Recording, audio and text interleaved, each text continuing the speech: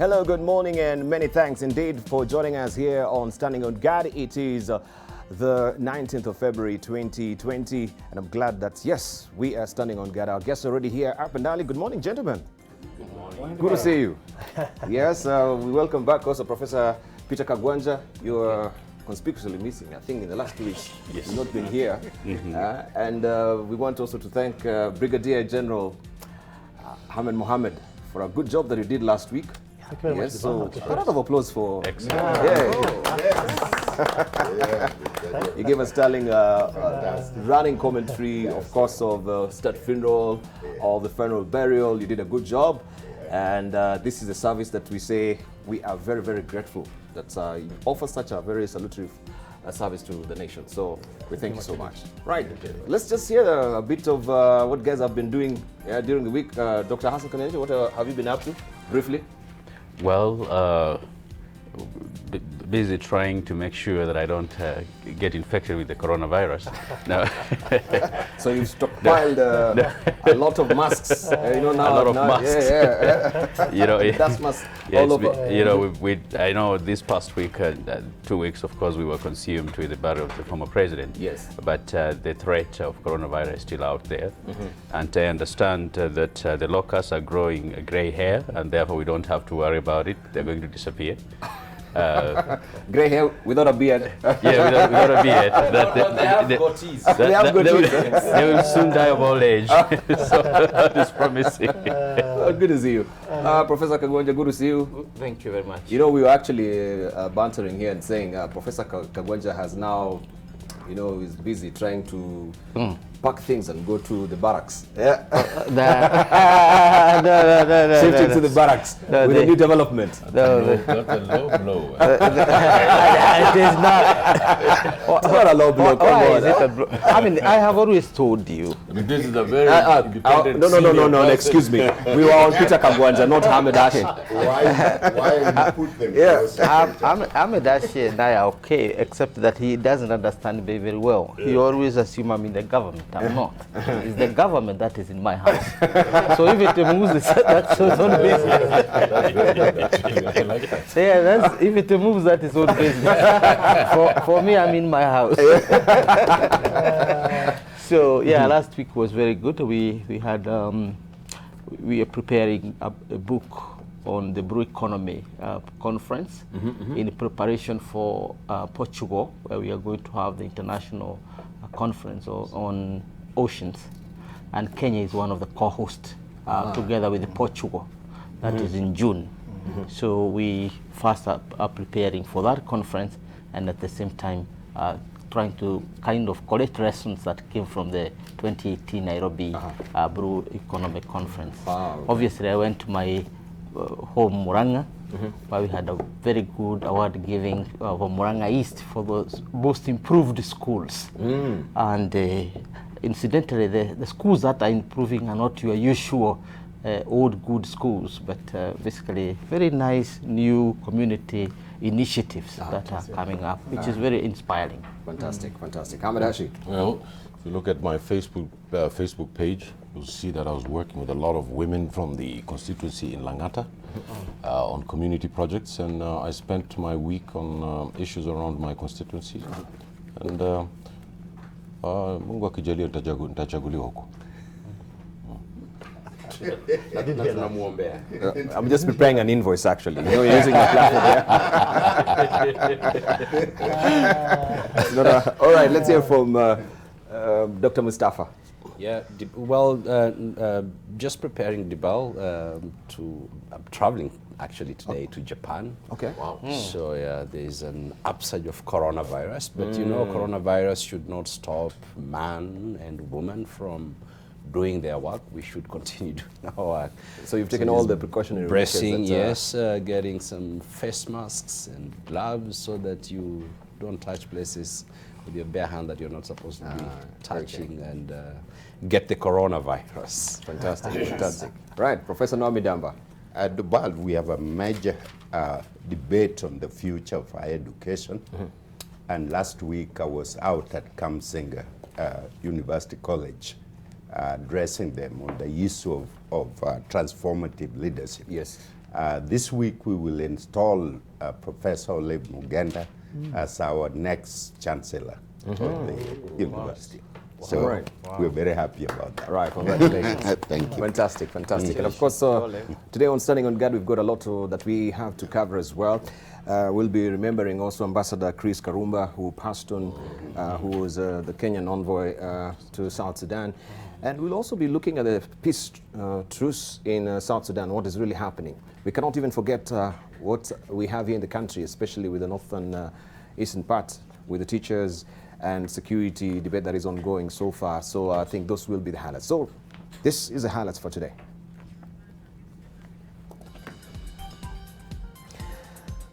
Kenya's envoy to South Sudan dies of heart attack. An opposition leader, Riek Machar, rejected a peace offer by President Salva Kiir. What portends? And also we look at the resolutions from the Africa AU Summit, that is the 33rd one. All that today. Standing on Guard. But before we head there, we see what is fresh off the press this morning, beginning with the Daily Nation. This is your splash today. More arrests loom in fake gun tender probe. That is what we have as a splash this morning. Details emerge of second famine, 40 billion shilling scandal that has shocked Kenyans. Casting the net wider, DCI officers visit Deputy President William Ruto's offices for the third time. They question all employees present on the day former Cabinet Secretary Rashid Chesa was arrested outside the premises. And the story is tucked away on page 10 of the Daily Nation today. Search for evidence. The Directorate of Criminal Investigations is trying to establish who let Mr. Chesa and people in his company into the offices and why. And its pieces together information from CCTV and telephone records. This is what we have here on the front page of the Daily Nation as a splash today. Also, second Nyali Bridge coming soon. An artist's impression of the second Nyali Bridge, whose construction begins in June after the World Bank released money for the project. The 600-meter bridge linking the island to North Coast is expected to ease congestion on the existing bridge. The project, to be financed under a public-private partnership, includes building of 400 meters of road on both sides of the bridge. The story continues on page 22 of the Daily Nation this morning. Also, act now to save Lake Victoria, MPs tell Kibiko. Following the special report on the reckless pollution of Lake Victoria by the Nation and NTV teams, members of Parliament from neighboring constituencies have sought an urgent meeting with Environment Cabinet Secretary Kirako Tobiko to discuss the unfolding tragedy. The story continues on page 4 and 5 of 4, 5 and 6 of the Daily Nation today. Man on mercy mission killed in cold blood. Had Daniel Mburu Wangari ignored the urge to help save a child's life, he would not have met his death in such a careless manner at Mama Lucy Hospital yesterday. This story continues on page 3 of the Daily Nation today. We'll pick up on this also with our panelists briefly to just let us know. We know now we have the National Police Service. It is expected to be a service right now, but we see this frosty relations between Wananchi and still the service, and we can actually try and explore that with the panelists here on Standing on Guard. That is how the Daily Nation looks today. So make sure you grab a copy for yourself. Also, we have the Standard, which is up next. So this is a probing question on the front page of the Standard today. What went wrong? That is the abiding question there. Fallout, the famed dynamic duo. Let me try and zoom out a bit. It says the fall or the famed dynamic duo of Kenyan politics is at war. Their deputy or their party deeply torn between two factions that are most hostile towards each other than they are to any outsider. So vicious is a battle that the question is no longer if, but when the deputy president will fall. This is a story on the front page of a Standard this morning. I'll leave it for you to decipher that. Also, inside, all you need to know about BBI, there's a pull-out for you on page 16 of the Standard today. Also, there's a pull-out for you inside the Daily Nation as well of the BBI. So make sure, if you want to get to see what rich seam of information that is tucked away in the BBI, then all that, you have it as a pull-out magazine inside the Standard as well today. Let's see what we have inside the Star and other dailies as well. And this is what is on the front page of the Star today. And it says, American in HSS scam worked with Nyeri County. This is another revelation of the developing story. DCI officers returned to DP Ruto's office yesterday. Also, we have a standalone picture here. This is Fast Friends CAG Chair Wycliffe Oparanya, Deputy President William Ruto, and Governor Mwangi Wairia during the IEBC meeting in Nairobi yesterday. You can follow the story on page 6 of the Star today. And State spends millions to fly in, entertain UN diplomats. It says here, at sunset tomorrow, a group of 25 diplomats will board a magnificent wooden boat in Mombasa for 5 hours of pure luxury and pampering. The evening dinner cruise at the magical Tamarind Dhow will begin at the pier at about 6:30 p.m. The envoys will be ushered into the Swahili Dhow by a friendly waiter dressed in a traditional garb and directed straight to a private table. Here, cocktails will be in plenty, from the mixture of vodka, lime, honey, and crushed ice on ice to non-alcoholic beverages. The choices are not limited. As the Dhow snakes its way past the pier towards Fort Jesus, the cool waters, twinkling stars, and the street lighting of Mombasa combine to create a breathtaking scenery of the old town. Well, a very picturesque description there you have. You can continue with the story on page 4 and 5 of the Star. But why are they being entertained? That is a probing question. Maybe your panelists also, they can tell us more from the diplomatic circles as well. This is what we have on the front page of the Star this morning. Also, it's raining, locusts, swarms, ravage crops, herald famine, and coronavirus. Quarantine Kitui Chinese has no virus. This is according to medics. You can follow the story also inside the Star this morning.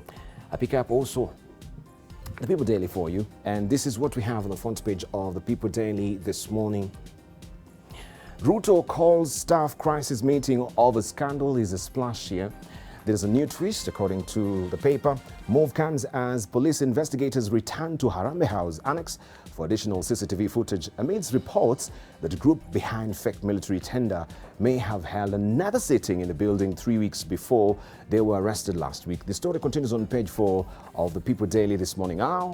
Also, inept OP officials cost Kenyans 1 billion shillings loss in chopper purchase deal. Interior PS taken to task by House Committee over additional illegal payment for 3 police aircraft. That is what we have also on page 6 of the People Daily this morning. NAT threatens strike over new training levy. Another story that you want to follow on page 2 of the People Daily this morning. Let's move on quickly and continue with the dailies. We see what we have on the front page of Taifa Leo, the Business Daily for you. And this is the splash on the front page of Taifa Leo today. Mwisho wa dunia. There is a probing question there. Vitabu viwili vyasisimua kwa utaratibu viliotoa kuhusu maradhi ya coronavirus. You can follow this story inside Taifa Leo on page 2. Let's buckle down to some business and see what the Business Daily is holding for us today. This is what you're waking up to. Carrefour risks CAK wrath over unfair supplier deals. That is the story there. Carrefour risks CAK wrath over unfair supplier deals. There's a contracts row here. Competition Authority acts tough on leading supermarket, citing lopsided contracts that diminish its suppliers' profitability. Yeah, the story continuing on page 4 of the Business Daily. Maybe just to give you a snippet of what it's really talking about. The competition watchdog has fined Carrefour and ordered the French retail giant to review all its supply agreements within 60 days after the supermarket chain was found to be exploiting traders who supply it with goods. You can follow the story on page 4 of the Business Daily. We have a standalone picture here. This is all about energy matters. President Uhuru Kenyatta visits the stand at various exhibitors who are taking part in the 6th Global Off-Grid Solar Forum and Exhibition at the Safari Park Hotel. The president officially opened the exhibition yesterday, and you can follow the details also inside the Business Daily today. Broke Treasury targets 161 billion shillings budget cuts. It says here cash hitch has compelled the Treasury to announce further cuts in the allocation for development projects to plug 161 billion shillings hole, a move that will hurt job creation and upgrade of infrastructure projects. Page 4 is where the story continues of the Business Daily. On the ticker today, crisis warning as locusts march into sugar belt. Story continues on page 5 of the People Daily. Today's digit is 31. That is the position out of 31 major global cities that Nairobi's transport system was ranked in a user-friendliness survey. And CBK tips ABSA ahead of name change at NSE. Central Bank has challenged ABSA Kenya to be innovative to connect customers to the new brand as it makes the switch from the 104-year-old Barclays Bank brand at the stock market this morning. The story continues on page 8 of the Business Daily. Also, public debt up 240 billion shillings in 6 months. The government's net domestic borrowing for the 6 months to December 2019 hit a fresh record on the back of fast maturing debt and underperforming revenues receipts. Official statistics showed this. The story continues on page 19 of the Business Daily this morning. NTSA slams the brakes on digital shuttle farm. That is SWVL. You can read all the details on page 4 of the Business Daily. Let's move on. We see what we have close country. We begin with Tanzania, and this is the splash on the front page of the Citizen in Tanzania. Bankers list ways to boost farming loans. The government has been challenged to come up with well-articulated agriculture policies, structures and models, I should say, to reduce risks associated with lending to the sector, and also put in place a system that will ensure that farmers are duly registered and the land is surveyed. The story continues on page 2 of the Citizen in Tanzania. Government engagement is key, Mkapa tells the private sector. The rest of the story also continues on page 2 of the Citizen today. And here is a related picture. Also, Zito has a case to answer over incitement court rules. That's how the Citizen looks in Tanzania. Still there, we have Mwananchi, which is a Swahili version of the Citizen, and this is a splash today. Siri za Kimkakati Chadema Shakani, that is what we have as a splash. You can see also a related editorial cartoon there, or a cartoon, and you can follow the rest of the story on page 4 of Mwananchi. Let me take you down to Rwanda and see what the New Times is holding for us. 5 things to know about Rwanda's fast drug plant. Apex Biotech, it says, oops, it's just jumped to page 2 there. It says, Apex Biotech Limited has become the first pharmaceutical manufacturing plant in Rwanda. The factory was licensed by Rwanda Food and Drugs Authority, that is FDA, on Tuesday, February the 18th. Co-owned by Rwandan and Bangladeshi investors, the plant is located at Kigali Free Economic Zone, that is Gasabo, or in Gasabo district. You can follow the story on page 3. New coronavirus tests lab set up in Kigali, and Uganda hands over 2 Musanze assailants. Also, that story continues on page 4 of the New Times in Rwanda. What do we have in Uganda? Let's try and just retrieve. This is the Daily Monitor in Uganda, and this is what you're waking up to as a splash today. Kadaga sends it sends fresh, not free, summons to Janet. It's all about the new curriculum. Summons come after the Education Minister fails to appear before Parliament to explain why her ministry defied a parliamentary resolution against the new lower secondary school curriculum. And the story continues on page 5 of the Daily Monitor today. Also, court cuts jail terms for pension thieves. Former Public Service Commissioner for the Compensation Department, Stephen Kiwanuka Kunsa, former Public Service Permanent Secretary, Jimmy Luamafa, and former Public Service Principal Accountant in charge of pensions, Christopher Obey, at the Court of Appeal in Kampala yesterday. The story continues on page 8 of the Daily Monitor. Also 2021 polls. EC registers 2.5 million new voters. How to protect your farm against locusts. All the details on page 3 of the Daily Monitor if you're waking up in Uganda. Quickly, let's see also what we have on the front page of today being Wednesday. We have Standing on Guard, just to show you also the recent copy of the Air Force Space, that is the Air Force magazine, and so talking about the B-1 Comeback 34 paying for NATO, and this is Space for Rising, the birth of 6th service, right? For them that are in the Air Force can actually relate to this. This is the latest copy that we have from the Air Force. I want to show you also what we have on the front page of the Newsweek.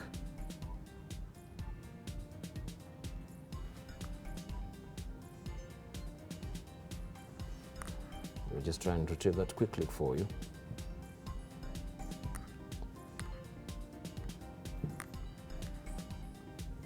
Seems to be eluding me, but we'll get it in a jiff. All right, this is the latest copy that we have on the front page of the Newsweek.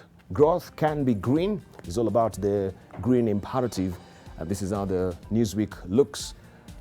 We can increase human population and prosperity while also taking better care of our planet. And all that debate about the growing the economy has come to the fore. You can find all the details about the Newsweek, the growing the economy and sustaining the environment. So make sure you grab a copy for yourself. What else do we have? You can get a copy of the latest Forbes magazine. This is our looks, African billionaires. The 2020 list is here. They are worth a combined 73.4 billion shillings, with Aliko Dangote leading 9 years in a row, but whose fortunes fell. Find all the details inside the Forbes Africa magazine. That does it for now. But lastly, warships, World of Warships as well magazine is out. UK Navy Defense Review, the demise of HMS Repulse, the disastrous exploits of Force 2, right? For all them that are interested on matters of military and security, then this will come in handy for you as well, right? The military is calm. Up next is Laughter and Levity. Let's just see what our editorial cartoonists have also drawn for us today.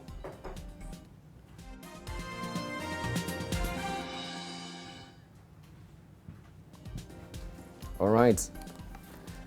And this is a story which is ongoing. We've had also intervention from the Speaker of the National Assembly as far as teachers and insecurity is concerned in the northeastern. And I just want to rope in our panelists briefly to just discuss this before we continue with the topics of the day. Looking at that editorial cartoon, let's just begin with you, Hamed Hashi. This has become quite a very tricky balancing act because now we have, so to speak, a directive from the Speaker of the National Assembly to the Cabinet Secretary about to deal with this situation in Northeastern. Your input? Well, Debal, I think that teachers have a fundamental right to security while they're doing their job. And the government has a fundamental objective to provide that security. Mm-hmm. And I think that there are a lot of brave teachers who have decided to stay at their post, and we commend those teachers. But it is not right, and it is not correct for teachers and students in northern Kenya to go through this problem. The kids in northern Kenya have long suffered under a really bad education system, lack of teachers and lack of funding. It's a historical problem. And today we have 3 counties in northern Kenya. And we ought to hold the central government and the counties responsible for the predicament of the children and the teachers in northern Kenya. Because they're caught between these issues of terrorism and insecurity that they have no part to play in. I saw Debal a leader of business in the National Assembly, Mr. Duale, say that the BBI was not going to be welcome in northern Kenya unless the teachers' issues were solved. So, Dubal, you know, this is the kind of nonsense politics in this country that probably we don't want. And the reason is very simple, is because if the political leadership of this country is going to go to Wajir, Garissa, and Mandera to go and campaign on reforms on the BBI, I think that is going to bring the spotlight to the issue of teachers and students in northern Kenya. So I don't think the two are connected, and no one can give an ultimatum or a demand to the right of people to assemble, the right of people to go and explain a very important document to the people of northern Kenya. But at the end of the day, from a security point of view, Debal, I think that the people in the frontline states, all the way down to Lamu and Mombasa, have a responsibility in their towns and in their community to work with security forces to extinguish this scourge of Al-Shabaab in their midst. And I think that it's important to complain or to tell the government about what is happening to their children and teachers. But at the same time, there is the other responsibility for the residents of northern Kenya to participate in the security infrastructure of protecting this country and protecting it from the elements of Al-Shabaab that are going into these communities and causing bedlam. I also think that it should not be politicized by politicians from northern Kenya. I think what the most important thing that needs to be done is that the county governments and the central government should be able to work in a very close way, including the people of northern Kenya, to try and solve this problem. Right. Brigadier Ahmed Hashi, not Brigadier Ahmed Mohammed, let's just also ask the question on the policy and intervention. What are some of the policy asks and policy interventions can actually come to bear in light of what is happening with Northeastern? Because I think this problem has been a long, protracted problem as it is right now, and we don't have any prime solution. Diba, thank you very much. I wish to state that Hashi has put it very well, spot on, that children have a right to education, the teachers have a right to security. The government has responsibility to provide that security, and we can't run away from that at all. Now, in terms of the area and what is going on, in the past it has been an area of interest in terms of security from the time of independence. And right now what we have is this scourge of Al-Shabaab, which again is something that government has full responsibility to deal with. And of course, the public also have a role to play in this. But to me, it is essentially ensuring our borders are given tight security against what is going on. What is worrying me, Diba, is the fact that what goes on in here can be controlled. The government working with the population can certainly control this. And it's worrying because some of those who are causing problems live within the population. They are there in the population, and if you touch them, they are untouchables. You hear noise from all over. So to me, it is much more of a concerted action between the government and the population. We cannot give an inch at all to this Al-Shabaab and insecurity. Yes. And what we are doing now, by pulling back teachers, essentially, we're giving them an edge, telling them, yes, you are winning. And therefore, to me, the right thing to happen, not policy, but this is actually what should prevail all through in terms of providing governance within our borders. It's our government's responsibility. The teachers should stay on, and the government must give them full security while ensuring our borders are given watertight security, not to allow Al-Shabaab to come in. The issue of working with the population has been a challenge. I don't know why. Because it should be something that is very easy. Work, unless you work with the population, you will not succeed. Because the scourge is in there, in the population. There are children who are recruited, those who are coming back, those who are supporting, those who are funding, all lie within the population. And these are not aliens.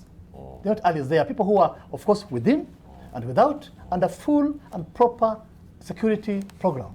We can't handle this problem. Right, thank you. Thank you, Brigadier. Peter Kagwanja, if we may try and also just follow the train of thought of Ahmed Hashi on politicizing the whole issue, right? What sort of a powder keg are we now preparing when we try and politicize this issue with the BBI, just politicals, or politics around the insecurity in northern, eastern, and the landing there?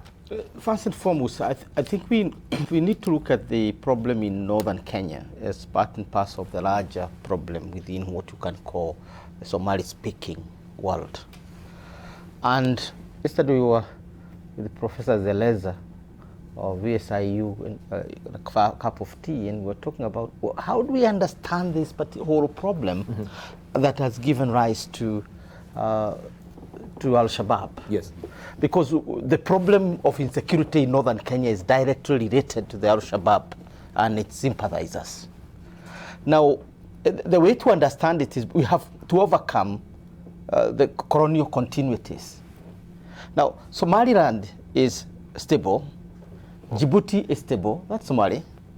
Northern Kenya has by and large been stable, all the way up to Lamu. That's why the population. Why is Somalia not stable? Look at the patterns of colonialism. British colonialism in Somaliland, French colonialism in Djibouti, British colonialism in Kenya, and for a while, Jubaland is part of British East Africa up to 1924-25, yes, when it's given out as a gift to the Italians for support of the war, First World War. So, how do we understand the psychology of Somalia that brings about these cycles of, mafia style kind of violence? I've always argued that Al-Shabaab to me is not a terroristic group per se. It's a multi-billion, $300 million enterprise. It is not very different from any mafia group in Italy.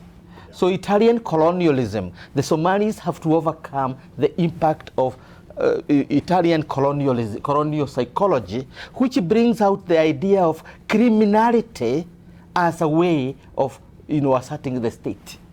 So, and that's why some of the Somalis in Mogadishu are not finding it a problem to coexist with Al-Shabaab, including having them in their security forces. You have to understand that. And therefore, in Kenya, we are trying to do what Somaliland is trying to do. We are trying to do what Djibouti is trying to do to ensure that the population is not caught up in this maze of state criminality, which you identify with colonialism of the Italian type.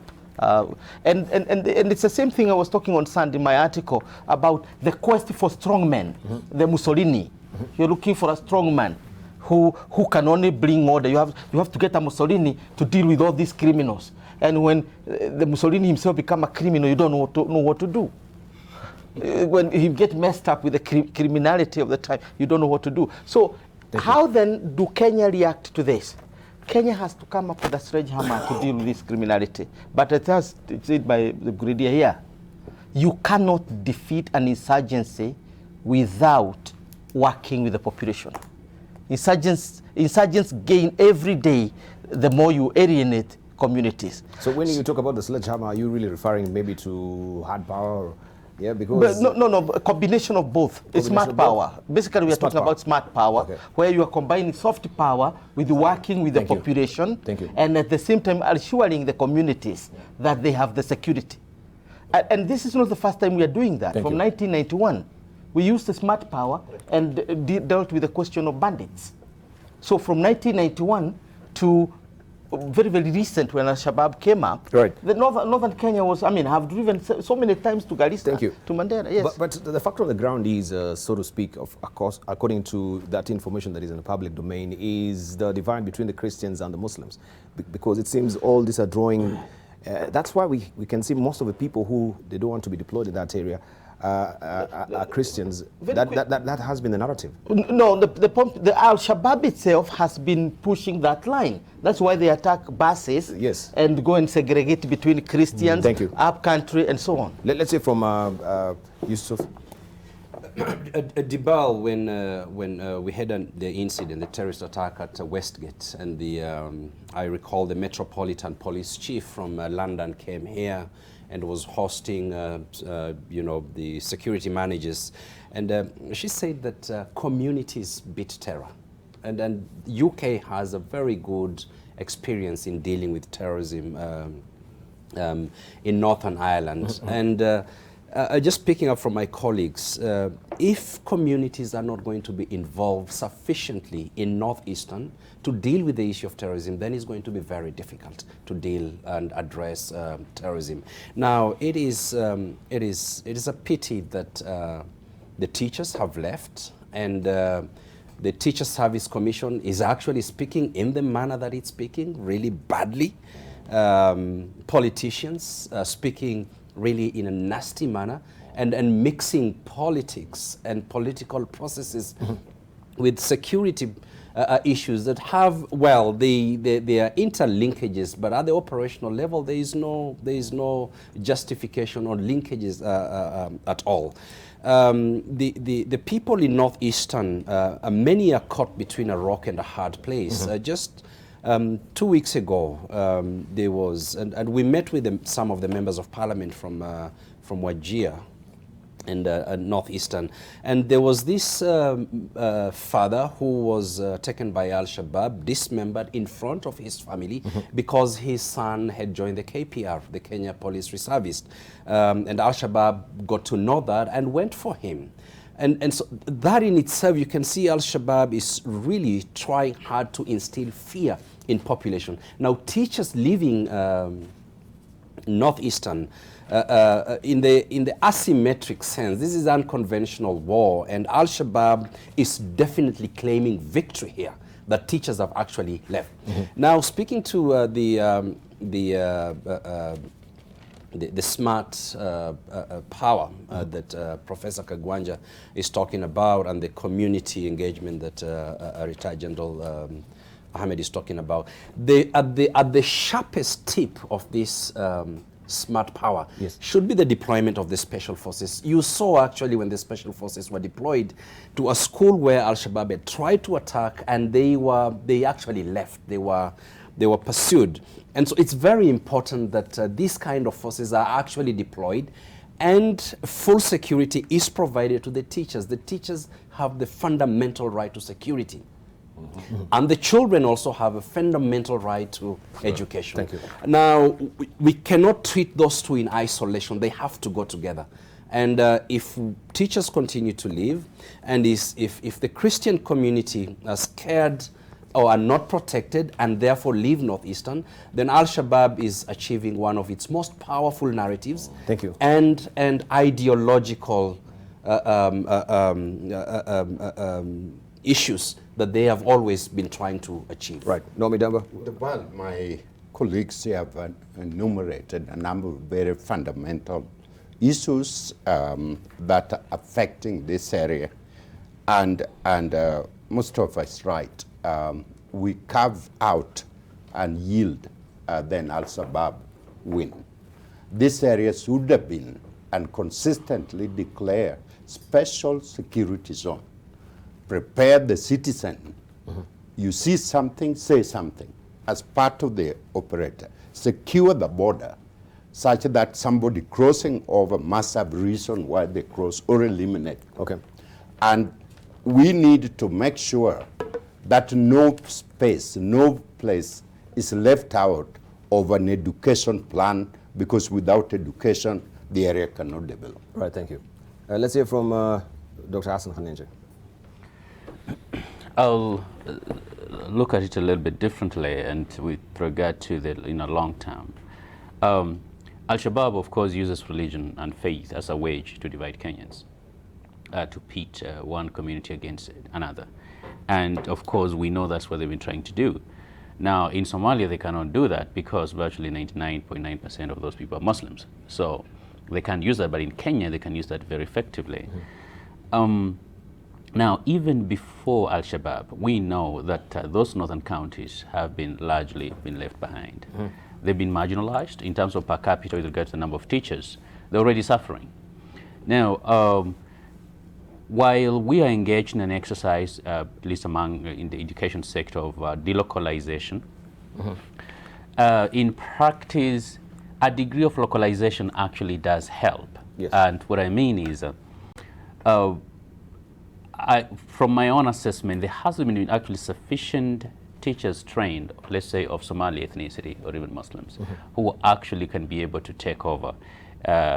You know, sometimes you have to deal with the situation the way it is, not, you know, what you hope to be. The ideal situation, you know, every kid has a right to education and people should be deployed everywhere. But we've even seen in the United States, you find increasingly that white teachers don't want to teach in black schools, and, you know, Prof can attest to that. And yeah, and so you have both cultural, you know, social, psychological things that sometimes might actually necessitate, for instance, investing more, like putting up some teachers training colleges that are robust enough in the northern counties. So a lot more people who are coming out of high school can actually train as teachers. We just don't have, for instance, enough Somali teachers, you know, let's face it, you know. Yeah, so that has, you know, when you come to Nairobi, they're going to colleges studying all manner of things. But there's just enough, we don't have enough teachers. And part of it, actually, there's just not enough colleges, institutions there to train them as teachers, compared, let's say, to those communities that come from around Mount Kenya or from Western that have lots and lots of teachers, or from Nyanza. You know, we need to make sure that the distribution of teachers in terms of training is actually equal. So in case there is need to deploy certain type of teachers with certain profile, we're actually going to get them. And right now, that's just not the situation. Right, thank you. But what really happened to, you know, the long wall that was to be, you know, erected there along the border with Somalia? We've not gotten any update as far as that particular wall is concerned. Long stretch. I can see Brigadier smiling. Maybe you got some fresh input on that. Diva, what I see is more like a halt on that wall. Seems to be no progress so far. And what had been put out earlier has faced a lot of action from the other side in terms of destruction and all that. And therefore, maybe not the best thing to have been done. Realizing that even for USA and Mexico, the wall wasn't the best answer. It has been quite challenged. But having said that, Diba, allow me to touch on something else. On the same issue, the fact that I feel that we have not fully analyzed the reasons, underlying causes why Al-Shabaab are operating in our country. In terms of why are they here, I don't think we have fully understood this question. If you understand this question, then we'd better be able to address the problem, because their actions are not really within the wider spectrum of the wider Al-Shabaab. Right. That they are sent to come in and do this. Right. And therefore, what they're doing in Somalia, remember they control territory, yes. They collect tax, they control activities, they have judges, a whole government in Somalia. In Kenya, that is not the aim. My question is, let us find out what is their motivation, what are their reasons, what drives them, and address that problem. And partly tied in with what I'll say is what I saw in West Africa with the Boko Haram. Thank you. It's a purely tags and not really thank you. ideology. I think we shall reserve that particular discussion for the AMISOM, who are trying now to get the boots from the ground actually in Somalia, then a wider perspective of what really portends also for Al-Shabaab, our insecurity there in Somalia as well. But still on the wall, this was also a big debate in Somalia Parliament as well. They were not really happy with this particular development. I don't know if you've got any input on that. So, the wall is a bad idea, as the General said. 2 drones can do what the wall can do.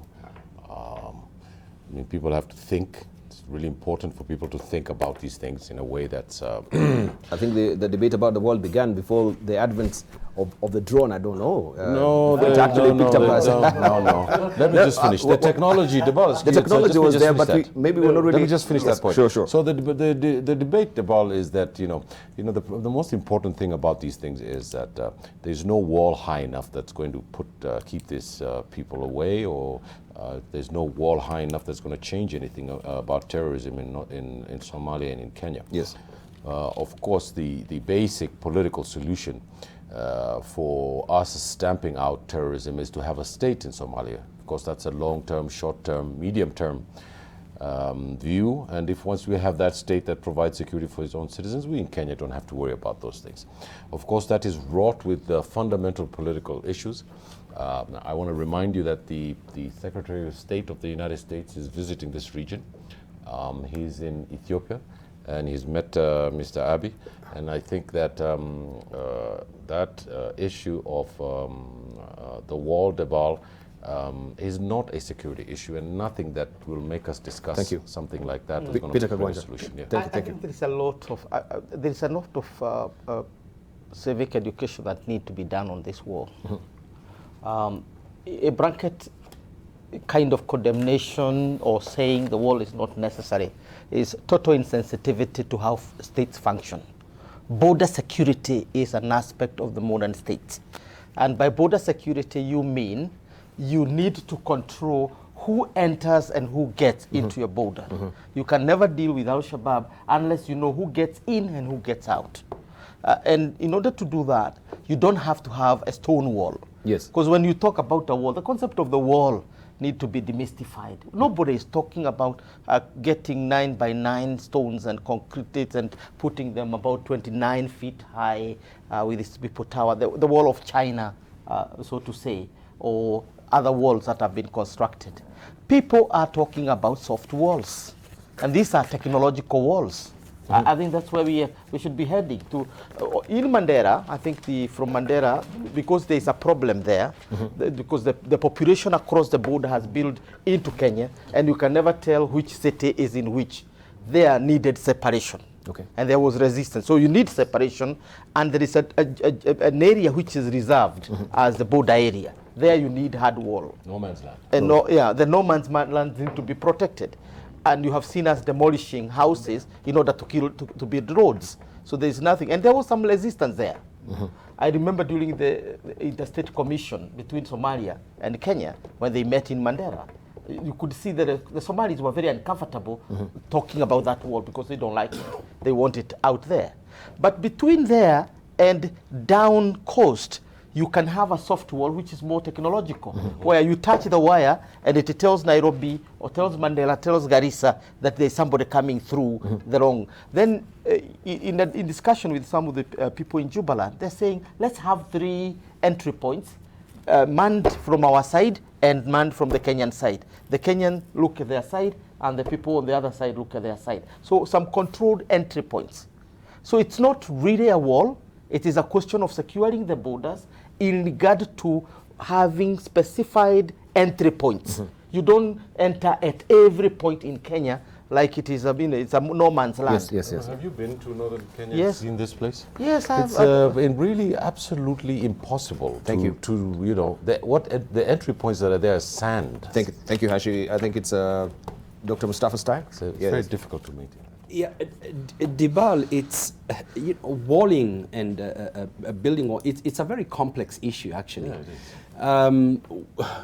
First of all, it's very important to regulate movement of people between countries. That's clear. But secondly, and that is what makes it very complicated, is that you have these two, the people who live on the other side of Somalia and the other who live on the other side of Kenya are basically, family members. And so, for example, if the whole stretch between down Ras Kamboni, all the way where the Jubaland is, if you're going to have 3 entry points, what happens to the person who lives, in a place, family member, grazing, lands, all these exchanges? What happens to that kind of exchange? Well, it's very important. These are 2 different nation states, and therefore regulation has to be done. But at the same time, the engagements between these, they trade with one another. I think during a drought, you'll find, those who are grazing moving back and forth. So the balance between sovereignty and regulating people's moving back and forth across an international border is something very important that needs to be balanced with then how people relate to one another. Now, of course, this is a historical thing. These borders were just put, straight lines by the British colonialists. We've been left with a problem here. And by the way, if we look globally, it isn't just Kenya that is having this problem. If you look at Oman and the United Arab Emirates, there's a whole town that belongs to Oman inside the United Arab Emirates. And you know, it's very interesting to see how that is managed. Maybe Kenya needs to learn a little bit more on how some of these issues should be dealt with, and study more. But I agree, there is need for a mixture of both technology and hard walling in certain areas, particularly around Mandera area. All right, let's hear from Naomi Damba. While we don't live in a period of feudal warlords, where you look at the other side and build this thing and shoot people from the top, those days are gone. We are much smarter than that. And we are also live in a corrupt environment where people are going to put soil and bricks, and all you need to do is bring a truck and run it over, and it's over. So let's forget that. We are smarter, Dubal. The drone is working perfectly. There is something the Israelis are using called balloon that can go up 24 hours and we'll see little chicken on the ground. And we need to be able to purchase one, and over a long period of time it will pay off, because we need to secure that border. Anyone approaching it 50 miles need to demonstrate why they're coming across. And then, of course, like my friends here have demonstrated, we need to build a barrier where the town mix up together so that we can keep the other side from the other side. And we need to be consistent about patrolling that border and put spots of police stations so that we have constant 24 hours information. Okay. I think it's Khaneja, when then we come to you, Brigadier, and finalize on the wall. No, actually, I think it's him. It is him? Okay, thank you. A very good discussion, and I like the line of thought that has come up, and very good points. But just one point I want to make clear, and it has partly been mentioned, is that the two communities across the border, immediately across the border, have no problem among themselves. They have lived together ever since. They are cousins, they are brothers, they are sisters. The problem is those coming from far, with intentions, with the ill intentions across here. The problem is those who are doing illegal trade across the border, coming all the way. Because those who are coming to control what goes on there. That cannot be addressed through the border. It can be addressed through, border, yes, but soft power. Soft power. Yes, as we mentioned earlier. That's the way to look at it. Right. Technology and all that. But between the two communities, let's clear this impression that they have problems. No, there's no problem there. Yes. Okay, you hold with that view, I think, or you actually commented. I lost my sequence a bit. No. Okay, it's not on the wall. Oh, not on the wall. Well, Donald Trump has been trying to build a wall. I don't know how well that is working for him. But people are either going to scale the wall or they're going to dig a tunnel under the wall, either one to cross. So that is normally a little bit of a lazy idea. Now, if you have a very small country like Israel, it's pretty tiny, you know. You can do some of those things and just literally wall off, the Palestinians. But has that increased safety to Israel itself? No, it doesn't. So the wall is not normally a solution. Now, there's also fundamental, the reason you are thinking about this is because of the porosity and the infiltration of whether it comes to illicit trade or Al-Shabaab. Now, we also have certain failures on our part, let's face it. And failures on our part is, part of it has to do with corruption. Corruption, in fact, a lot of it had to do with corruption. By the time illicit goods move from the border between Kenya and Somalia to Nairobi, how many checkpoints has it gone through? It had to go through certain immigration, process and stuff like that. But we allow these people, and so we also have to look ourselves in the mirror and say, where can we actually fix some of these gaps? Right, but we also, I think there is a bracing reminder from the China wall as well, stretching over 2,400 kilometers. But at the end of the day, what really brought, the defeat to China was the issue of corruption. Yes. Yeah, just at the gate there. Correct. Yes. So maybe you can just bring us to speed as we're winding up on this briefly. That is true, but I think let's also not assume that Kenya is naive and have no example. We have, in this country, we have had two brothers. One serving as a very senior official in Uganda, the other one serving as the vice president of the Republic of Kenya. We know they are brothers. Nobody goes marching in the street saying we don't want this kind of thing. We manage today, if you go to Busia, we have that experience with you. If you go to Busia, Kenyans in Busia are having their breakfast from Uganda because it's cheaper to get a bread from Uganda and to get milk from Uganda, and beer from Uganda, whatever you want, it's cheaper from Ugandan side. But you know that you live on the Kenyan side, and as you are crossing, you know you have crossed. Why? Because the border is well governed. There's no wall. Thank you. Yes. But there's good monitoring and management of the border. Let's leave it at that. And we just also continue with the retro cartoons. Also today in the Daily Nation, this is what you have. A local solution to a locust problem is inside the Daily Nation today.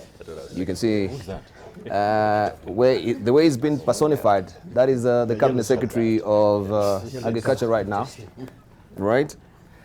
Locust solution to a locust problem. And I want to pick also what we have inside the People Daily as well. This is by Stano. Okay, this is the BBI report, and Wanjiku, politicians, and the locusts. This is my property. Keep off your greed. This is alluding to what you're saying, the way you're politicizing the BBI report as it is right now. But how can we uncouple politics from the BBI, right? No, it's essentially the point I was mentioning about that Mr. Duale's assertion that no one can come to Garissa with the BBI and try and talk to the people unless the teacher's problems is solved. Thank you. Those two issues are completely different. Thank you. Right. Those are from it's crazy.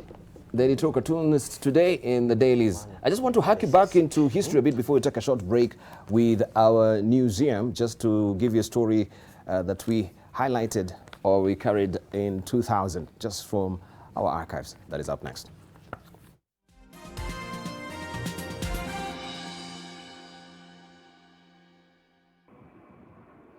A U.S. Air Force plane landing at the Guantanamo Bay in Cuba yesterday. On board, 20 prisoners considered so dangerous they are shackled and chained to their seats. At least one was sedated. They are just the first of 371 people captured in Afghanistan that the U.S. insists are not prisoners of war. But the U.S. Defense Secretary Donald Rumsfeld said they will be handled in what he called the right way. They will be handled in the right way. They'll be handled not as prisoners of war, because they're not, but as unlawful combatants. As I understand it, technically, unlawful combatants do not have any rights under the Geneva Convention. We have indicated that we do plan to, for the most part, treat them in a manner that is reasonably consistent with the Geneva Conventions to the extent they are appropriate. And that is exactly what we have been doing. The White House says they are followers of Osama bin Laden, who is accused by the U.S. of masterminding the September 11th suicide attacks on New York and Washington. The detainees will be held in cells just 1.8 meters wide, open to the elements. They will be questioned by U.S. intelligence officers and could be tried by military tribunals, a decision which has attracted criticism from human rights campaigners.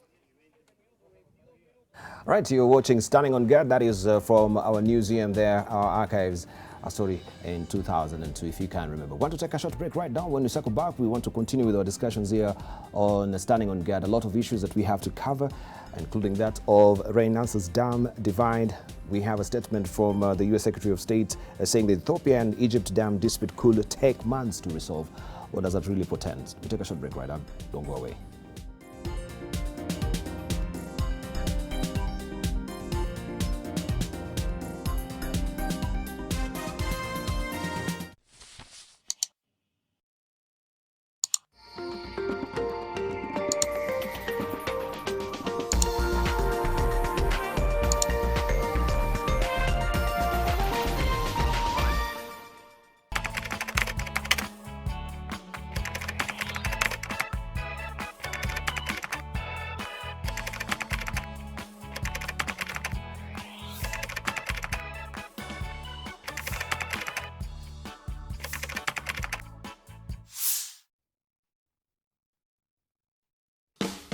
The blind man told police officers, afade mimi sijawahi ona bangi maisha yangu yote. Hizo ma award zikafanya watu waanze kuimbia award badala waimbe the word. Mimi mkinichagua mtaona miujiza. Anajifanya siku hizi. Kimbia mara moja. Naogopa Mwenyezi Mungu na uji moto peke yake. Hiyo si bangi.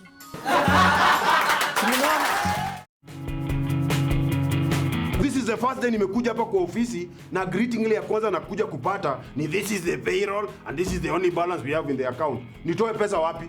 Hii nyumba tutachukua nini bana? Kiti huyu? Sikuli pizza for breakfast, nataka chai na omelette. Hivi ndo mnaenjoy yani mna mugobya? Nilikwambia sisi ni roommate. Mimi hapa niko tu kasi. Kwa hivyo wewe ni mbocha. Na wewe umekuja kama mbocha mabibi? Buji. Iko nini? Unafanya nini hapa? Hapana, niko na my boss.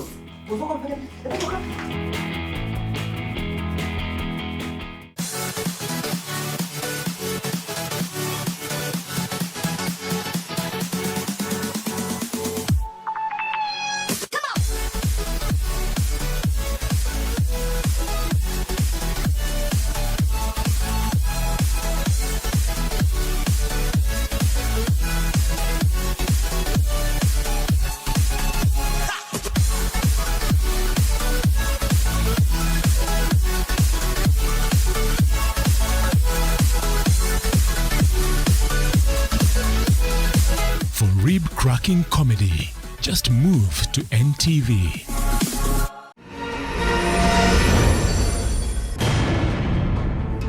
Dr. Rosemary Bermudez, one of the best infertility doctors that I know of. She's my business partner in Paraiso.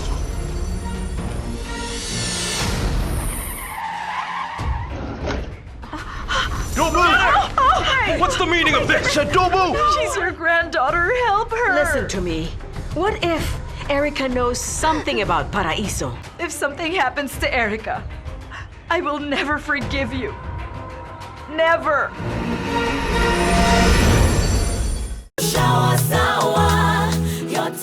Sour Shower has never been better with the new look Sour. Now with a new formulation too that will leave you feeling fresh for longer, while the soap lasts even longer.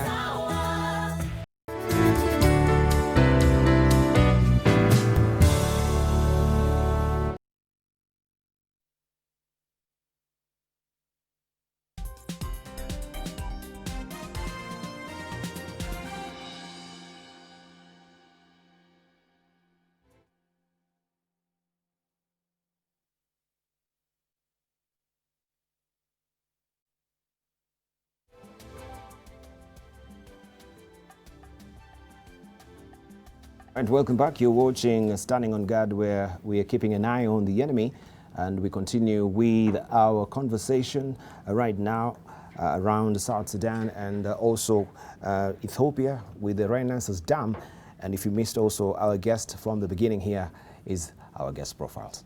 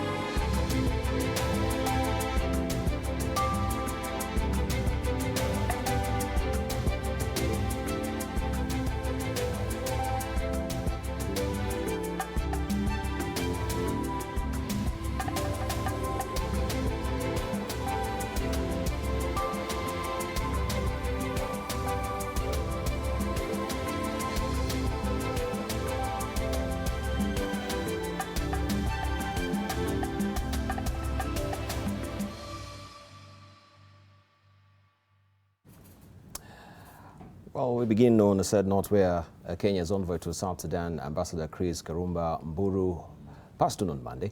The diplomat died in Juba Sunday night, according to the Ministry of Foreign Affairs. Mburu, who once served as a director or at the National Intelligence Service, is said to have suffered a heart attack leading to his death. He was named Kenya's diplomat to South Sudan in 2018 and vetted by the National Assembly's Defense and Foreign Relations Committee.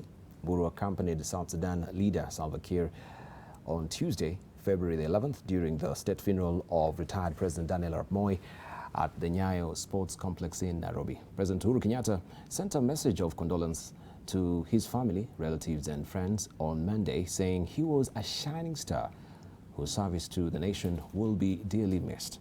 Death, quote unquote, has robbed us of a great public servant who served his country with distinction since his appointment as our envoy to Juba. Ambassador Mburu has worked hard to ensure free flow of trade and investment between Kenya and South Sudan, the president said also in a statement.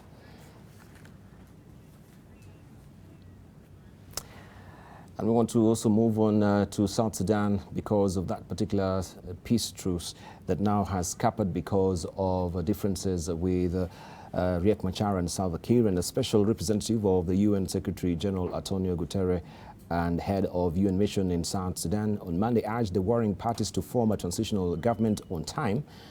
There's a statement he said that the formation of an inclusive transitional government will inspire greater trust and confidence amongst citizens that the peace process will succeed and that the parties will come together to make decisions collectively. He said also in a statement that last week, decision to return to 10 states is an important step that will enable the formation of a transitional government as promised to the South Sudanese people. And we know last week what really happened. South Sudan's President Salva Kiir had announced that he will return to a system of 10 states, which is a key opposition demand paving the way for a unity government and an end to the country's civil war. Kiir said the country will now be divided among the 10 states plus 3 administrative areas of Pibor, Ruweng and Abyei. But that now we know has changed since that particular development with Riek Machar. We want just to go to a panelist on this before we move on to other topics. First of all, to just give you a moment to pay your tributes to Ambassador Mburu with this particular development as well, who passed on Monday. Let's just begin with you, Peter Kagwanja, from the diplomatic circles. Maybe you were intimately familiar with Ambassador? Yes, I do. Please. I was also familiar with the previous one, Rashore, who is also my PhD student now at the University of Nairobi. Interesting. And so we really mourn and we condole with the family of the Ambassador Mburu. Very, very brilliant person. I mean, very person who really understands Kenya and its interest and who has served it very, very well in South Sudan. And it's a pity that we have to suffer such kind of a loss as a country. We regret that. And given his position and his knowledge of the country, he was a pivotal figure in the peace process in South Sudan. Because as you know, Kenya decided to play behind the curtains kind of role, which is very, very important. The president and the country has been in the forefront, but because of our role in that country, we decided to do more of the smart power, or rather, if you say the soft power, very behind but very strong. And these are the pillars of this kind of strategy that is working very well in Sudan. So we mourn him deeply. All right. Well, the South Sudan is in the national security interest of Kenya. President in the United States compared Kenya to the pace setters to get other countries to come into the East African home. And of course, Mr. Mburu, I believe, came from the late Mr. Mburu, and I pass my condolences to his family and to the Ministry of Foreign Affairs and to the President and the Foreign Minister. I think is from the intelligence community, and the important thing is that his contribution has been well put by Mr. Kagwanja, but I think that the larger perspective if I can disagree a little bit with my learned senior friend. South Sudan is really just, part and parcel of Kenya. I mean, it's and Kenya is part and parcel of South Sudan. I mean, my mental framework about this issue is not to think outside the box, but to actually think without a box. And the interests of South Sudan and the interests of Kenya are linked in fundamental ways. Thank you.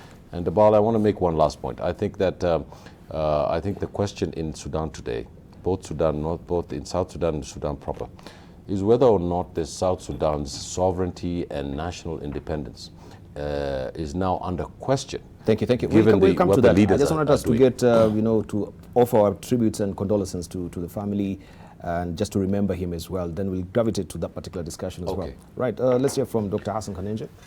It's always a bit close to a country when you lose such an experienced diplomat so suddenly, without any notification, not like death notifies, but sometimes there are situations where you actually expect that someone might not make it, but this was a heart attack. And I only encountered him once actually, and he sounded to be a very amiable person, a true diplomat, and he understood the world because, he served in the capacity, within the service with regard to the external intelligence, and he understood the world, pretty well, and it's a big loss to Kenya, and our thoughts and prayers go to his family. Thank you. Brigadier General? Yes, our condolences, a good friend. I also worked with him, a very focused person, and indeed served with distinction. Really, our condolences to the family during this period of mourning. Right. Nomi Damba.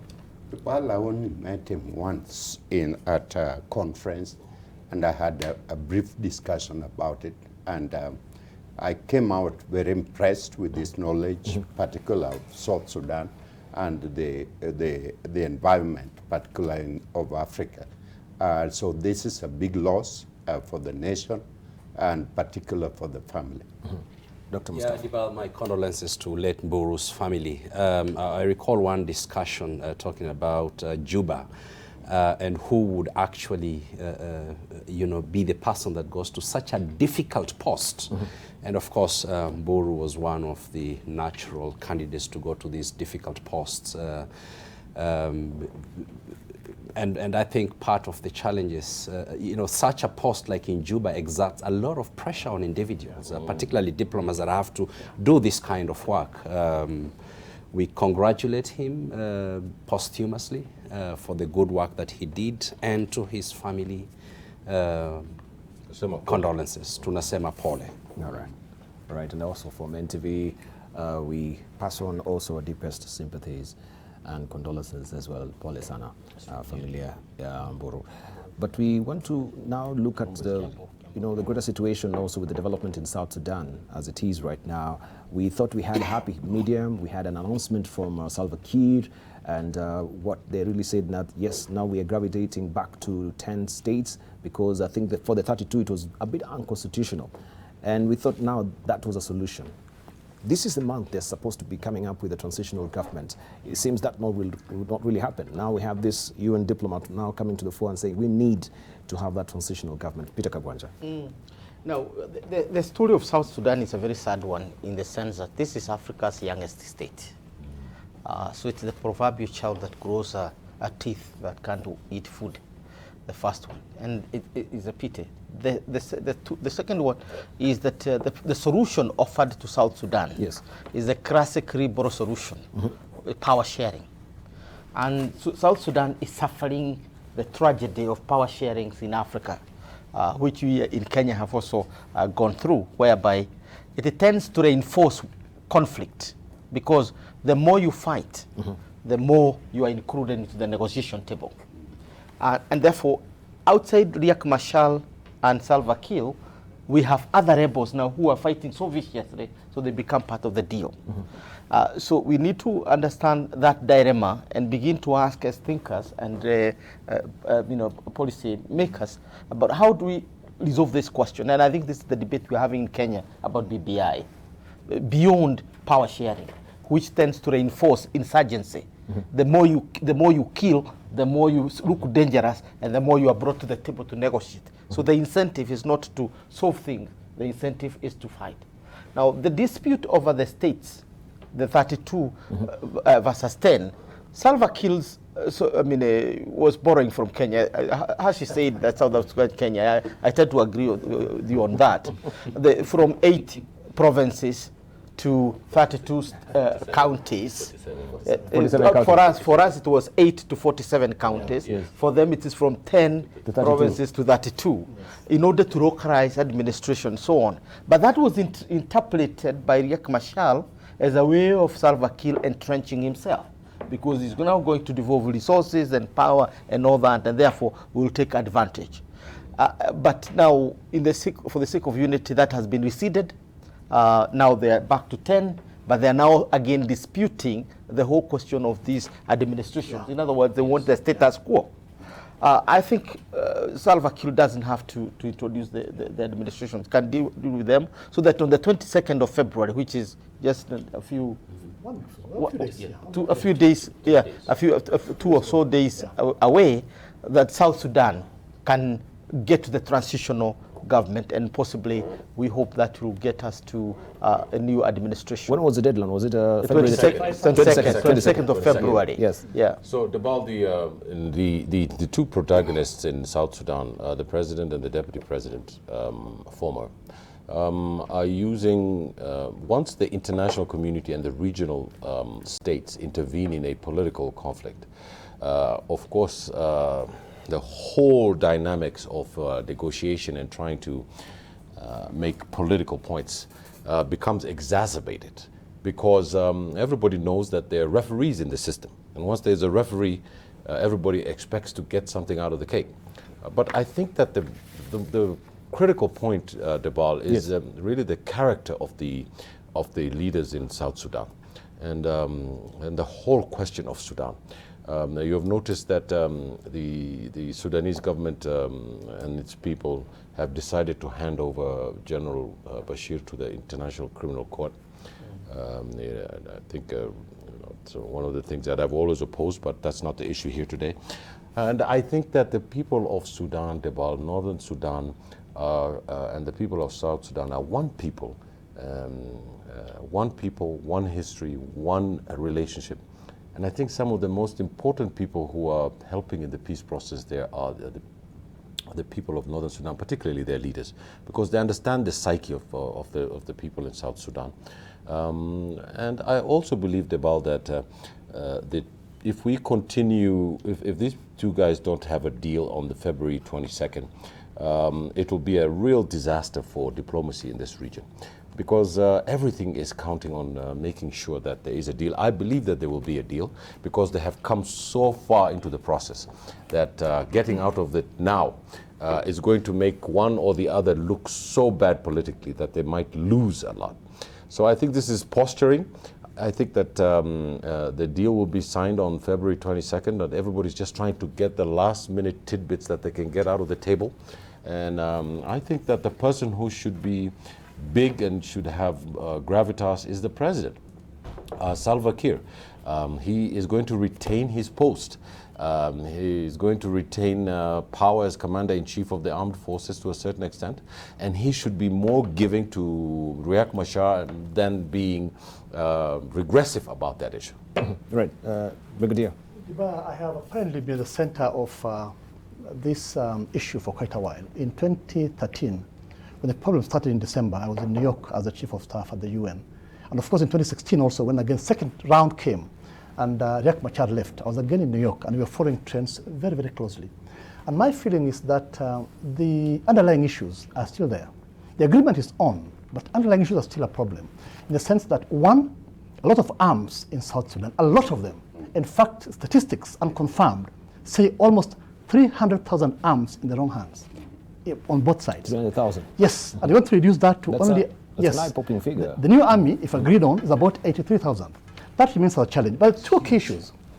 One, the fact that their politics is tied on ethnicity. And what my friend was called earlier, the issue of tying of numbers. Ethnicity is the Noir against the Dinka. One. Number two, the issue of a very powerful presidency. That as Machar comes in, Riek Machar can do anything. He can do exact 2016, same thing. Because he has his people, and he has the numbers, He is the commander-in-chief. He can do anything. So to me, these underlying issues need to be addressed to find a better, comfortable, accommodative agreement for both of them, almost at par, but one cannot do something which is offensive to the other. I feel so. Now, the issue of 10 against 32, I would say at that time, of course, when it was announced, Riek Machar was out of the country. He had left, he had gone away and he was out when it was announced. Now, we are agreeing on 10.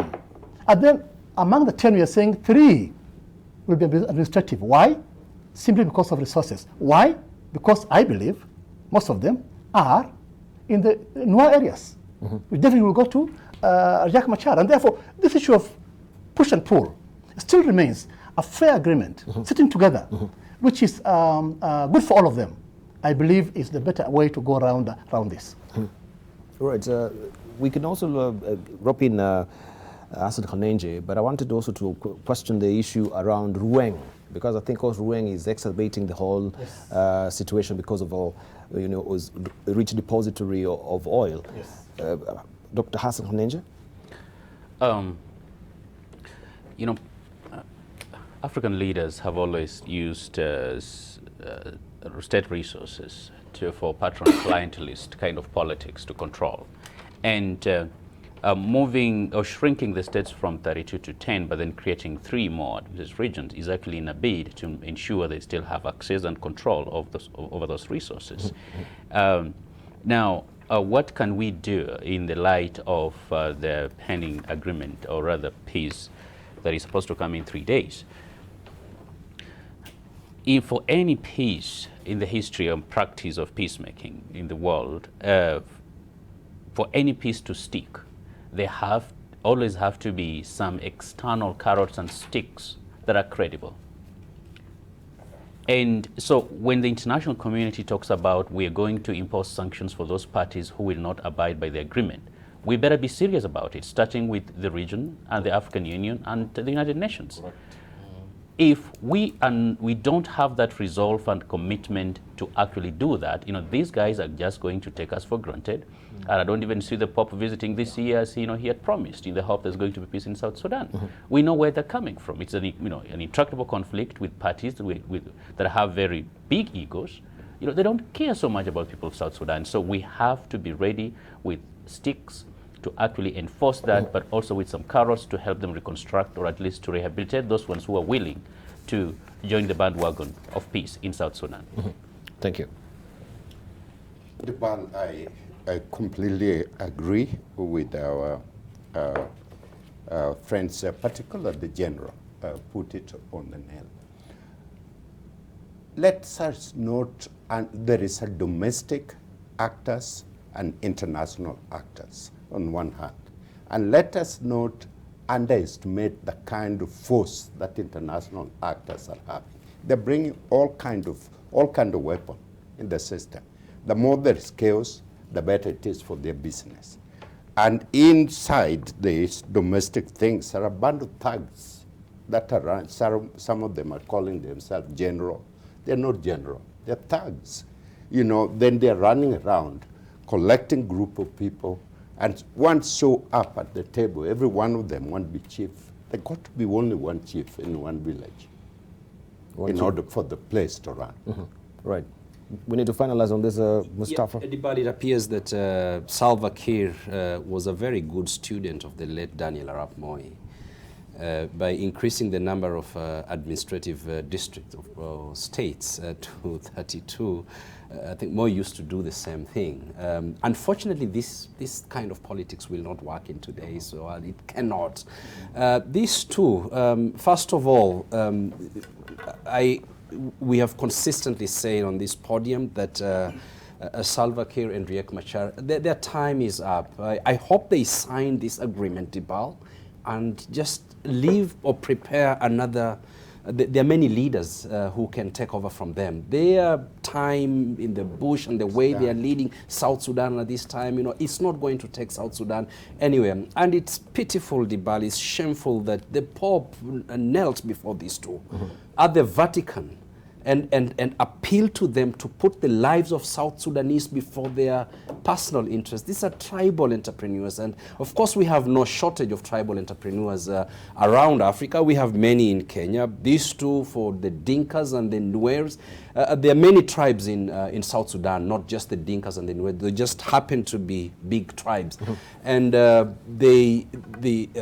agree with my colleagues that the big stick should be wielded by the states in the region, including the Africa Union. They have to be now giving them, these two leaders, ultimatums that they have to put the lives of the people of South Sudan before any of their parochial interests.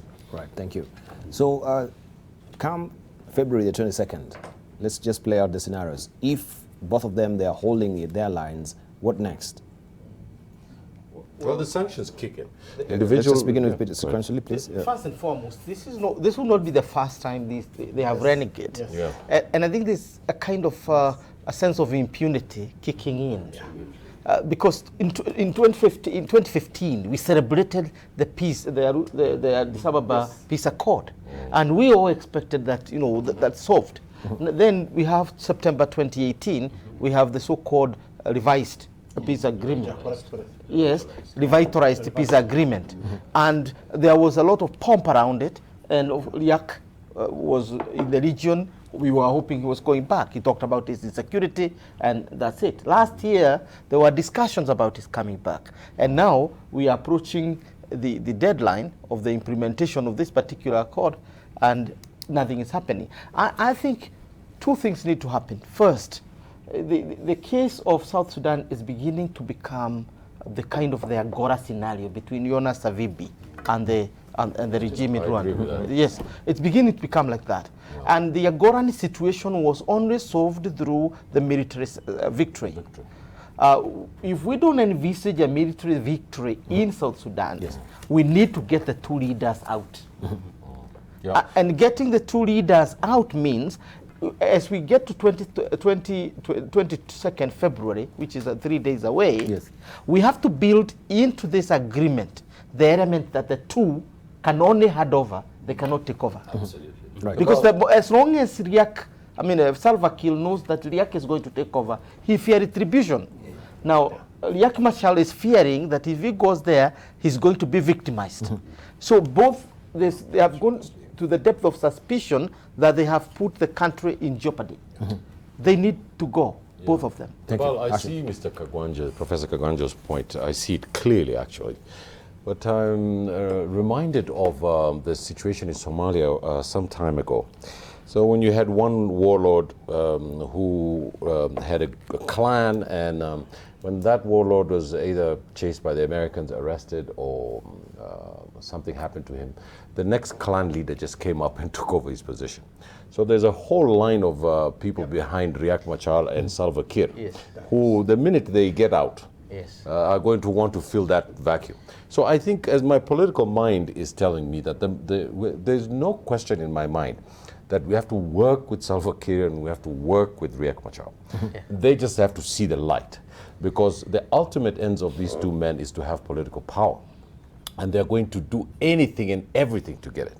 Of course, the psychology of the African politician has been so elucidly explained by the great Frantz Fanon, is that they all want to be paramount chiefs. And this complex of paramount chieftaincy is enigmatic here in South Sudan. However, I agree with the last point that Professor Kagwanja spoke about. I think that if they try to renege on this peace deal on February 22nd, I think that the region should get its military act together. I think that, and I know the mentality of the people of South Sudan. We're neighbors, we're friends, we visit, we're connected at the hip. They respect power. They respect it, and they don't respect weaknesses. And if we play around with that Debal, these guys are going to start that nonsense again. And Debal, the amount of people who have died in this conflict is close to 400,000 people, and they're mostly women and children. In any other legitimate, situation, those guys would have gone to a criminal court and be put away forever. But we need them. to make the peace, we need them to be in the state, and after that, we need to find a transition with leaders like the ones who Brigadier, we wind up sitting with in it. this. Yes, Brigadier. In 2015-16, we had a lot of hope on the reverse agreement on the resolution of the conflict in South Sudan. It was very promising, and the two parties came together. In fact, they formed government that time. And a very small issue sparked the war, and strong fighting came up in Juba, and Riek Machar had to leave at that time. And we are told at that time, one of the major issues that tied down Salva Kiir's hand was a very powerful chief of the armed forces, General Malong. And Malong said, quietly behind this, he said, no way, you go ahead and do, but it should not happen. Now, this time, to me, the environment is good. Both of them are not under pressure from their supporters below, who are so strong as to drive them. They're able to make independent thoughts and move on. But as I said earlier, the underlying issues are still there. And I strongly believe that the only best answer to this is time for the two is over. The two need to leave the scene, the others come in and build a new and better South Sudan. Right, thank you. Finally on it, Dr. Mustafa. Adibal, I think we've exhausted this point, and in fact, the options on the table are very clear, or rather should be very clear. General, Professor Hashi all mentioned this, that let's have both the carrots and sticks on the table, even as they're signing this. And let it be very clear to those two leaders that we need them to sign this peace agreement. Thank you. And transition, prepare for a transition. Thank you. All right, let's just also move an inch up to Ethiopia and try and see what is happening with the Renaissance Dam as it is right now. U.S. Secretary of State Mike Pompeo has said that it could take months to resolve a dispute between Ethiopia and Egypt over a massive dam on the Nile River. Tensions have been high in the Nile Basin ever since Ethiopia broke ground on the project in 2011. The U.S. Treasury Department stepped in last year to facilitate talks between Ethiopia, Egypt, and Sudan, another downstream country, after Egyptian President Abdel Fattah al-Sisi reached out to U.S. President Donald Trump, a close ally to the latest round of talks concluded in Washington last week. And officials have said they want to reach a deal by the end of February. But at a press conference on Tuesday in the Ethiopian capital, Addis Ababa, Pompeo said the process could take longer. Ethiopian Foreign Minister Gedu Adaragechu said at the press conference there was outstanding issues that need negotiations. He did not elaborate, but major sticking points include the filling of the dam's reservoir, which Egypt worries will dramatically cap water flow downstream. Ethiopia is the last stop on Pompeo's three-country Africa tour, the first by a U.S. cabinet-level official to the continent in 19 months. And on Tuesday, he met Prime Minister Abiy Ahmed, who won the Nobel Peace Prize last year, in part for pursuing an ambitious reform agenda upon taking office in 2018. Listen in. Secretary Mike Pompeo.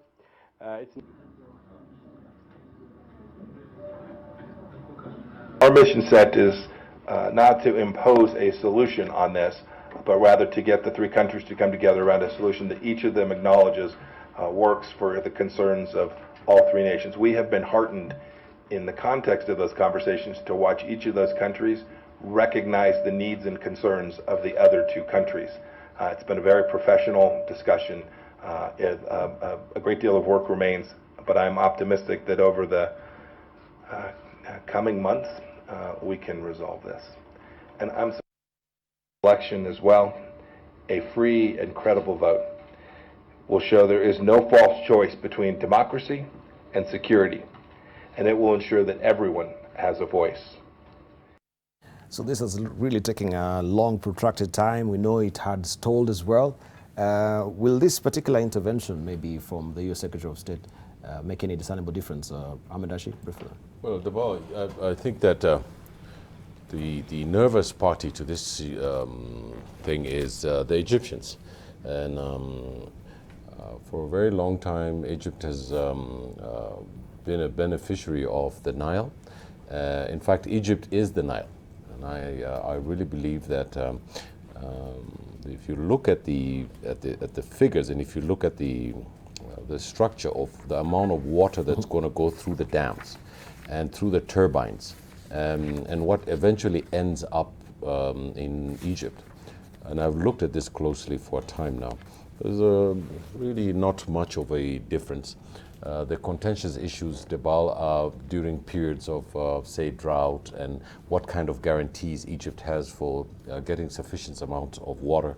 But at the end of the day, Ethiopia has every right to build a dam to get electricity so that we in East Africa can exchange and trade on these issues. Kenya can get Ethiopian electricity cheaply, and we can provide other things for Ethiopia. But I see that it is very important because Egypt is the preeminent military power in Africa, together with South Africa. And I think that it's very important that for this to end in a negotiated way, so that everybody gets a win-win situation. I think Mr. Pompeo there is making sure to calm the Egyptian nerves, because the Egyptians are very, very, very nervous about this. Of course, you know, Debal, they have come here to Kenya many times to tell Kenyans to help intervene. The Egyptians have water scientists in Uganda, here in Lake Victoria, they're there. So you can tell that it's a very serious issue. But I think what Mr. Pompeo Debal has not only gone there to do the dam. Debal, you know, in my culture we have a saying which says, or the upkadu. So Mr. Abiy is now a point man for the Americans in the region. And as you know, the other day in the AU summit, he put Mr. Farmajo and Mr. Bihi of Somaliland together. And this has caused a huge hullabaloo in the region, if everybody has been following this closely. Mr. Farmajo is supposed to visit Hargeisa, and you know that Somaliland has declared independence. Yesterday, the president of Somaliland flatly rejected it and said that he's not going to allow it. But Mr. Farmajo has done something very good, and that he has spoken about some of the truth and reconciliation issues that are now in Somalia, and he apologized to the northern region for the bombing of the bombing of Hargeisa in the last regime. Peter Now, let's first of all underpin the fact that Egypt need the Nile waters. Yeah. Nobody want to kill Egypt because the moment you dry. Now, I went to Egypt last year, but December. I really felt for them. We went to Aswan, north. Yeah. I mean, the border with Sudan, and then came by sea, and you could see the many cruise ships that are on the side stuck in the mud because the Nile levels have gone down. It's receding, yes. Yeah, there's so many on the sidelines, and I really pitied the Egyptians and wondered, why can't we keep this water flowing so that at least this economy can go on? So Egypt is suffering.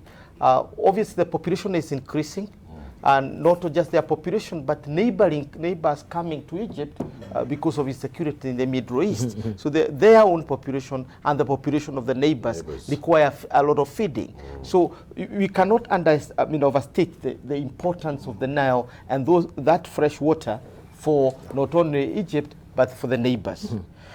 And it is not a surprise, therefore, the single most important geopolitical issue is the Nile.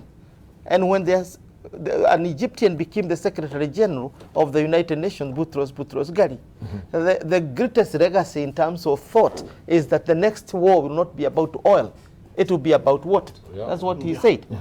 And you know, Anwar Sadat literally said that he's ready to go to war than to see the Nile dry out. So we need to take those issues a little bit seriously. But on the other hand, in Ethiopia, the Renaissance Dam is a nationalist issue.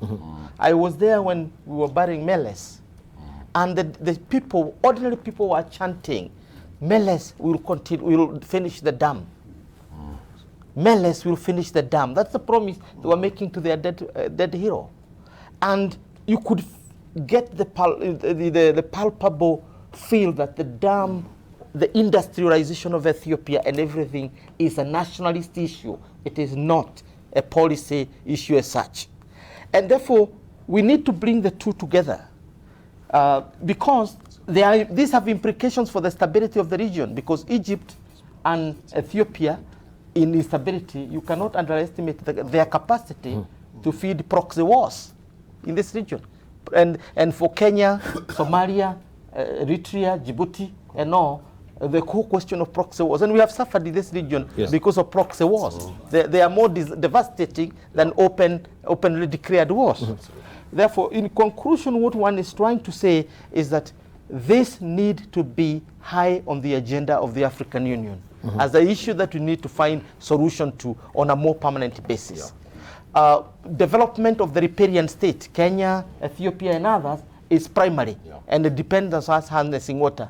I have never seen a region that require environmental rehabilitation so that we can have sufficient water as we need than this one.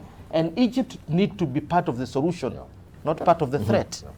It needs to work with the countries here to ensure that we have water enough here and there is enough also for Egypt. And that's an environmental question. Okay. But in light of issues of climate change as it is right now, because I believe they have a very germane reason, as you say, water is receding. We're actually trying also to put water in a dam. Was there a robust environmental impact assessment before this particular dam project was done? So these issues were not really teased out. Why are we having all this toing and froing on it? Dr. Hassan Khaminji. I think the current debate is not does not regard exactly the environmental impact. It's actually the fear of Egypt. Now, as Prof just mentioned, what is really feeding the fear? The fear, because as where the Nile goes, so goes Egypt. So goes Egypt. Is one country that is most dependent on one source of water than any other that you can imagine, and that is the Nile. The history of Egypt revolves around the Nile. Now the challenge, though, for 100 years or close to that, in 1929, 1959 treaties, Egypt almost had an exclusive monopoly over the use of the River Nile. And at the time, I think it was the second most populous country on the continent. Right now, it's number 3. It has about 100 million. I think Ethiopia is about 110 million now. Now, this dam is of great national or nationalistic importance to lots of Ethiopian psyche, you know. But also in practical terms, while industrially Ethiopia is still a little bit behind Kenya, the double-digit growth in the last decade or so means that they're actually going to need a lot more power to drive the economy. Just this an editorial on by the Brookings Institution, that was the most preeminent think tank in the United States, actually advising Egypt and Ethiopia to dump the Washington-led rushed arrangement. That because it's not going to work, and this is Brookings saying that. I did not think it was going to take place, either last month when they tried in Washington or this month. It's not going to happen. Now, part of the challenge for Ethiopia is Egypt is insisting on maintaining a veto over any future projects on the Nile. 2, it wants the filling of the dam to take much longer period. Now, Ethiopia does not think that it's going to be practical because of its need to start making use of the $5 billion investment. They cannot wait between 12 or 20 years. They want to do it sooner. And so if they can negotiate and actually reach some kind of an arrangement where, for instance, there is understanding between the upstream countries and the downstream countries. Because remember, for the longest time, Egypt has had a monopoly. And this is something that has not really been discussed sufficiently. And so Ethiopia thinks, look, the Blue Nile is also 50% of this river, and we've never been able to profit from it. How can we not have a say? There has to be negotiations that are actually serious and not rushed. The AU should be robustly involved in this because this has implications for the continental security, to be honest with you. And if we outsource it to Washington, which doesn't live here, it's going to be a problem. We are the ones who live here, you see. Lake Victoria is also part of the source of the River Nile. So all these things are affected. Exactly. Yeah. And so if we need to bring this debate actually back on the continent and move it away from Washington, D.C. Professor Naomi Damba. Well, a lot has been said about this. History will prove us wrong or right. This needs to be African solution. It's a long-term solution. Egypt cannot continue to depend on this say if River Nile goes, Egypt goes. Israel has one of the largest desalination plant in the world, pumping water from the sea into Israel and feeding its population. Egypt must think differently, cannot stay in the box. And the point is, the source of this water is Lake Victoria. What about the Great Lakes countries? What about Kenya? What about Uganda? What about Sudan? What about Egypt, Ethiopia? So everybody needs to think a better way, a better solution of using this water rather than someone sitting and saying it is our right. Because there is no that such right. And so there must be a rational way of thinking beyond the British mandated or signature that was that. We are independent countries. Right. And water body is a shared resource, as it is, Dr. Mustafa. I think, Dibal, Egypt will need to look at many other alternatives besides River Nile, including desalination plants.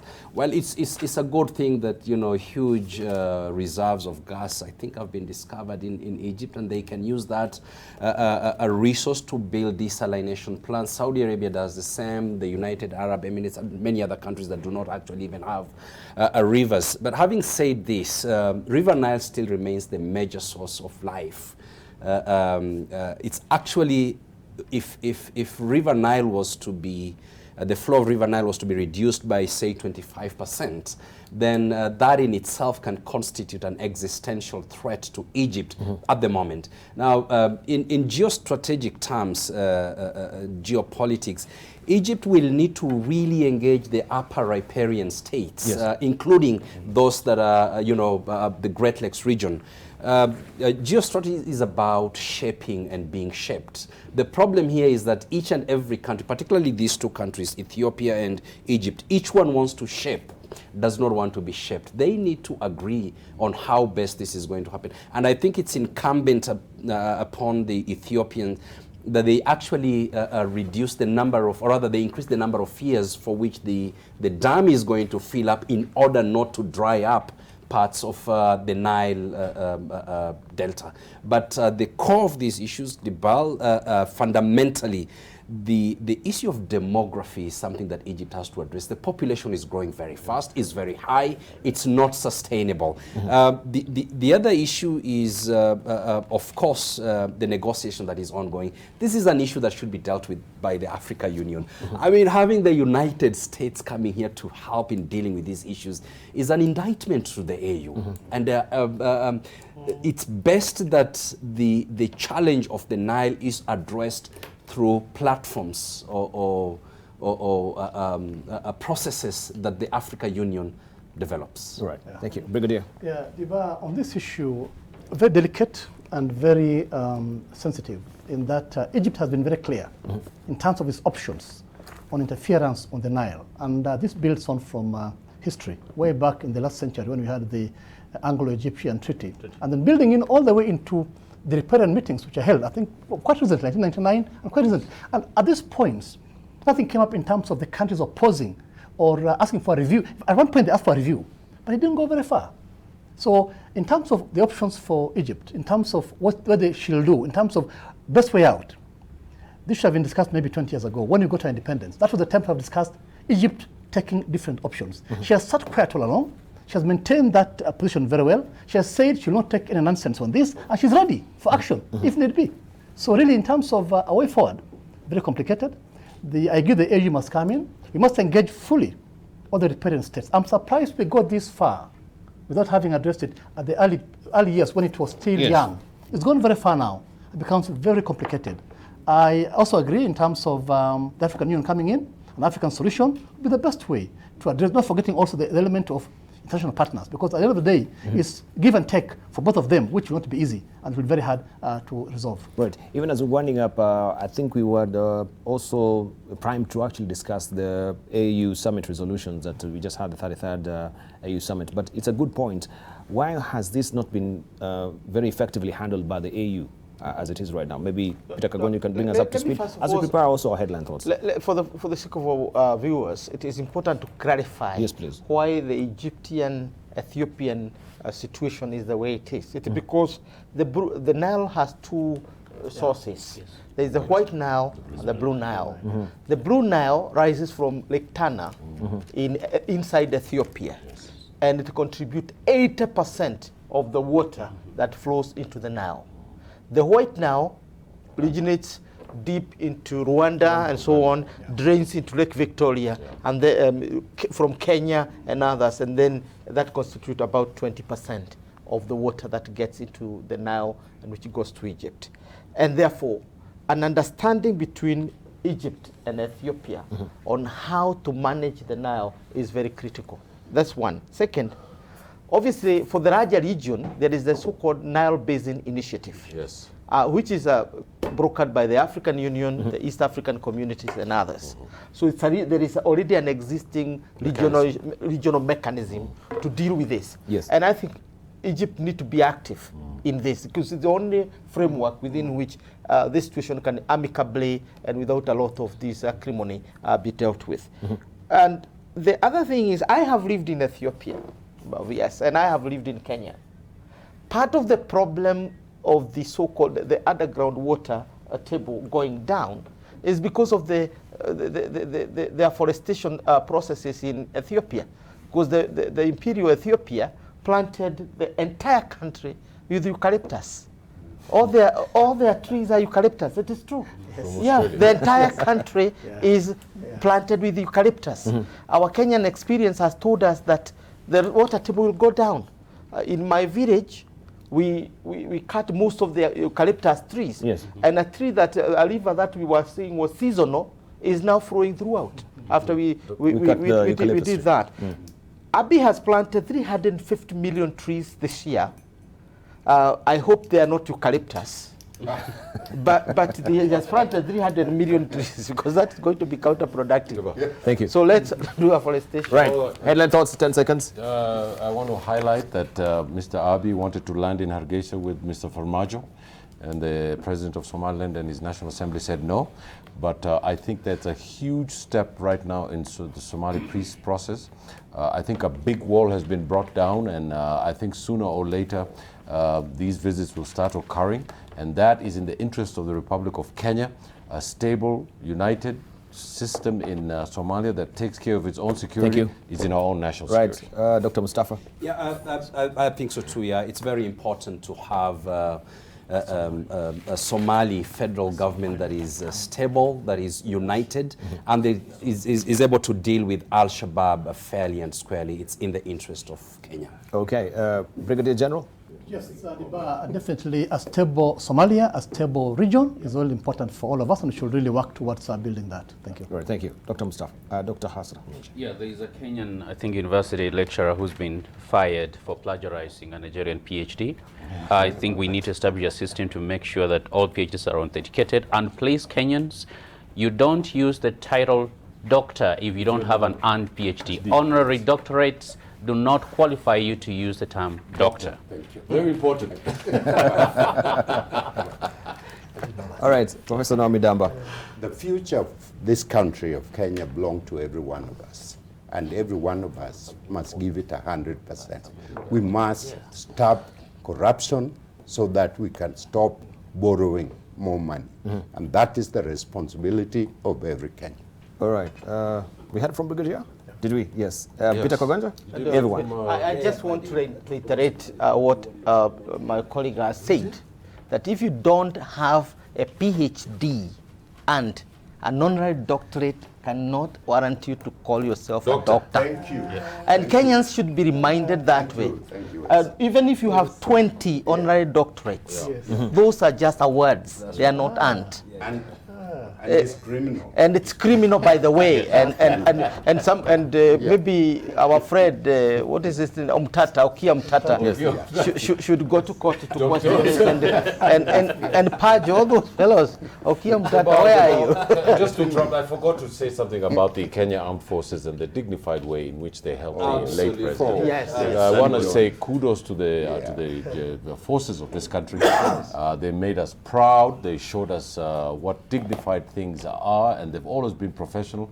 And I think we should give a round of applause to the defense forces of this country. Right, thank you. And to Kenyan people.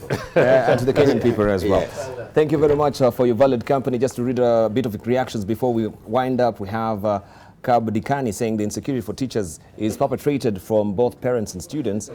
Hii issue ya kuita nywele ngumu ama gurale really sucks. If this behavior continues, let them teach their children in school. This is what she feels. Also, we have Kag saying, is it possible that Al-Shabaab will cross into Kenya to target only non-Somalis teachers and not other civil servants They're killing Somalis in Somalia as well. Is it possible that the problem is local politics, tribal militia hiding under Shabaab? This is what Kags think. We have also NATO saying, it is the duty of the national government to provide security to Njiko. So in this case, teachers who are in secure areas, the security should be boosted so that the environment could be conducive for working, leading to better performance. And Gio also say the government should establish security to enable the learning activities move smoothly. Your reactions there on Twitter. And we want also to just give you the scope of the day. That is a True North, how also the plans are today, according to the diary. Today is Wednesday. Incoming Health CS Mutai Kagwe to be vetted today, right? That is a typo there. The Nubian Rights Forum is set to hold a press conference on the appeal filed at the Court of Appeal on the Huduma number and judgment, which was passed on the 30th January 2020. Also, Interior Cabinet Secretary Dr. Fred Batengi will today be part of the Inception Conference on the Know Your Customer framework for import and export sector, right? You're talking about KYC. Right, we'll leave you the quote of the day as well, and here you are. It's all about peace. There is no peace without justice, and no justice without forgiveness. Pope John Paul II. Thank you very much for your valued company. You've been watching Standing on Guard. We have to.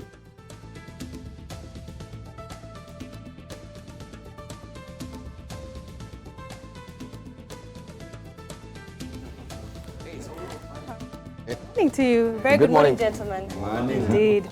Yeah, so. You're looking good. Thank you so much. You hard power people. Okay, the soft power. Yes, Zainab is here. AM Live continues on the other side with Zainab. Indeed. Right? Thank you. Thank you so much for the conversation. Of course, today we'll be taking a look at food safety and, of course, the gun tender scandal that we'll be taking a look as well. We are consuming a lot of poison in this country. Indeed. And we will definitely be putting those questions to the agencies that are involved in the country. And most of this poison are smuggled under the nose of immigration and police. Right. Thank you. Thank you. All right. Let's take a very quick break. We'll be back with AM Live Plus. Okay. Ooh.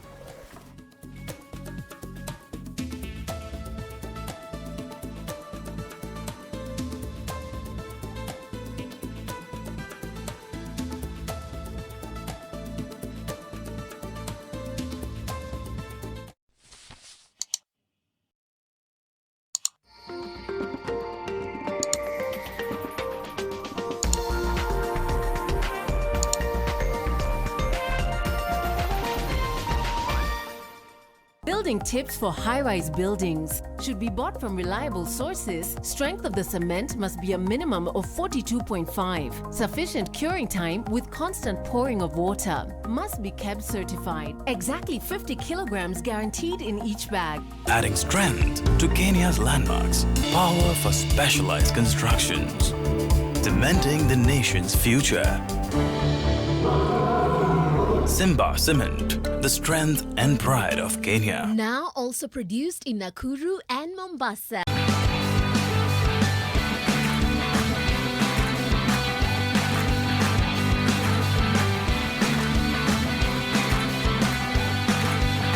Buy a fully serviced 8-acre plot at 6.85 million shillings and build your dream villa. So book today with only 10% and get amazing fittings for your dream villa. Financing available from Stanbic Bank. 143 Brookview. A development by eBoss Investments Company Limited. This is the first day nimekuja hapa kwa ofisi na greeting ile ya kwanza nakuja kupata ni this is the payroll and this is the only balance we have in the account. Nitoe pesa wapi? Hii nyumba tutachukua nini bana? Kiti huyu? Sikuli pizza for breakfast, nataka chai na omelette. Hivi ndo mnaenjoy honeymoon na Mugobya? Nilikwambia sisi ni roommate. Mimi hapa niko tu kasi. Kwa hivyo wewe ni mboja. Na wewe umekuja kama mbucha ama bibi? Buji. Iko nini? Unafanya nini hapa? Hapana, niko na my boss.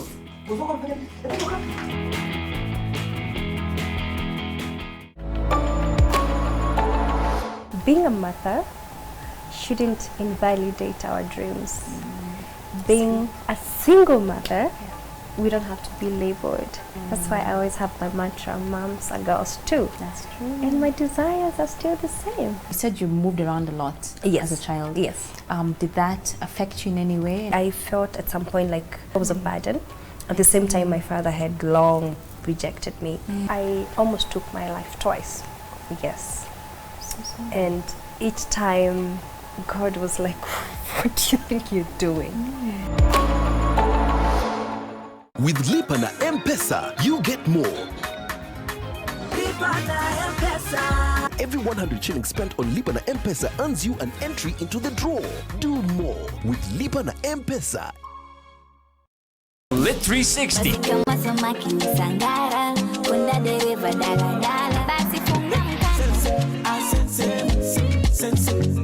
Hey there, this is Crystal Asige. Very baby, and I'm the storyteller. Ay. My name is Ben Sol. You're watching Lit 360. The best thing to happen to the 254 is full of fashion, food, music, and of course, some fun. You know me love pupa, eh? Toto kiboko. Party after party. Party after party. After party after party.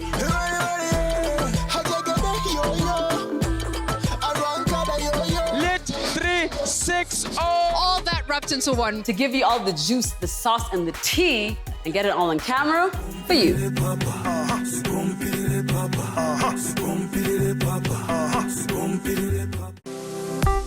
The Nation Media Group, in partnership with Kenya National Chamber of Commerce and Industry, will hold its first SMEs Conference and Expo on 24th and 25th February 2020 at KICC Savo Ballroom, Nairobi. SMEs will showcase their brands, products and services.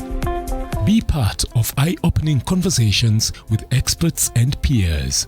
Watch it live on NTV on the 24th of February from 9:30 a.m. The blind man told police officers, afade mimi sijawahi ona bangi maisha yangu yote.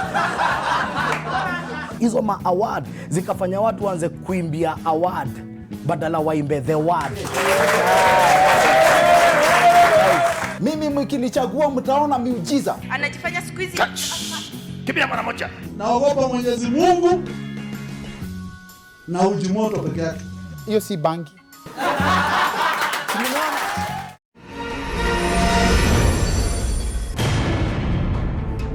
Dr. Rosemary Bermudez, one of the best infertility doctors that I know of. She's my business partner in Paraiso.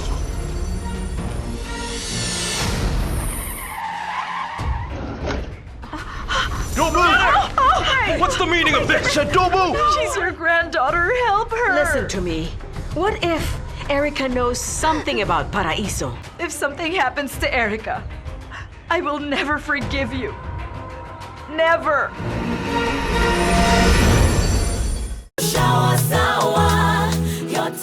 Sour Shower has never been better with the new look Sour. Now with a new formulation too that will leave you feeling fresh for longer, while the soap lasts even longer. You go to high school in Inglewood. You think you're gonna get into Harvard? I'm from a poor, crime-filled neighborhood, raised by a single mother, don't know my dad, blah, blah. It's cliche. Allow me to introduce myself. My name is Malcolm Adekambi. I'm a straight A student with nearly perfect SAT scores. He probably got like one of them photogenic brains. You mean photographic memory? What'd I just say? I mean, yeah, you said it. Yeah. Allow me to reintroduce myself. My name is Malcolm Adekambi. Can you dig it?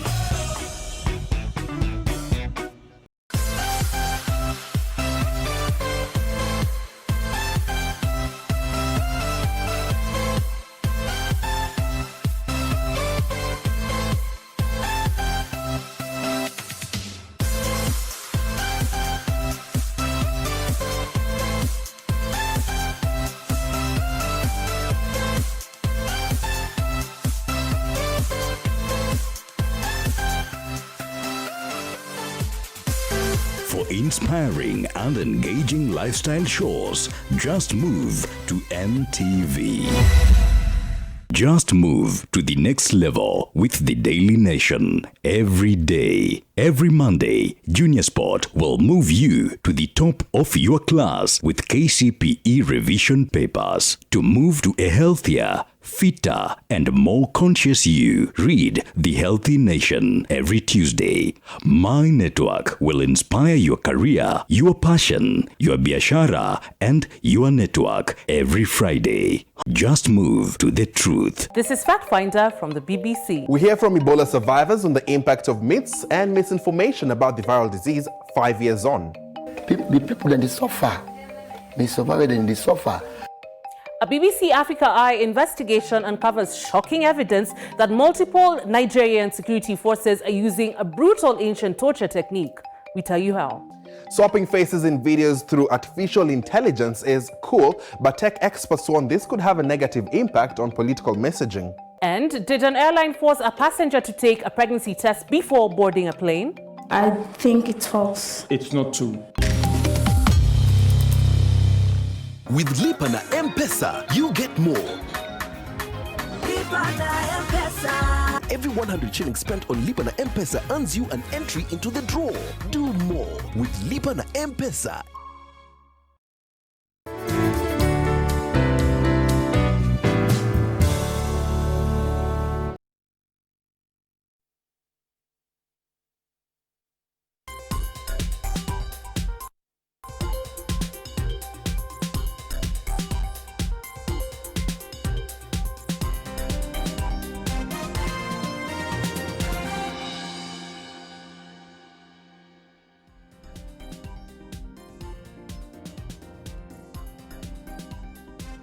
All right, a very good morning to you this 19th day of February 2020. Thank you so much for joining us. You're watching AM Live Plus. My name is Zainab Ismail. We have all the stories making headlines across the country and beyond. And of course, our discussion this morning will be on food safety. But before that, our reporters on the ground, Melita Oletenges, Janet Nyamwamu and Martin Mwaura across the counties to give us an update on what is happening in different parts of the country. But we begin with Melita Oletenges. A very good morning to you, Melita. In which part of the country are you in today and what is happening?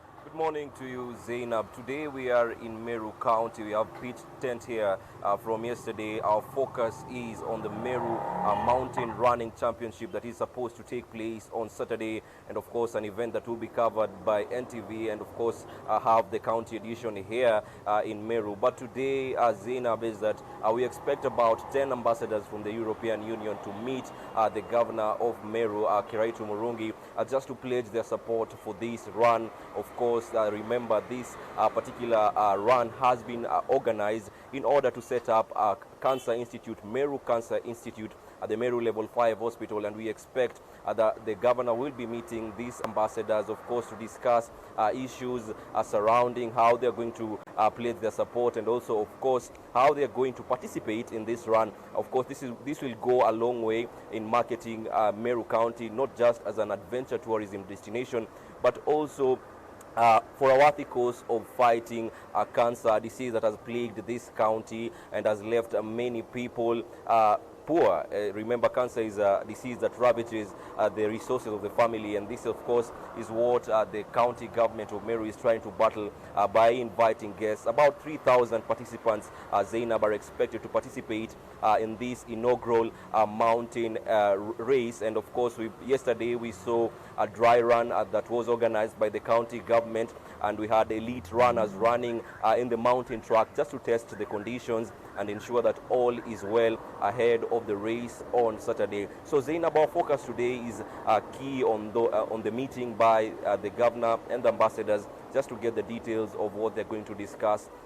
Of course, the Meru Governor Kiraitu Murungi has been very, very concerned about the rising cases of cancer in this county. And yesterday, he particularly mentioned that this is something that is close to his heart, and is working towards ensuring that this county is free of cancer. So, Zainab, apart from that, also we'll be following on other stories. Remember, NTV will be focusing on Meru County this coming weekend, and of course we will be also keen to look at the stories that we will be getting from this county. But for now, over to you, Zainab, in studio. Thank you so much, Melita Oletengis there in Meru County. Remember, NTV on the road will be in Meru County today till Sunday. Well, away from that, we also have Janet Nyamamu, who is in Kisii County. Janet, a very good morning to you. What do we expect from that part of the country? Good morning, Zainab Ishmael. I'm here in Kisii County, Kisii 045, and I'm covering both regions of Kisii and Nyamira. And speaking of food security, our topic for today, it's all agriculture in this region, because, as I said yesterday, the farmers are going to receive a boost of the checks to boost their production and income in this region today by the NGO, the NAGRIP, and the national government. But the agricultural department and are telling farmers to keep vigil about the spotting of the desert locusts. The locusts were spotted in Mohoroni yesterday, and people say they saw them swarming towards these regions and Kisumu. And the Department of Agriculture, led by the CEC Esman Onsarigo, is telling farmers to keep vigil and give reports when they sight the desert locusts, because this region is an agricultural region and people depend a lot in agriculture. In the meantime, the department says it has enhanced surveillance and sought necessary support from other quarters. All people are requested to give support by giving any information if they sight the desert locusts, because the fight has been going on countrywide since December last year, which is 2019. The success in the containment of this calamity or elimination of these desert locusts are not successful, because they are locating from one region to the other. So the people of Gusii, Nyamira, they are requested, if they sight these locusts, they should just report to the relevant department so that action can be taken. Zainab. Thank you so much, Janet Nyamamu there from Kisii County. Well, let's now cross over live to Murang'a County, where we have Martin Mwara on standby. Very good morning to you, Martin. What can you tell us from that part of the country? Well, it's a bright Wednesday morning here from County 021, Zainab. And as my colleague from Kisii has just said, yes, it seems like this locust thing has become a menace, not only to Kisii, but to various counties. And just to bring our viewer to point out what we are following up today, Zainab, I can just tell you that yes, even in Murang'a, those locusts were reported to have invaded yesterday evening. I can tell you that residents of Kafuta, that is in Kiharu constituency, actually they are a worried lot. This is after they spotted the locust yesterday evening here in Murang'a, Kiharu constituency. I can tell you that this is the second time these things are invading Murang'a County.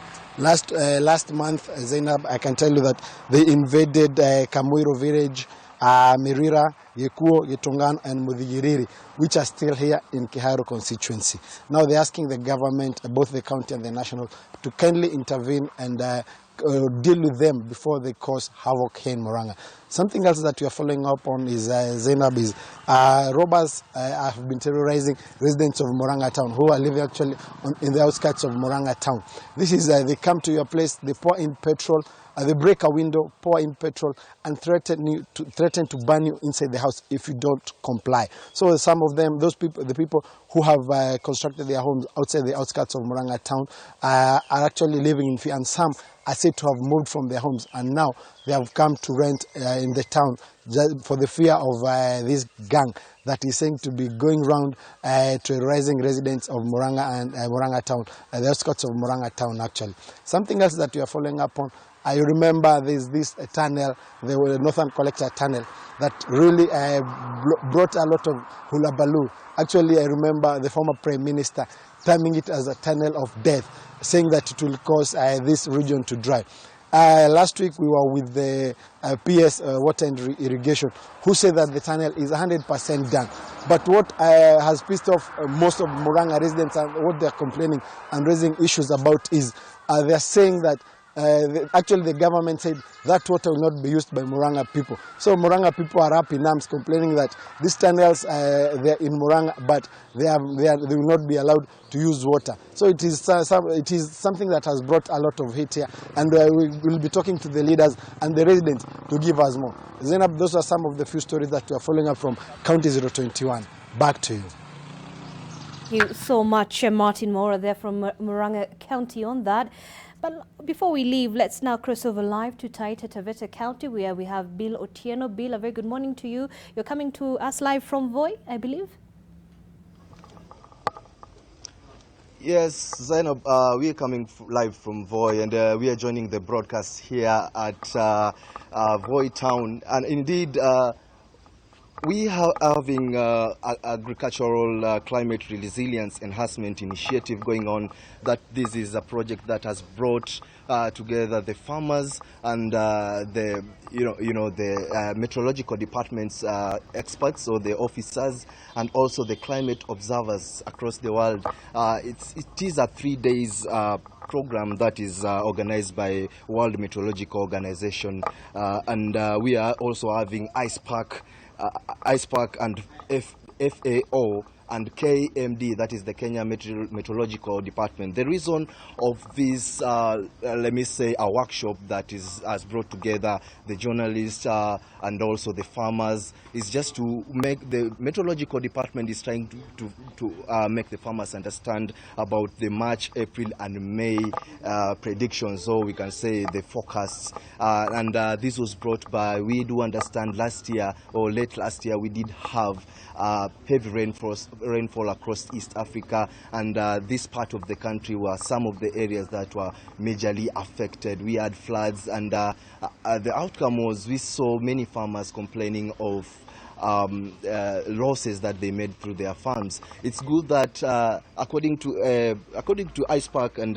Kenya Meteorological Department, it's good that the farmers have understanding about the weather forecast and also early predictions, so that they know what to do with their farms. It's something that we'll be following up for today, even tomorrow, and probably today we are planning to give you a conclusive or an inside story of the same. We're going to have we also have a traditional weather predictors, or we can say traditional weathermen, and they have come one-on-one with the modern weatherman. So it's kind of interesting, and I'm going to make something for you at the end of the day. Back to you, the studio. Interesting there, Bill Otieno from Taita Taveta County. Thank you so much, our reporters and correspondents across the country. And just taking a look at some of the stories we're following up today. Interior Cabinet Secretary Dr. Fred Matiang'i will today be part of the Inception Conference on the Know Your Customer Framework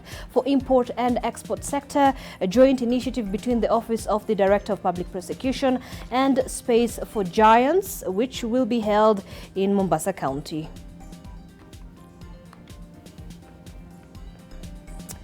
Well, also today, the Nubian Rights Forum will hold a press conference on the appeal filed at the Court of Appeal on the Huduma number judgment, which was passed on 30th of January 2020 at the NRF office in Kibra, Makina, from 10 a.m.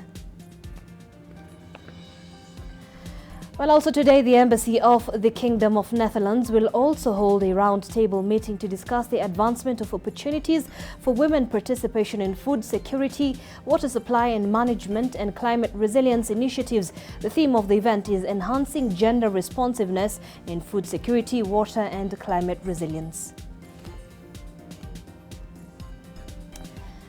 All right, and we're also taking a look and keeping an eye on a number of stories. Today, we're keeping an eye on the fake gun tender probe. The Directorate of Criminal Investigations is trying to establish who let former Sports Cabinet Secretary Rashid Achesa and people in his company into Deputy President's offices, and why, as it is, pieces together information from CCTV footage and telephone records. We're also keeping an eye on the dwindling state of Lake Victoria. Experts have sounded alarm of diminishing stock, and the lake saying pollution, among other factors, has greatly contributed to the lake's productivity. All right, and groups of Kenyan students in China are videotaping their anxious pleas to the government asking to be evacuated. The students from Wuhan city, the epicenter of the coronavirus, have done a short video pleading with the government to evacuate them from the country. Now, globally, over 70,000 people have been infected, while about 10,000 have recovered. On February 14th, Egypt confirmed its first case, the first in Africa, from a foreigner whose nationality was not disclosed. Kenya has put in place measures to prevent the virus from getting its way into the country, with Kenya Airways suspending flights to Guangzhou in January. All right, and also on our radar is a fresh invasion of desert locusts in Samburu, which is now threatening to trigger conflicts over grazing fields among pastoralist communities. Statistics from the Samburu County Special Programs Department reveal that more than 70,000 acres of vegetation cover and pasture in Samburu East have been destroyed by locusts. The reports indicate that with vegetation virtually cleared in most parts of Samburu East, pastoralists are now scrambling for pasture, which might lead to conflict.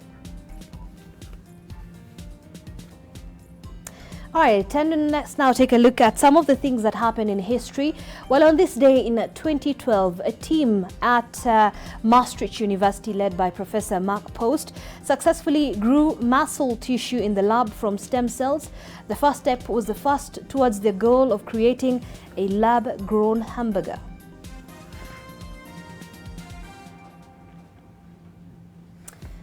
And on this day in 2010, Tiger Woods, the world #1 golfer, spoke publicly for the first time since the scandal surrounding his private life erupted. During his press meeting, he said he was unfaithful, he had affairs and he cheated, and that was unacceptable.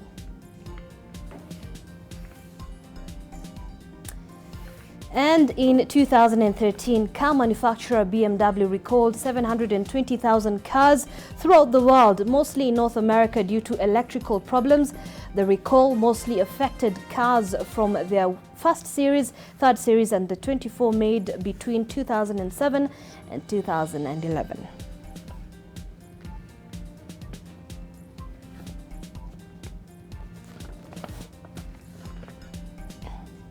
All right, so this is just some of the things that happened back in the day. Well, today, early in 2019, the World Health Organization estimated that 91 million people in Africa fall ill from consuming contaminated food every year, and 137,000 die as a result.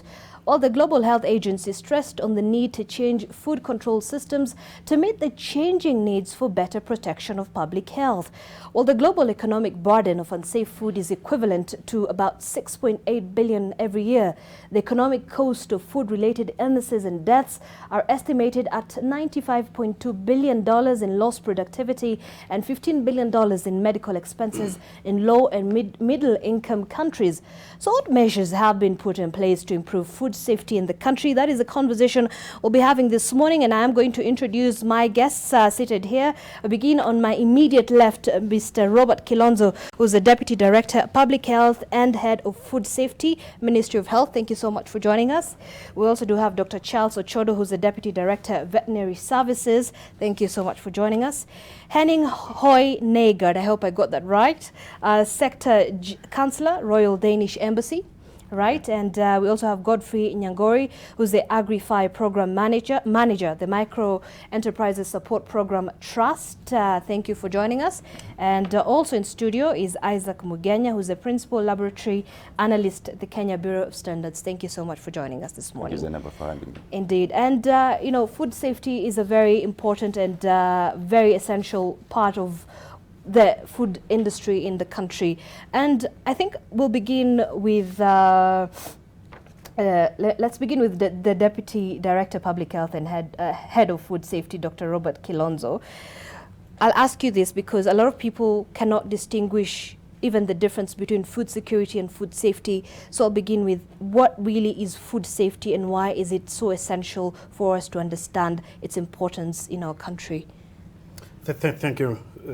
Thank you very much, and for this opportunity to be here and talk about food safety. One thing I want first to say is the data you have just talked about is not really good data for for Africa. Right. 91 million is not a small number. Right. 1,700 deaths out of food safety. It's not a small number. Now, back to the issue between food safety and food security. Food safety is about the actions which you have to take so that you can ensure whatever finds itself on the table is safe. In most of the cases, food safety will be associated with official controls by the government, by the regulator. And food safety is more of trying to handle the food hazards. In food hazards here, we are referring to biological hazards, like salmonella, physical hazards, like finding some particles in the food, and chemical hazards like toxins which you cannot see in food. So food safety is about those three. Okay, you may include allergens into it, but generally those three are the ones you want to control. What do you want to control? You want to control the risk. You want to manage the risk so that in the event if there is any of those contaminants finding themselves into food, the food will be safe because they are meeting the threshold which is safety for human consumption. Food security is about availability. Right. It's about affordability. And do the two correlate? Yes, they do. Food safety may lead, lack of food safety may lead to food insecurity because you have produced enough, yet after producing enough, you find that it is not safe for human consumption, and therefore what do? You destroy it. So failure to observe food safety will lead to food insecurity. And therefore, they're saying that you cannot achieve food security if you don't have food safety. Right, right. Interesting. So, Mr. Godfrey Nyangori, you are the Program Manager, Agri-Fi, and the Micro Enterprises Support Program Trust. Maybe just expound for us what that means. Sorry. As you've rightly put it, I work for MEST. Right. And the main focus of MEST is poverty reduction. Right. And we do that through the development of agricultural value chain. And we have an approach. If I may link to what my friend has just talked about, food security. Right. The approach is about looking at the markets. Markets in terms of quantities and markets in terms of quality. And so what we do in MESP is to help farmers to be able to start supplying the markets, the quantity. And then number two, to make sure that the quantities are safe through the quality. So that is what this program of Agri-Fi is all about, if I may be able to define it. Right. It's a program that was conceived to be able to support the government and the private sector players to be able to collaborate and make sure that they produce safe food. And the key players in this program, in a very layman's language, without going to very difficult terms, we have the consumer, right, who is very critical. And then we have the regulator, who is also very critical. And then we have the private sector player, or in official terms, they are called the food business operators. So the reason why this program is coming, it's because there is a gap. that the consumer has limited knowledge. And this limited knowledge is making them not to even demand safe food. Right. And the regulator, many times he's misunderstood that at many times the consumer or the public expect the regulator to shoulder everything, including the mistakes that are done by the private sector players. Right. And then we have the private sector player who is very critical in this. If the private sector players receives the right capacity, then he will be able to play his role, and the role of the regulator will be very easy in terms of making sure that the controls are there and the collaboration will work. So what this program is focusing on is in 13 countries, and again, in very simple terms, to build capacities of the county governments to be able to develop systems within the county, and also support the private sector players to have capacity to make sure that they produce safe food. And on the other hand, we are also working directly with the private sector player, and where we are bringing in an innovation in this program, what we call the ETIVET model. The ETIVET model, because for a long time, food production in Kenya has not been seen as a very important thing, whereby even in agriculture, everybody can train a farmer. Right. So what this program is basically doing, we are saying that agriculture is a profession that must be handled by professionals. And what we are doing is just like in a very good example that maybe the viewers can be able to understand, just like in a TVET system. When you go to a TVET system, you get polytechnics, right? And these polytechnics, when a child goes there to train carpentry or tailoring, these children are given specific competencies, specific knowledge, specific attitude to be able to do their trade well.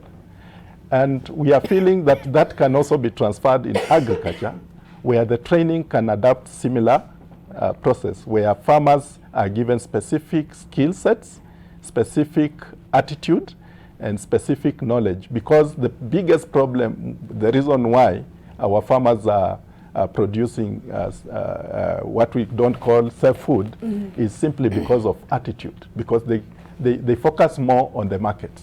They focus more on the profit. The morality part of it is missing, and that's what this program is focusing on. Yeah. All right, and excuse me, Mr. Henning, even with that, we understand that last year in April, excuse me, the government won the support of the Danish government to roll out this particular program. Apologies for it's a little bit of a flu that has gotten to me. Of the 5-year program to help farmers in terms of safe food production. Maybe give us a more in-depth analysis and explanation on this. Yes, it was actually back in 2016 we started the first phase of the strategic sector collaboration program on safe food with the Kenyan government. And our partners is actually around the table here from 3 different ministries, from health, from agriculture, and also from industry, covering all the 10, 12 institutions, directorates that actually regulate food. So this program has been running for 2-3 years now, mainly with the central competent authorities to make an improvement on the food control system in Kenya, covering all food. We have 2 pilot programs in horticulture and in dairy, where we are trying to showcase, as was said by my colleague here, Mr. Kilonso, how the food business operators take the responsibility and from bottom up response to new legislation coming up in these matters. And it is extremely important that authorities in Kenya work together to regulate this area. And I think everybody knows that with many players there's a risk that there's overlap, and maybe something is done twice or something is maybe not done. And I think we have had a splendid and very fruitful cooperation with the Kenyan government to make improvements and coordinate the initiative much better than before. And the process is not easy. It's a long way to go. It's not a quick fix. Right. But I think we have very good results, and it is also a mind changer to understand also, as Godfrey said, that now the private sector has to take another kind of responsibility. They cannot lean back and wait for the authorities to come and tell them what to do. They have to understand the legislation and how they do compliance to food safety and have systems in place that can actually be proven to the authorities. Of course, there's a big difference between the small street vendor and the big company. So it has to be a risk-based approach where you put more efforts into regulating the companies that affect many people, exports and the ordinary Kenyan citizen, and the small street vendor can of course not document in the same way, but it can be done in all levels, and it's not to exclude the informal sector or the small street vendor. Everybody has to be a part of this to ensure safe food. Right, and we'll come to the street vending food, and of course this is quite a big concern for the government as well. Maybe I'll come to you, Mr. Isaac Mugenya. You work with the Kenya Bureau of Standards, and we've seen reports even in the media of what substandard goods across the country, even here in the capital within Isli, a lot of goods that have been confiscated by your agency specifically. Really, how are you dealing with manufacturers who are producing this substandard food and, you know, getting them across, you know, across the shops? Thank you, Zainab, for having me and for offering me this platform to share on quite an important aspect of a basic human need, that is food, and connected to it is food safety. But coming directly to what you have just asked, and because that cuts across the entire chain, not really just food. Right. Yeah, because standards actually run life. Right. The world runs on standards, so standards cut across so many facets of our daily lives, and indeed we have had these reports coming in. The media has been quite active in trying to bring out what are the happenings within the markets in as far as product quality and food safety is concerned. Now the Bureau has this core mandate as an agency to promote standardization in commerce and trade. Right. And what we do really is to put down these guidelines that are supposed to create order and confidence to our consumers. Now, those who run these industries are not the government agencies. Yes. And how we wish that every other Kenyan or a player out there was sensitive to what am I giving to the consumer in us to safeguard their well-being and safety.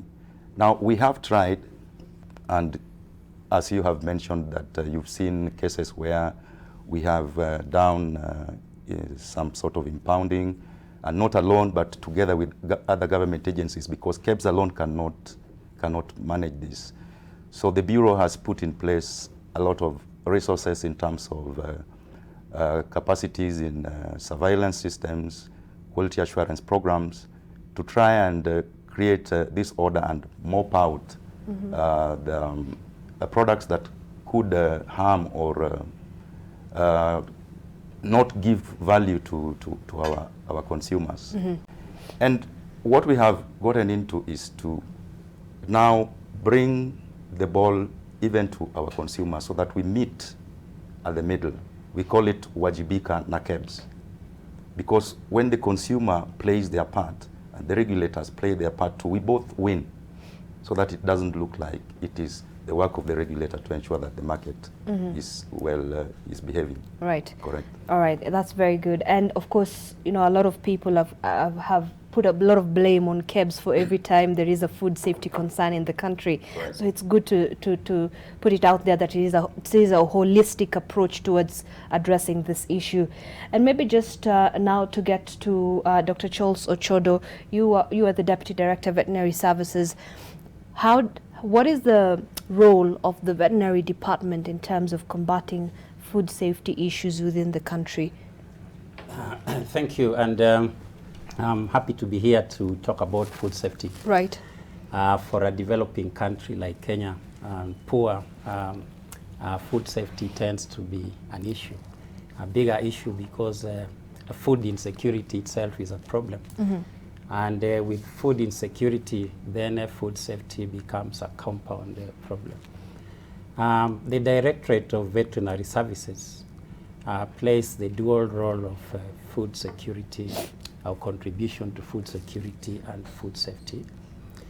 We are involved in production of animals, and that is where the food safety begins, because most of some of the problems that end up making food unsafe, and Kilonzo alluded to them, things like chemicals, the residues that may make food unsafe, originate from the way the food is produced.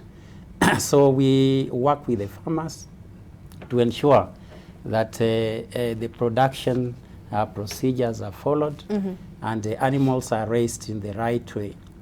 And then after that, when we now come to the processing of food itself, we are involved in processing of food, particularly food that originates from animals. And here we are concerned, first of all, with the way these animals are moved from the farms or the markets to the processing facilities.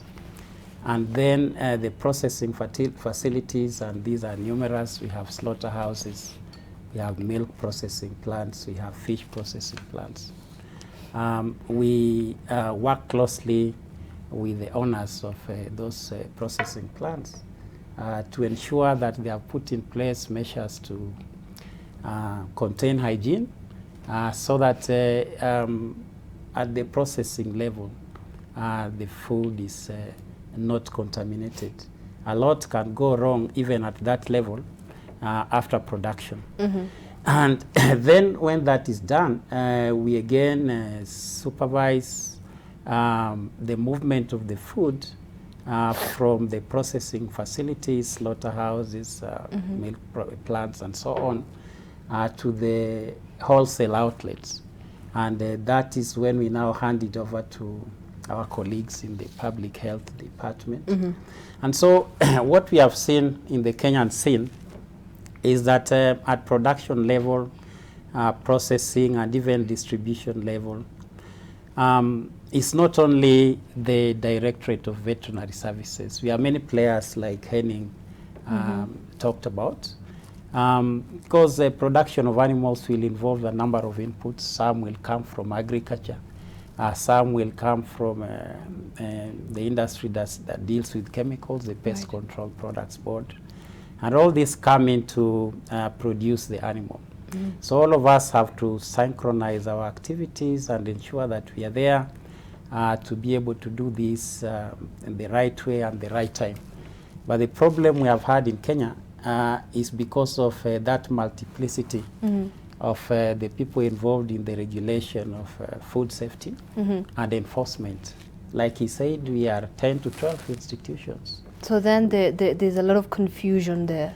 There's a lot of confusion, there is a lot of overlap, and sometimes there is a lot of gaps, not failing to do what you're supposed to do. Right. And this happens because we do not have a central coordination organization or body that can make all of us work together in an orderly manner and ensure everything is done at the right time. And so with the support of the Danish government, we are coming up with a control system. And this is not really an organization. It's just a procedure.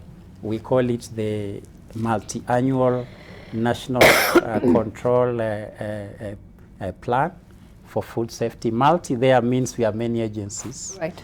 And annual means is something we review every year. Right. Because all the time we have changes happening, new legislation, new food products and so on.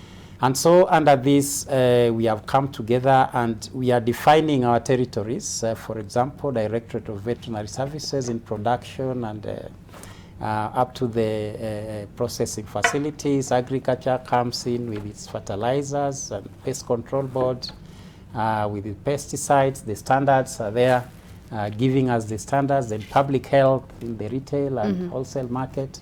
So everybody's trying to define its territory. And we are trying to question ourselves. For the first time, we are sitting in a room, all of us, the 12 of us, and discussing and asking ourselves what has been done and what has not been done. And therefore, how can we ensure that everybody or everything is done at the right time? And this has really helped us a lot because we have defined strategies for different institutions, and we have our own plans within our institutions that are helping us now achieve our mandates in food safety. And we believe this is the start, the starting point of a process that will lead us to coming up with a central coordinating authority. We could call it a national food safety authority that would then be able to coordinate all these institutions that are involved in food safety. All right, yeah. Dr. Charles, I think at this point we're going to take a very short break. We'll be back with AM Live Plus. Sorry for you.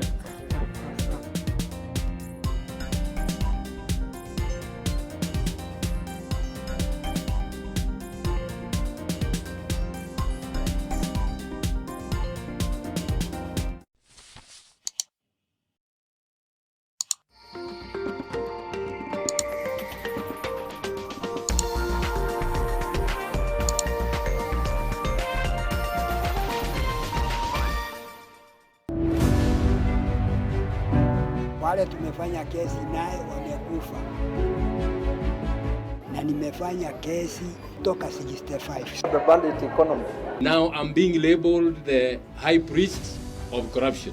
There's still some cartels in the judiciary. We have had cases of corruption in the judiciary. We have sacked quite a number of judicial officers. If you do not have a judiciary that has a good image and that has the confidence of the public, then we all suffer. But we shall revisit.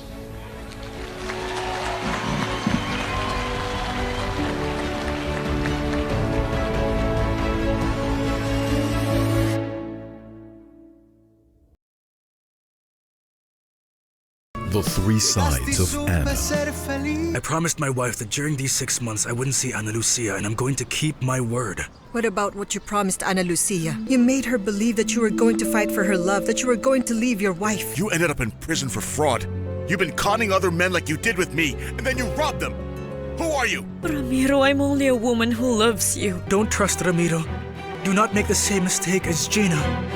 Loves me? Gina wasn't always the best person. She left you at the most difficult time of your life. I know your marriage is destined for absolute failure. Even though you don't want to accept it at the moment, it's all right. The three sides of Anna. With Lipa na M-Pesa, you get more. Lipa na M-Pesa. Every 100 shillings spent on Lipa na M-Pesa earns you an entry into the draw. Do more with Lipa na M-Pesa.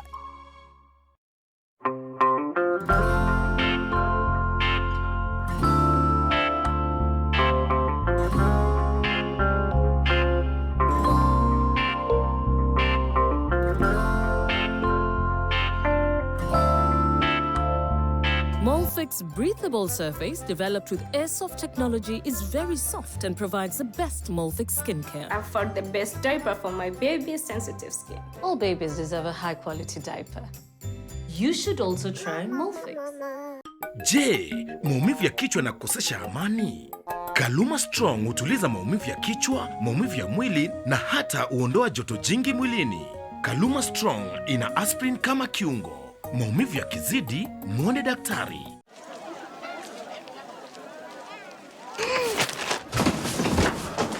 Do your gums hurt? Yeah. Does your toothpaste contain sage, eucalyptus, myrrh, chamomile? All that in one toothpaste? Yes, try Colgate Herbal. Colgate Herbal contains nature's best herbs and Colgate's fluoride technology to give you strong teeth and healthy gums. Ah, Colgate Herbal. Let's go. Colgate Herbal for strong teeth and healthy gums naturally. New Blue Band peanut butter. Made with 100% pure peanuts. And a good source of omega-6. Grow healthy and happy kids with new Blue Band peanut butter. Just move to the next level with the Daily Nation. Every day, every Monday, Junior Sport will move you to the top of your class with KCPE revision papers. To move to a healthier, fitter, and more conscious you, read The Healthy Nation every Tuesday. My network will inspire your career, your passion, your biashara, and your network every Friday. Just move to the truth.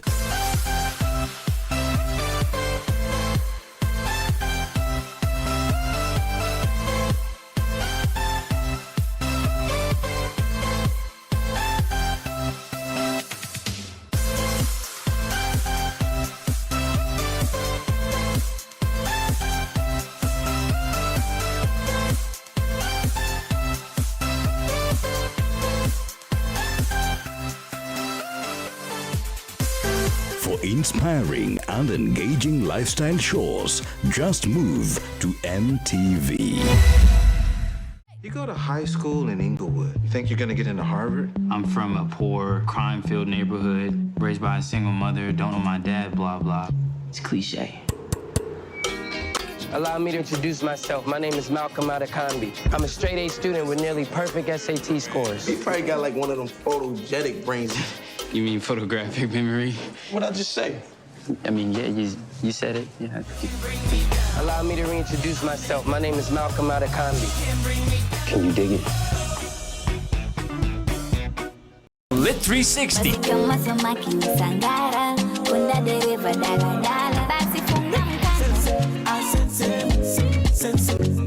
Hey there, this is Crystal Asige. Very baby, and I'm the storyteller. Ay. My name is Ben Sol. You're watching Lit 360. The best thing to happen to the 254 is full of fashion, food, music, and of course, some fun. You know be lampupa, eh? Toto kiboko. Party after party. Party after party. After party after party.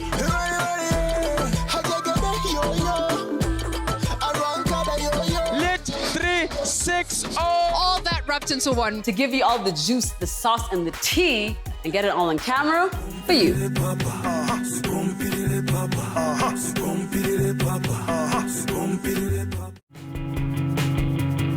This is the first day nimekuja hapa kwa ofisi na greeting ile ya kwanza nakuja kupata ni this is the payroll and this is the only balance we have in the account. Nitoe pesa wapi? Hii nyumba tutachukua nini bana? Kiti huyu? Sikuli pizza for breakfast, nataka chai na omelette. Hivi ndo mnaenjoy honeymoon na Mugobia? Nilikwambia sisi ni roommate. Mimi hapa niko tu kasi. Kwa hivyo wewe ni mbocha. Na wewe umekuja kama mbocha ama bibi? Buji. Iko nini? Unafanya nini hapa? Hapana, niko na my boss.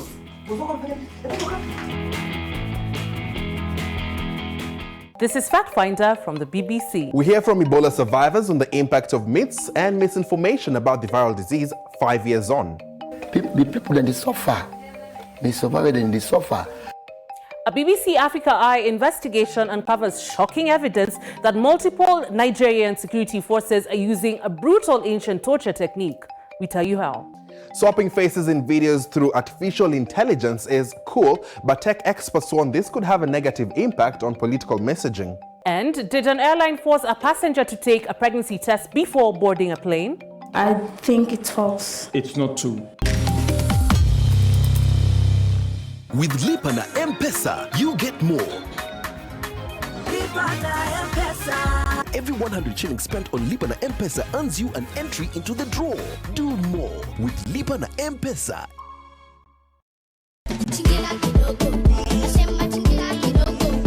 Kipi kikusi chako? Katibu kata kwa kata. Katibu confused. Asikia kwenu mmesota mpaka mnakula na story ya nyama.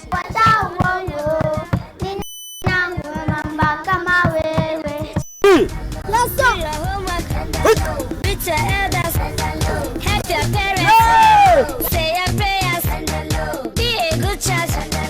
Anything you want. Anything you want.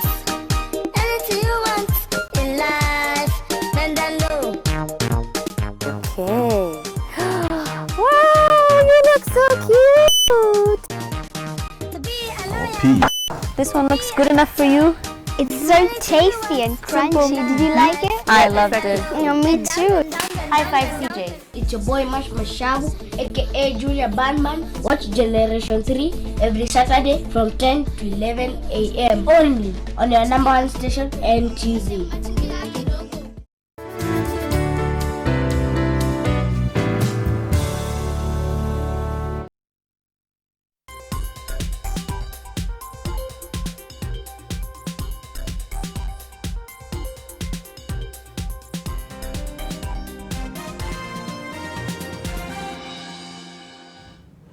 Well, hello there. We're glad you're still with us. My name is Zena Bondati. I've had to step in for Zena Ismail, who's feeling a little bit under the weather, and I will take you through the rest of this discussion. We're still talking about food safety, and we're glad that you're still with us. This is AM Live Plus. Now, as we were talking about food safety, a lot of concerns come up about food safety, both on the farmer's side and on the consumer's side. And most of the times, if I start from the Ministry of Health perspective, most of the time the consumer side of the food safety ends up contaminating me. I only know that I've handled unsafe food when I fall ill.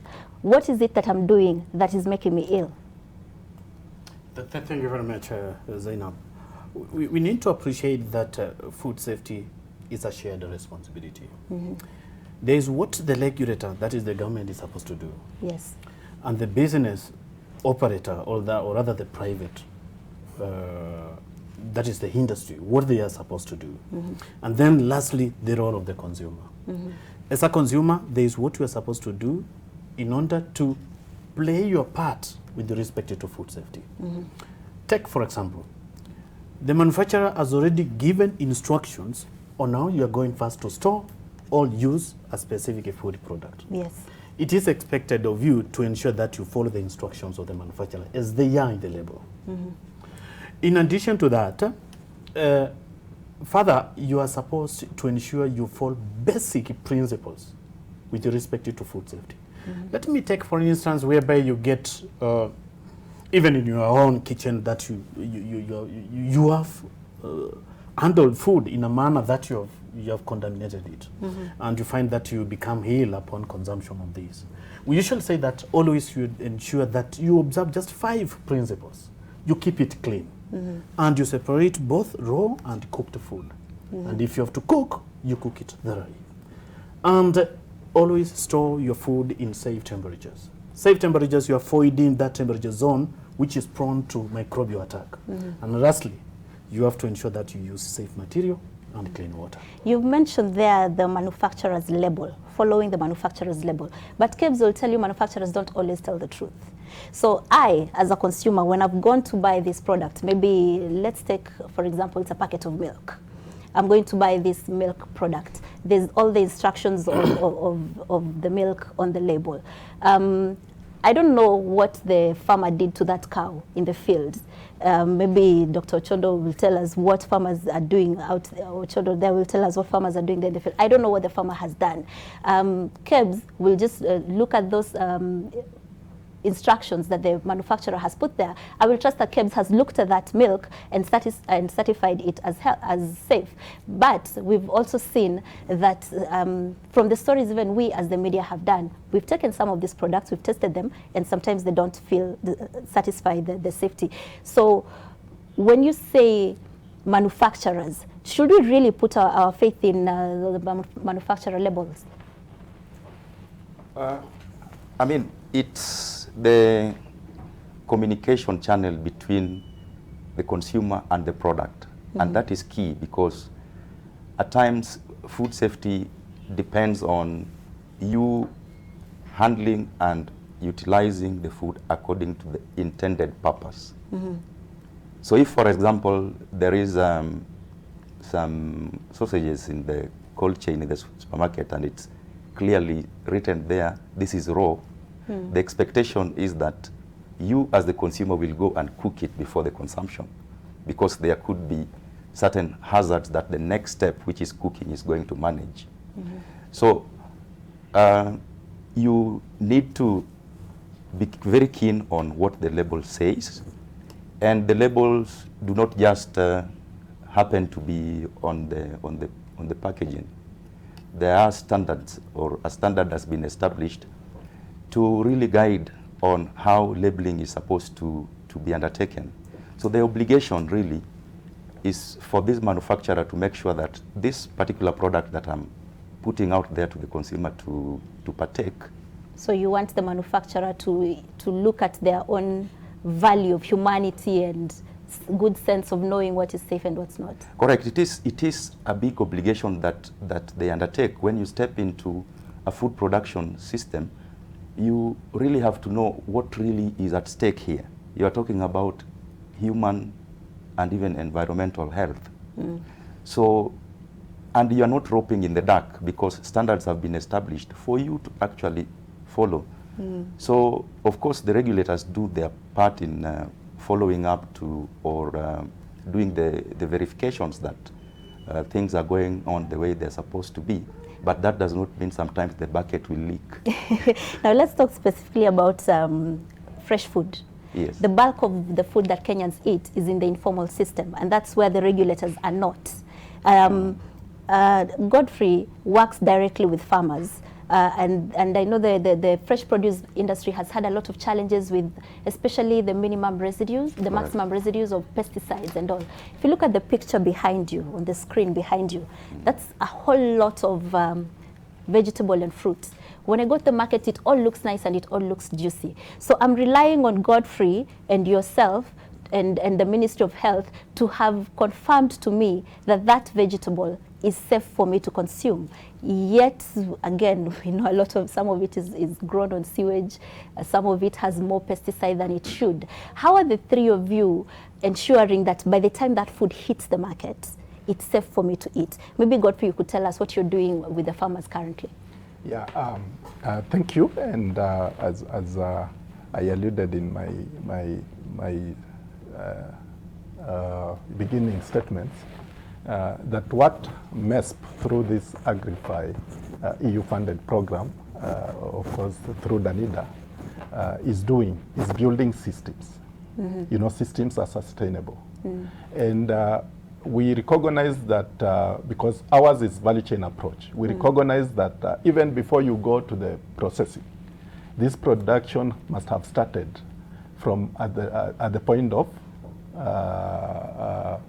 you know, soil, water, and all those kind of things that are very critical to the production of the final product. And number two, what as MESP we now believe is that production is done at the county level. And we have a gap where the implementing agency are largely national. And with the new devolved dispensation, and where again Dr. Chodo talked about coordination, what this program is doing is to bring that link, that critical link between the national, the regulator, and the production systems at the county level. Yes. And what this program has done on level one, it has brought together all these agencies and formed a very key institution at the county level, just like the ones he talked of, MNCP program, which we call the County Food Safety Committees. And these County Food Safety Committees bring together all the agencies, those ones that are concerned with production and those ones that are concerned in looking at the food when now it's getting to the table, like public health. Because public health has the mandate to enforce. But we have other agencies, Ministry of Agriculture, which has got extension system. So What the program has done is to look at those institutions, build them, and be able even to look at the legislative gaps that exist to be able to institutionalize those units to support food safety within counties. And then level 2, where he's also talking about the problem could be, and where I said in production in Kenya, it doesn't put in the moral aspect. People produce for the market. They don't care what kind of food that goes out there. Yeah. So to be able to achieve that, we have a new model that we are inventing, the Ethiopia model. And the Ethiopia model, what we have done is to borrow it from the TVET system, where you have the TVET model, where we have polytechnics. When a child goes to train tailoring, again, I explained that before. When that child comes out of that institution, if you give that child a sewing machine, everybody will trust that this child or this person or this trainee will be able to do the trade. Yes. You can give the person your clothes, yes, trusting that it will be done well. Yes. So we are saying we need to change the way agriculture is also done, that we have to start looking at it as a profession, because currently the way we have, even if I'm, let's say like I'm a pastor and I feel I'm bored in doing evangelization, I can go to agriculture, Google some material and go and train farmers and create even confusion. So what this program is doing is saying that let agriculture be a profession and managed by people who know what it is, so that what the program has done is to develop a curriculum, a standard curriculum, so that people are not just going there and Googling material and training farmers and creating all this kind of, and we have reviewed curriculum for 4 value chain currently, and approved by TVET CDAC, and we are going to anchor that curriculum at the 13 ATC, because we are trying to demonstrate a case. And in this 13 ATC, by anchoring these, we want farmers to link the private sector players to those ATCs. So you're currently only working with TVETs? We are currently working with TVETs. We are introducing agriculture component in the TVET. The TVET's curriculum. Yeah, so that the agriculture component, now we can have farmers being trained, having the right competencies, having the right skills, and having the right behavior, the attitude part that is creating the biggest challenge. How many farmers have you been able to reach so far? In the counties that you're working with? Yeah, in terms of program, we have already done the first things, the development of curriculum, and we have already set up the 13 TVETs in the 13 counties of focus. And now this year is when now we are zooming in, and we are hoping that by the end of the program we'll have trained 13,000 value chain actors, or food business operators, if you want to call them so, who will be very critical in championing this food safety agenda in the country. And now that's how we are aligning again with the SEC program that is being run by the Danish government, because they are the one who started this coordination at the national level. But now the Agrify program is zooming in at the county level, because at the national level there's no production that happens. The production is at the county. Yes. Yeah. Okay, Dr. Chodo, let's talk a bit about the meat and the milk industry. If you look at, we have about, do we have enough inspectors first? Before I ask you the next question, do we have enough inspectors? I think we have about 500 against all the many slaughterhouses we have. Do we have enough inspectors to actually certify the meat to eat? Thank you. We do not have enough inspectors, and we can never have enough inspectors. Because saying you have enough inspectors means that you have an inspector for every point where the meat is handled before it reaches the consumer. Because the inspector is actually supposed to take care of that safety. And that realization that we cannot have enough inspectors is what has given rise to the new thinking that we are talking about under our multi-annual national control plan. And we are having a revolution in the food safety in Kenya. And this revolution is moving the control of food from the inspector to the food business operator. And the food business operator is at 3 levels. We have the production level, where you have the farmers that Godfrey has been talking about. Then we have the processing level, where you have the industry. And then we have the distribution level, where you have the markets, be they supermarkets, retail, or wholesale. So the 500 or 1,000 inspectors that we are having, we don't want to say they are enough or not enough, because we have learned that we cannot have enough inspectors. So it's not a it's not about inspectors, it's about the change in approach. Yeah.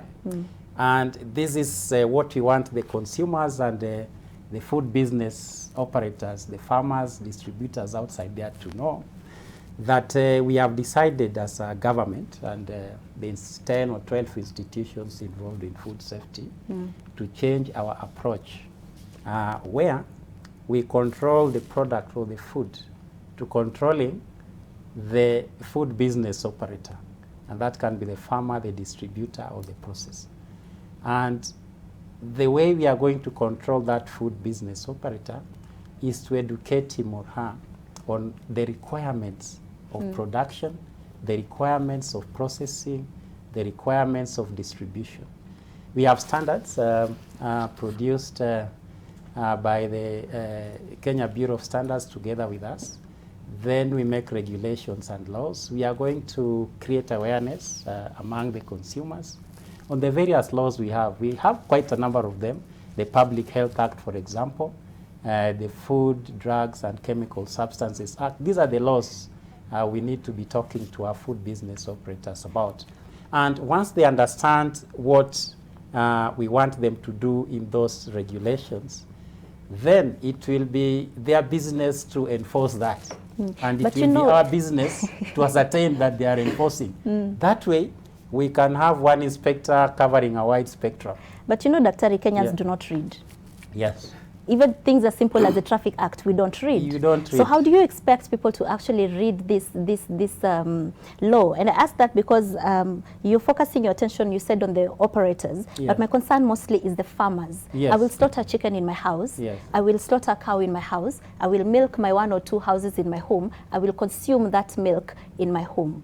Previously, we had extension services, which could reach me with my 1 cow or my 2 cows, and they would be able to assess whatever food safety concerns I may have or whatever illnesses my cow may have. But with the onset of devolution, that service seems to have dwindled. And when you say you're focusing your attention on the food operators, you're cutting off this farmer down here who does not have that extension service anymore. So how are you reaching this particular farmer? Yeah, the farmer is not cut off. And we know Kenyans don't read. So what we are going to do is to read for them. Meaning, we are going to sit with them in a workshop, under a tree, if it's that farmer, even in his home, and enlighten them on these standards, on these regulations, so that they know what they are supposed to do. And it's not necessarily in English, it will be in their languages. So these are workshops that have not happened yet? Yeah, this is something we are just beginning to do. And what we are also going to do is to make sure that we know our farmers, what Godfrey is doing. He's talked of 13,000. We have about 4 million of them in this country, if you look at crops and livestock. We are going to go down there and list them, know them. And once we have known them, we ask them if they want to be farmers. They say yes. Then we now take them through the laws, the regulations, the standards. And at the end of it, we shall give them some kind of document to show that they have attended or learned what they are supposed to do. Now from there, we shall come in to be, just checking that they are enforcing those standards. So you'll be able to go to their homes? Exactly. Not really their homes. We can bring them to places where we congregate them. In agriculture, we are also encouraging farmers to form groups. They could be common interest groups. Could be cooperatives or so on, where we can approach them as a group. And that is what we are doing under this program with the Danish government, the Strategic Sector Cooperation Program. We have started that pilot in Nyandarua, where we are working with 2 dairies to tell them exactly what they are supposed to do. And we have a horticulture group also that we are working with. Yes, and that is the approach that we want now, so that these farmers are enlightened, and then we move from controlling the vegetables, controlling the milk, and so on, to just doing some spot checks on the farmer, on the retailer, and so on, so that if you put in medicines in animals, you are supposed to observe the conditions that will give you the withdrawal periods. You don't sell. If you spray your tomatoes and you don't sell them the following day, and so on, all these things. You talked about growing food in sewage. We'll tell you all these things, so that, because the laws are there even today, it's only that people are not using them. So we'll change our approach. We'll not read our laws and try to, enforce them ourselves. We'll read them to the people who are producing, and then hold them accountable. Yes, Henning had something to say. Yeah, I completely agree, but just maybe a small add-on also to your own comment about the informal sector, and you say the regulators are not there. Yes. And of course they're there. It's they should be. The law is for everybody, also in Kenya. And of course it's a bigger task. It's more difficult, but what Charles is talking about in the revolution and the change of the approach of controlling food, it's a whole new education also of inspectors.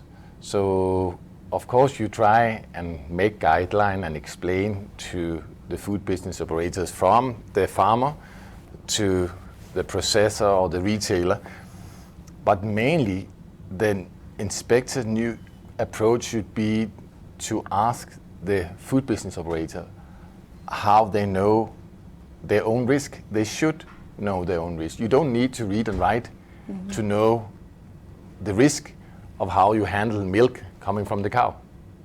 They all know about mastitis and so on. So maybe they don't take action on it, and then you are told by the regulator this is not supposed to happen. You have to know, and that also counts for the street vendor when you use a dirty knife and so on. It looks like a really, really huge problem, but with the change in attitude, it is a big problem, but also a big task to turn around. But with the change of principles that we also follow in Europe, that the FBOs, they have to account for their risk, and they have to know how to comply with them. Yes. The one thing is to train and explain and so on by the regulators, but there is a risk if the regulator tells how things should be done, and you come back and it has not been done, then they will say, you told me how to do it, and now it's wrong. And that's why we have to put the responsibility for how to make the improvements and make safe food has to be on the food business operator. And then if they don't comply, and then of course there is an interaction with the authorities. You know, the concern from a consumer point of view and also from a journalist point of view, the concern for many Kenyans is that these food safety concerns will always be there. The media will blow the whistle on a food safety issue somewhere, and then the regulator will instantly react, as if this regulator was just waiting for this media report to draw attention to this food safety concern. And then the regulator will look like they're trying to do something. They will issue memos and letters and whatnot, and that story dies. So they don't come back to me as a consumer to tell me, this was the concern, this is how we addressed it, you should not see it again. From the Ministry of Health, let's just look at the issues that have come up in the last few weeks. Even milk, there's always concerns about aflatoxin in milk. Which ones have you addressed so far, and why hasn't feedback been given to the consumers yet? Okay, thank you. With the respect to the role of the Ministry of Health on food safety, is that we are so central to food safety. And for your information, the government has a mechanism on how to coordinate all these regulators. We have a National Food Safety Coordinating Committee, which is chaired by the Secretary Agriculture, while the Director Public Health provides the Secretariat for that. And for example, Kenya Bureau of Standards, Director Veterinary Services, and other regulatory agencies are members in that. In a nutshell, what we are trying to look is how shall we get coordinated so that we can be able to synergize and address some of these challenges. For example, you'll find that of late you have not had a lot with respect to aflatoxin outbreak. It doesn't mean that we have been able to say no to aflatoxin because it's a natural contaminant. Yes. It has to be there to the soil. The thing is trying to maintain the levels. But we have ensured that as a national government, with respect to the Ministry of Health, capacity building has been done. Yes. We have done capacity building to both the food business operator and other value chain actors. Not we alone. I'm not a specialist. I'm not an agronomist. I'm not a specialist agronomist. The agriculture will play that part. Okay. There is the role which will be able to play. And therefore, by turning the approach to ensure that the person, the miller, for example, who is milling, is knowing that it is my responsibility to ensure that whatever I churn out is safe. And the government has given you the documentations, whether the standards, whether the knowledge, for you to ensure that. It's upon you when the regulator comes to demonstrate to the regulator, because that is what I'll be coming to inspect. How are you ensuring that whatever you're producing is safe? I want to see your documentation. How have you put your procedures? For example, on receiving the maize, I look into this and this and this and this. This is how I'm going to store. This is the time I will reject. So it's upon that I'll now critique as a regulator and say, oh, you're doing this, but I'm not convinced on this. Can we go further? And in that, you'll find in some of the manufacturers have been able to comply. Let me give you an instance whereby we used to have challenges with our exports to Tanzania with respect to use of food additives. Yes. Like colors, sweeteners, and all that. But we came to realize, actually, the food business operator does not know. So we had a sitting with the Kenyan Association of Manufacturers, and we told them, bring all of them on the table. And we discussed with them. We took them through the general standard for food additives. Okay. Since then, we have never had any issues with respect to our exports, because they knew, oops, it's my responsibility. And now they started using the food additives with respect to the standard. Do you think that within your community, within your committee, the food safety committee, do you think you're giving the consumer enough information? Because from what you're saying, it sounds like there's a lot happening, but the consumer is not necessarily aware of what you're doing. Do you think you've put in enough mechanism to ensure this information goes back to the consumer? For the information going to the consumer is that information is given from both levels of the government, both from the national government and again at the county governments. Okay. Because remember, it's the counties is where the rubber is meeting the road. That is where the actions are. And MACU also, we do technical backstopping to the county government whenever there is a challenge. They may have a challenge with respect to specific new ways of doing things or implementation of a standard. And that has been done. With respect to the education of consumer, yes, we are trying as much we can to ensure that we pass this information, and also the county governments, they do the same, so that the consumer is informed. Okay. Now, this conversation is getting very interesting, but at some point you're going to have to take a quick break and cut to another event shortly. But before we do that, Godfrey, if I go to, in the rural areas and in the counties, they don't have this big, what are they called? Big dairies. They have those 2 local dairies. If I go to that local dairy, what, as a consumer, and I'm standing at the counter even before I order my milk, what are the food safety concerns I need to look out for? Yeah, in terms of food safety, as a program, I think our focus is mainly building systems. And we are building on what the Central Competent Authority, who are the experts, to be able to determine what are the key risks in the value chain.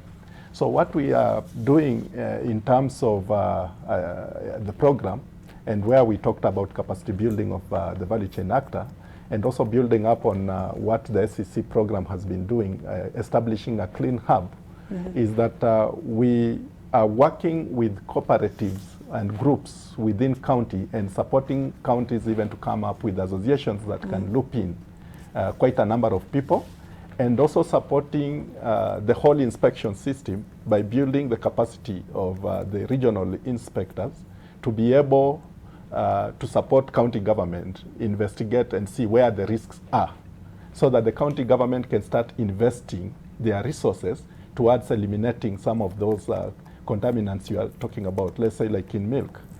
Maybe one key thing that we are doing as a program is supporting the county government to do tests in various value chains of focus, and out of those tests that will be done by the central competent authority, we will be able to establish the status of each value in those value chains in each county. Sorry, I need to interrupt you. I need to interrupt you briefly. We're going to take a very quick break, but when we come back, we'll be telling you about the transition that Barclays Bank is making, moving from Barclays to ABSA. And Alex Mwangi is on site, and he'll be speaking to the CEO, Jeremy Awori. We'll be right back with that information.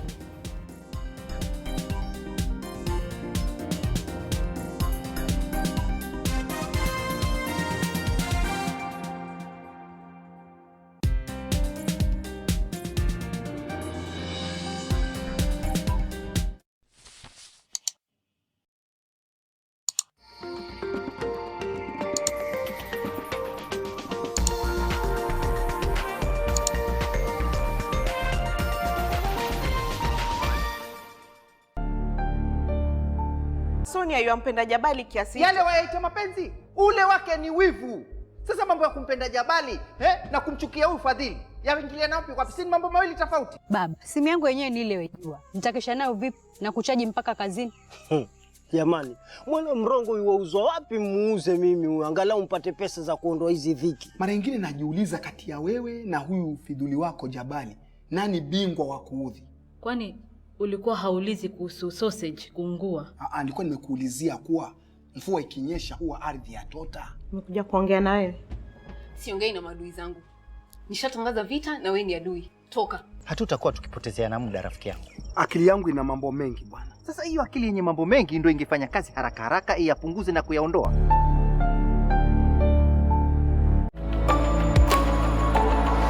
Being a mother shouldn't invalidate our dreams. Being a single mother, we don't have to be labeled.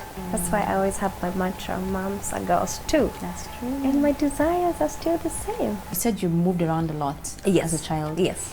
Did that affect you in any way? I felt at some point like I was a burden. At the same time, my father had long rejected me. I almost took my life twice. Yes. And each time, God was like, what do you think you're doing? With Lipa na M-Pesa, you get more. Lipa na M-Pesa. Every 100 shillings spent on Lipa na M-Pesa earns you an entry into the draw. Do more with Lipa na M-Pesa.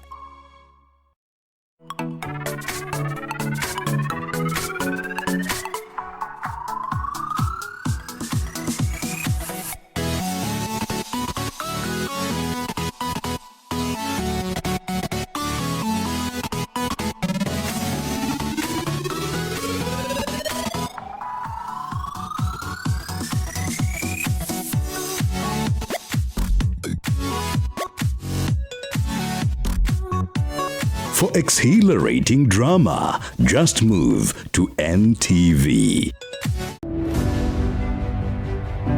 Wale tumefanya kesi naye wamekufa. Na nimefanya kesi toka 65. The bandit economy.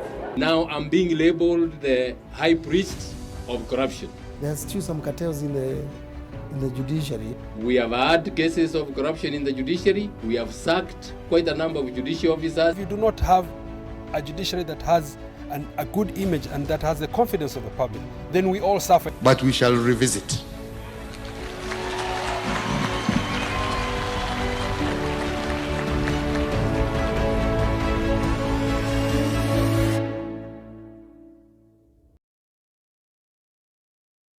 Lit 360.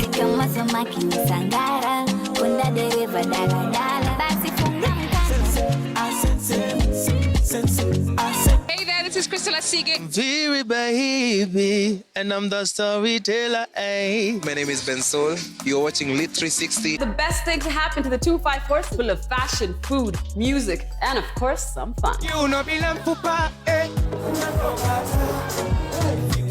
Toto kiboko. Party after party. Party after party. After party after party.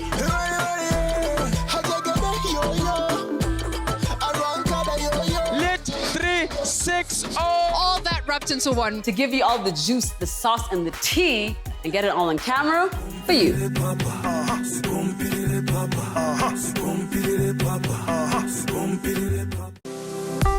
The Nation Media Group, in partnership with Kenya National Chamber of Commerce and Industry, will hold its first SMEs Conference and Expo on 24th and 25th February 2020 at KICC Savo Ballroom, Nairobi. SMEs will showcase their brands, products, and services. Be part of eye-opening conversations with experts and peers. Watch it live on NTV on the 24th of February from 9:30 a.m.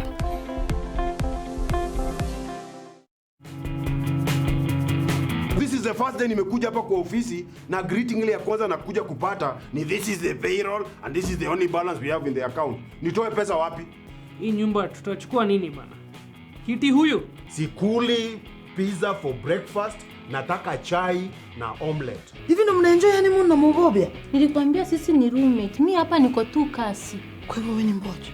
Na wewe umekuja kama mbocha ama bibi? Vuji. Iko nini? Unafanya nini hapa? Hapana, niko na my boss.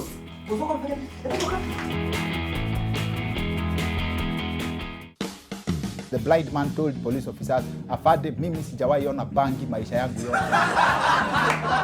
Hizo ma award zikafanya watu waanze kuimbia award badala waimbe the word. Mimi mkinichagua mtaona miujiza. Anajifanya siku hizi. Kimbia mara moja. Naogopa Mwenyezi Mungu na uji moto peke yake. Hiyo si bangi. Just move to the next level with the Daily Nation. Every day, every Monday, Junior Sport will move you to the top of your class with KCPE revision papers. To move to a healthier, fitter, and more conscious you, read The Healthy Nation every Tuesday. My network will inspire your career, your passion, your biashara, and your network every Friday. Just move to the truth. You go to high school in Inglewood. You think you're going to get into Harvard? I'm from a poor, crime-filled neighborhood, raised by a single mother, don't know my dad, blah, blah. It's cliche. Allow me to introduce myself. My name is Malcolm Adekambi. I'm a straight-A student with nearly perfect SAT scores. You probably got like one of them photogenic brains. You mean photographic memory? What'd I just say? I mean, yeah, you said it. Yeah. Allow me to reintroduce myself. My name is Malcolm Adekambi. Can you dig it? This is Fact Finder from the BBC. We hear from Ebola survivors on the impact of myths and misinformation about the viral disease 5 years on. The people that they suffer, they survive and they suffer. A BBC Africa Eye investigation uncovers shocking evidence that multiple Nigerian security forces are using a brutal ancient torture technique. We tell you how. Swapping faces in videos through artificial intelligence is cool, but tech experts warn this could have a negative impact on political messaging. And did an airline force a passenger to take a pregnancy test before boarding a plane? I think it's false. It's not true. With Lipa na M-Pesa, you get more. Lipa na M-Pesa. Every 100 shillings spent on Lipa na M-Pesa earns you an entry into the draw. Do more with Lipa na M-Pesa.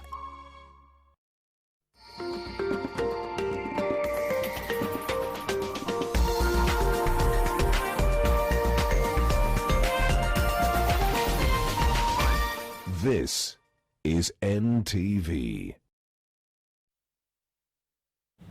Well, welcome back, and we continue the discussion of food safety. But before we get back into it, we're going to take a quick crossover to the Nairobi, to where Absa and Alex Mwangi is on standby, and Absa is transitioning from Barclays to, actually Barclays Bank is transitioning from Barclays, which is it has been operating as Barclays in Kenya for the last nearly a century, and will now begin operating as Absa officially beginning today. And Alex Mwangi is on standby to give us all the details from that end. Alex, take it away.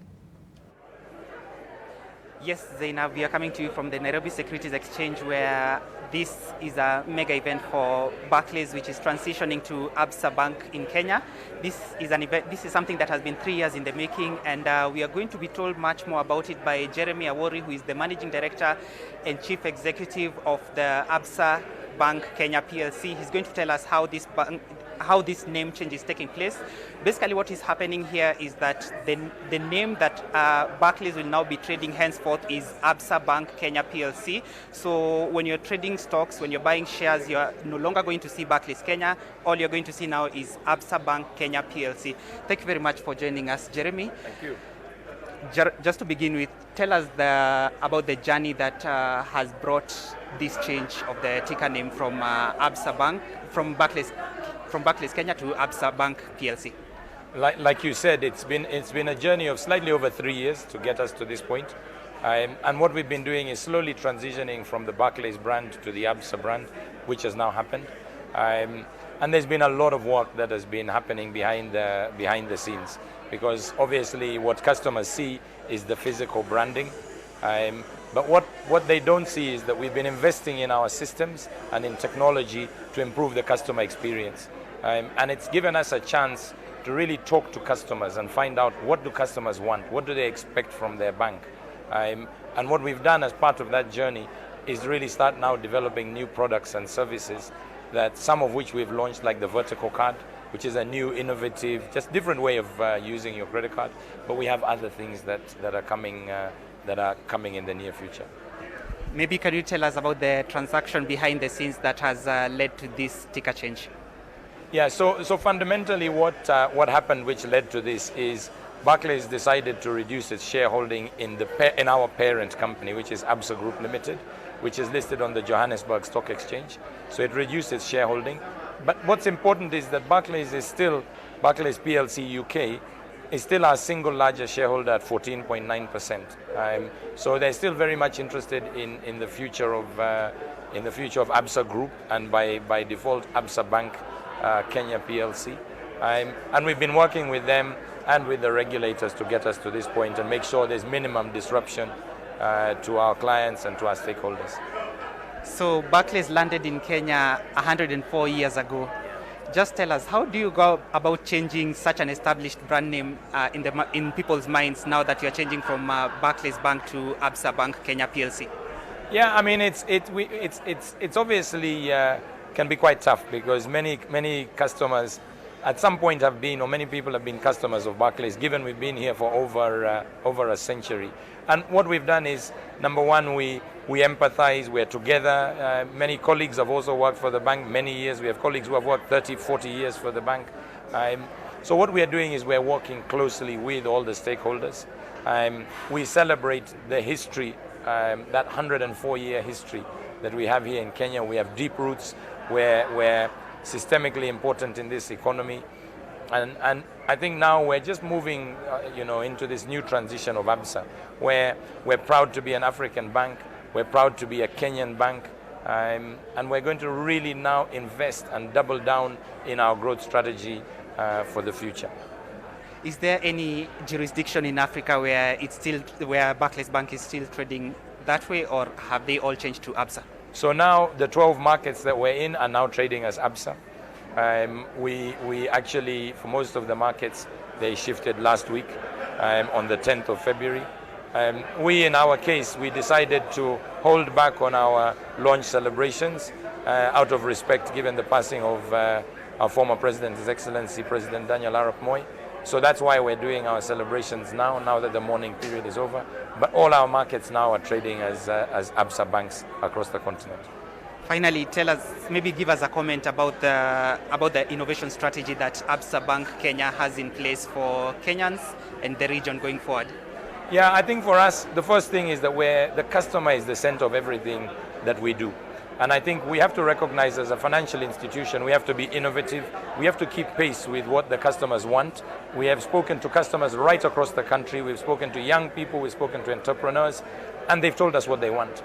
Now what we're doing is we're now building their needs and desires into our financial products and services.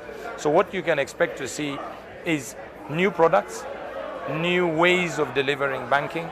We're a digitally led bank, so you're going to see a lot of automation, you're going to see a lot of digitization, a lot of use of the mobile technology because it's convenient for people.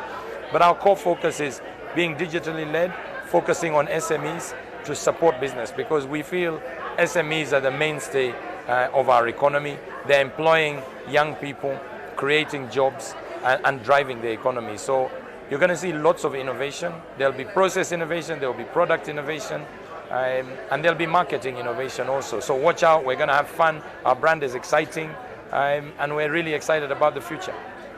Thank you very much, Jeremy. Thank you. That was Jeremy Awori, the Managing Director and Chief Executive of Absa Bank Kenya PLC. And so from now henceforth, it's no longer Barclays Kenya trading at the Nairobi Securities Exchange. It's Absa Bank Kenya PLC. And I now take it back to you in studio, Zainab. Thank you very much, Alex Mwangi. Yes, we do expect to hear a lot more about that story in our subsequent bulletins.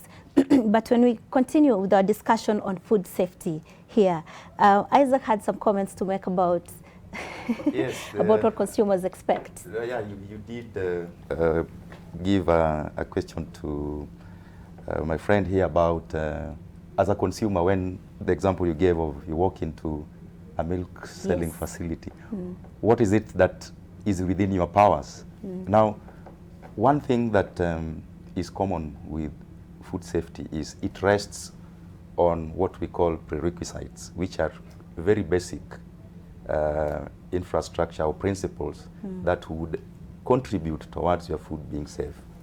I would expect a consumer walking into a milk facility to even just appreciate the kind of hygiene environment that the food you want to purchase is being handled in. Yes. So by a quick scan, you can tell, am I really in a food handling facility? So that is one thing that is within the power of the consumer to choose, because you can see what level of hygiene is being maintained. Look at this person who is dispensing for you the milk. In terms of just the way they look, they have groomed themselves. Is it looking like someone who is handling a food material that is going to be put on the table? So these are some of the basic things that are within the hands of the consumer to also shape the market in as far as food safety is concerned. We have issues to do with licensing. I mean, you cannot just get into a food business without some authorities really looking at the kind of infrastructure that is in place. Are we having a license somewhere displayed? And from the Kenya Bureau of Standards point of view, when it comes to food handling facilities or food manufacturing facilities, there are codes of there's a code of practice that has been put in place to actually guide so that people know what are these building blocks that we need to put in place to ensure that what we are going to bring in is handled in an environment that is not going to create harm. Because there are times you could acquire a good raw material into your process, but internally you end up now introducing hazards that end up with the consumer. That is why the program is looking at it as a whole value chain approach, such that each one of us has a role to play to ensure that what ends up into our pallets is not going to cause harm. What about these roadside vendors? In Tanzania, they call them mama pimas, the small-scale vendors on the side of the road. They don't have a license that I'm going to look at. For instance, if I'm going to buy, the most common thing that people buy on the road is mahindi, roast maize. There's no license that this guy has. So when I walk up to his table where he's roasting the maize from, the quick things that I can look at that can point to me that this person is probably handling unsafe food. What are some of the things I should be able to look out for? It would be more in the domain of public health. Yeah, so you'll take it up. What I'd say is that Kenya is a growing economy, and in such an economy, you will expect such businesses to be thriving. Africa realized this, not only Kenya, and therefore they came up with a street vending standard. Or now you are supposed to do street vending. Instead of picking the street vending way of doing business, we retreated to street hawking. Street vending is different from street hawking. Street vending is whereby it is known by the regulator. Yes, the street vendors, so to say, so and so will be operating like in this part of the street, and this is what he will be doing. Because that person who is roasting maize, actually, you're not expecting him to have a bathroom just behind him. No, he doesn't. No, Yes. that cannot happen. These are some of the challenges which we are facing with respect to implementation of this standard. It's a codex adopted standard. The codex is the international body for standard making. And each member state is supposed to pick it and see how you are going to adapt it. But still we are having those challenges, but I can say to an extent we are almost there. But still grappling with hawking and trying to get out hawking, and we do proper regulated streets. So that you know Zainab is selling maize on Mati Street. Yes, we know this is what you are doing, and there are some basic procedures which we are expecting you to follow. And it's upon you to explain to the regulator, ideally, how are you doing it? You may not be able to document like a big company, because in the big companies we are expecting you to really document your procedures. Say this is what actually do. But with the small, with the street vendor, it may not be to that extent. But the basic, what Isaac is calling the prerequisites, those small basic ones are the ones we expect you to be. Let me ask you, do your regulations also cover individual companies that are not in the food business but serve their employees some kind of meal? What you're talking about is food. Yes. Irrespective of now where you are, even if it is this nation media, and you're having a restaurant here, yes, where the staff will go and eat, we expect to follow the basic food principles, which will ensure that whatever the consumers, the workers are eating is also safe.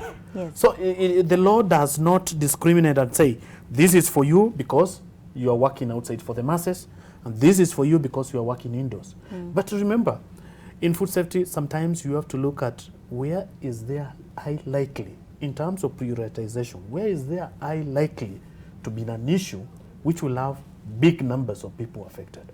And you may put your efforts there. Yes. In terms of, not the food, in terms of the business operator who is feeding so many people. Henning, if you look at the FAO data, it indicates that at least 91 million people in Africa fall ill due to various food-related contamination and illnesses, and that results in at least 137,000 deaths annually. When you look at those numbers, what do they say to you? They're huge. It is a serious issue. We have serious outbreaks in Europe too.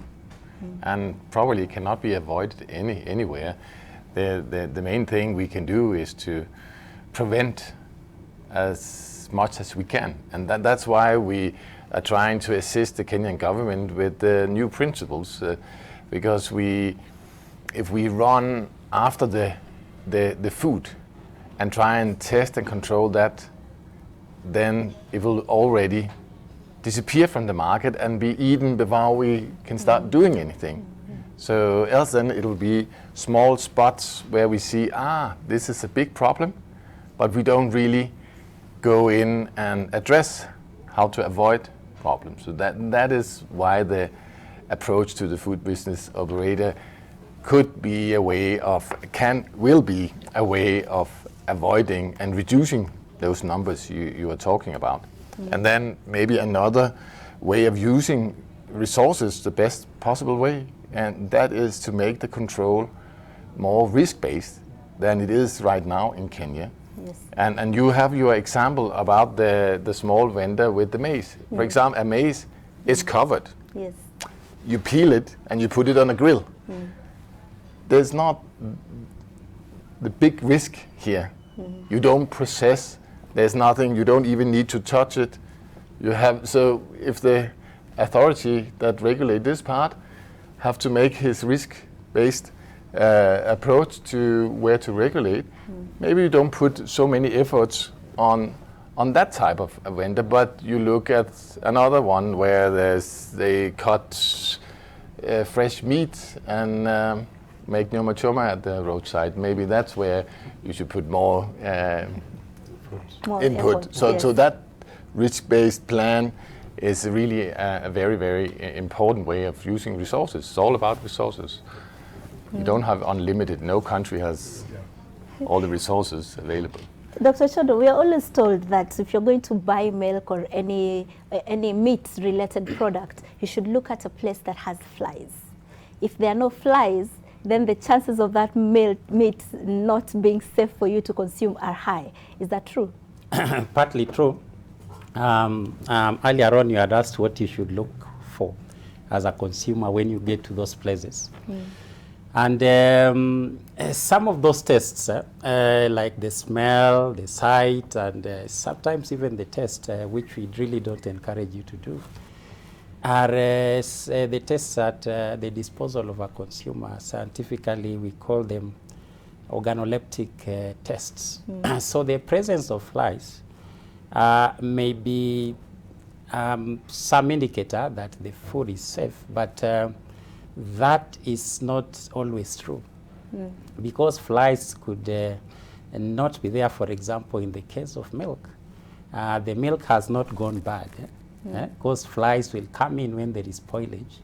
And what has happened now with that milk is that you have added in certain chemicals. For example, you have put in hydrogen peroxide, formalin. These are some of the chemicals people are using, detergents, even Dettol, things like Savlon. And so that has preserved the milk. And therefore the smell is not bad, but the milk is not safe. Yeah. The same can be done with. And that's something I can't be able to tell with my eyes when I look No, at you it. can't. You can't. That now requires the regulator to go in and pick a sample and test. And you can do the same with the meat. You had that story of the supermarkets and what they were doing. The meat looks red and nice, and it doesn't produce any smell, but it's not necessarily safe. So smell is not always the best method to rely on to judge safety, but it's a method at the disposal of the consumer for a start. Yeah. Yes. Okay. Godfrey, in your experience, where do you think the greatest burden of concern is in terms of food safety across the entire value chain? I think the greatest concern is shifting, the paradigm shift, where we are now shifting the responsibility to the food business operator, that they can be able to understand the inspectors are not, we only have a certain critical number of inspectors, and by putting that burden on those inspectors, we are not helping the case. So what I think we should do, and what MESP through the Agrify program is doing, is to support this revolution, that paradigm shift, that the food business operators can be able to say the things that the competent authority are saying. They can document, so that when an inspector goes there randomly, can tell you, even if it's that mama mboga, tell me how you are making sure that this mboga that you are selling here on the street is safe for human consumption. If the inspector gets satisfied and the inspector will feel, then that is okay. And then the other thing that I think is a big concern is, of course, the multiplicity of number of actors, where coordination is key, and where, again, the Agrify program and the SEC program are playing a critical role in terms of creating a platform, so that when DVS is going to poison dogs in a particular village, the public health should know, so that when the dogs have been poisoned and died, the public health can put in mechanisms to make sure that there's no, dogs littered over. So that coordination mechanism, and we are doing that through institutionalizing that by supporting county government to come up with policies that will support this coordination, and also the legal institutions that will be able to do this. And we believe if this is done, Of course, finally, what we are doing now, consumer sensitization, is also very, very critical. And this program is supporting that. And this is just one of the programs that we are going to support and work in partnership with your media house.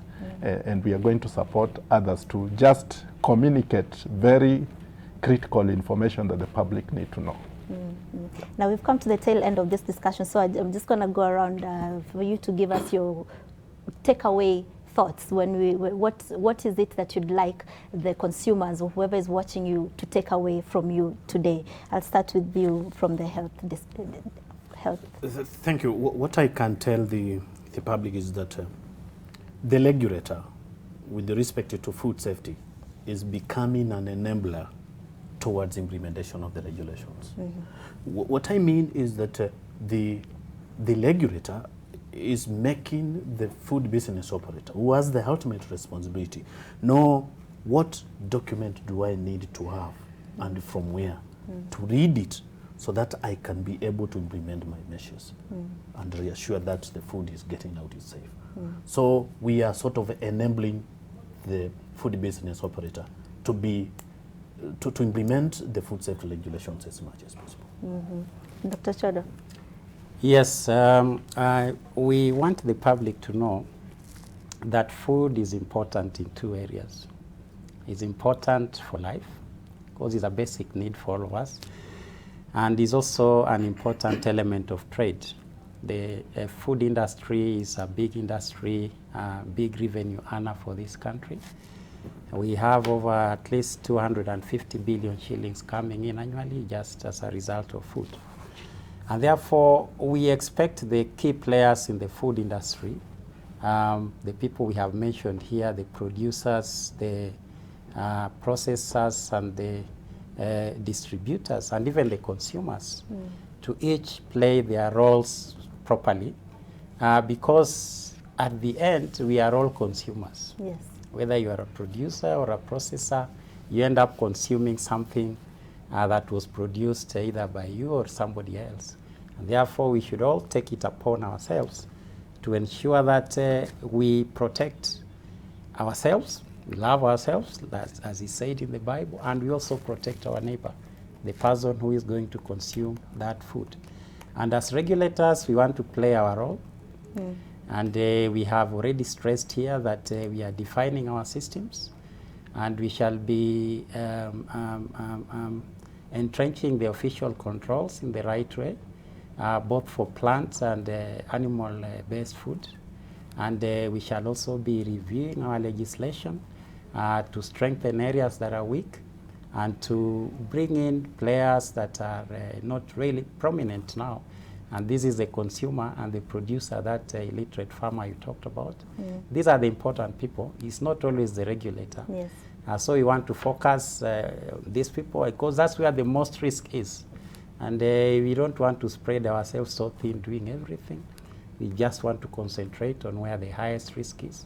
And we have identified that most of the risk could be at the production level, retail level, and consumption level, how you handle the food in your premises. Yes. Yes. Henny.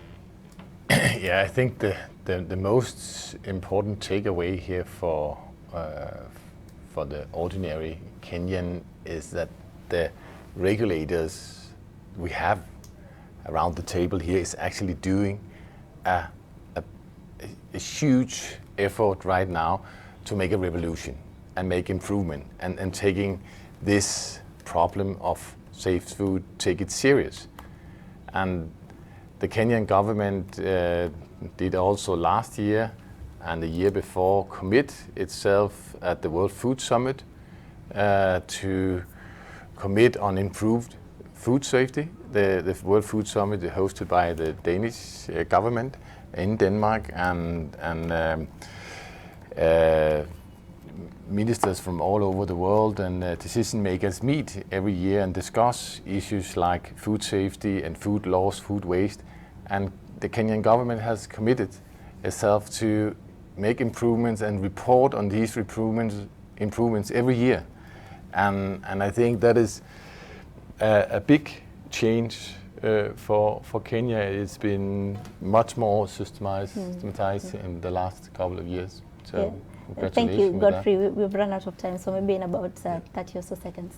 Yeah, I think for me, the takeaway would be the morality part of it, the attitude, which we are also trying to bring out in the curriculum, that if the field business operator can see into it that it's only not producing to the market, but also producing to assure the market that whatever they produce is safe to eat. If we put morality into it, then we'll be able also to achieve this objective, besides the systems that we at MESP through Agrify we are building. Yeah. And finally, Isaac. Yes, I think mine is to really put it out there to the consumers that Kenya Bureau of Standards is out there as a partner, both to the consumers and the manufacturers, to make sure that what we are having out there for our consumption is to the required standard. And my appeal is, instead of having 500 or so KEBS inspectors and surveillance officers out there, ours is to make every Kenyan an inspector by giving them the knowledge and the information, so that when we have 40 million surveillance and quality assurance officers, then definitely we will win this war. Thank you very much. Thank you very much, gentlemen, for making time to join us on this food safety conversation. This has been AM Live Plus, but this is where we leave you. But do join us again tomorrow morning when we do this show once again. My name is Zena Bondati, and enjoy the rest of your viewing.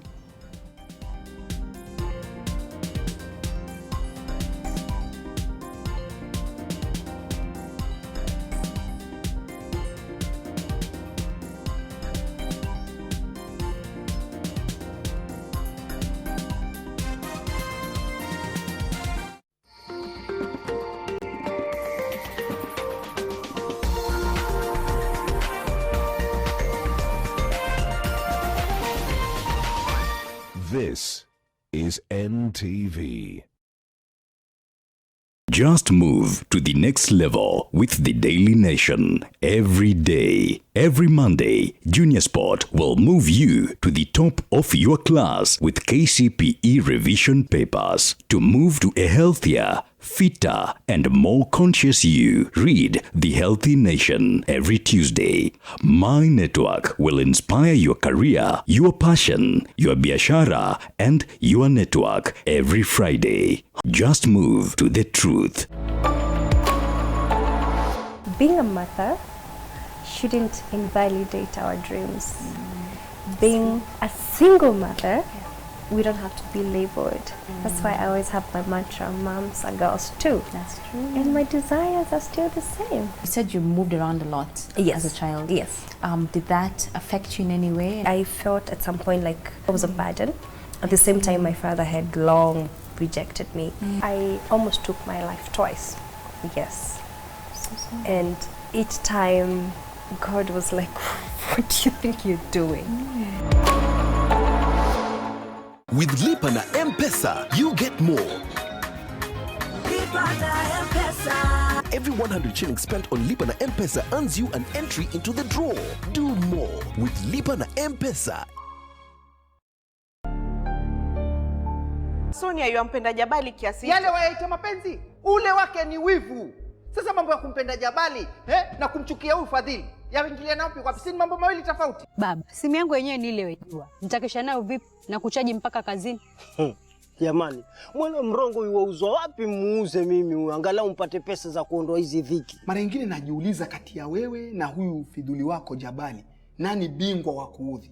Kwani ulikuwa haulizi kuhusu sausage kuungua? Nilikuwa nimekuulizia kuwa mvua ikinyesha huwa ardhi ya tota. Nimekuja kuongea na wewe. Siongei na maadui zangu. Nishatangaza vita na wewe ni adui. Toka. Hatutakuwa tukipotezea na muda rafiki yangu. Akili yangu ina mambo mengi bwana. Sasa hiyo akili yenye mambo mengi ndio ingefanya kazi haraka haraka iyapunguze na kuyaondoa.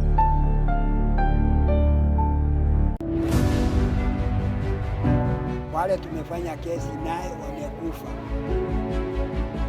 Na nimefanya kesi toka 65. The bandit economy. Now I'm being labeled the high priest of corruption.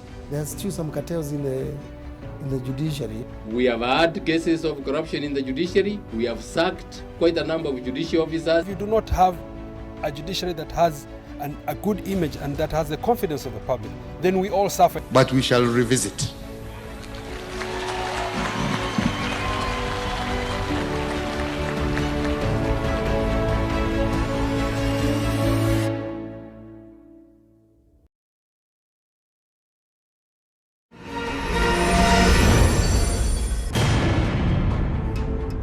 Rosemary Bermudez, one of the best infertility doctors that I know of.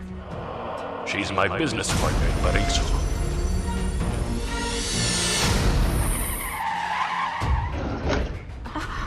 Don't move! What's the meaning of this? Don't move! She's your granddaughter. Help her! Listen to me. What if Erica knows something about Paraiso? If something happens to Erica, I will never forgive you. Never.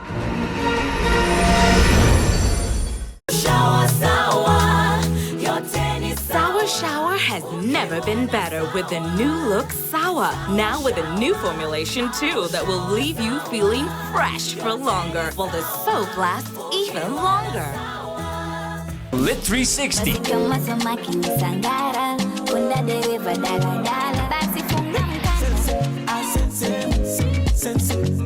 Hey there, this is Crystal Asige. Very baby, and I'm the storyteller. My name is Ben Sol. You're watching Lit 360. The best thing to happen to the 254 full of fashion, food, music, and of course, some fun. You know me pupa,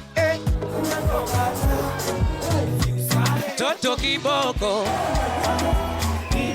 Party after party. Party after party. After party after party.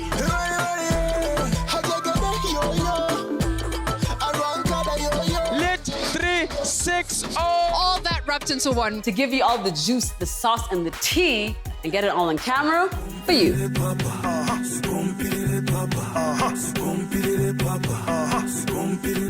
This is Fact Finder from the BBC. We hear from Ebola survivors on the impact of myths and misinformation about the viral disease 5 years on. The people that they suffer, they survive and they suffer. A BBC Africa Eye investigation uncovers shocking evidence that multiple Nigerian security forces are using a brutal ancient torture technique. We tell you how. Swapping faces in videos through artificial intelligence is cool, but tech experts warn this could have a negative impact on political messaging. And did an airline force a passenger to take a pregnancy test before boarding a plane? I think it's false. It's not true. With Lipa na M-Pesa, you get more. Lipa na M-Pesa. Every 100 shillings spent on Lipa na M-Pesa earns you an entry into the draw. Do more with Lipa na M-Pesa. Just move to the next level with the Daily Nation. Every day, every Monday, Junior Sport will move you to the top of your class with KCPE revision papers. To move to a healthier, fitter, and more conscious you, read The Healthy Nation every Tuesday. My network will inspire your career, your passion, your biashara, and your network every Friday. Just move to the truth. You go to high school in Inglewood. You think you're gonna get into Harvard? I'm from a poor, crime-filled neighborhood, raised by a single mother, don't know my dad, blah, blah. It's cliche. Allow me to introduce myself. My name is Malcolm Adekambi. I'm a straight A student with nearly perfect SAT scores. You probably got like one of them photogenic brains. You mean photographic memory? What'd I just say? I mean, yeah, you said it. Yeah. Allow me to reintroduce myself. My name is Malcolm Adekambi. Can you dig it?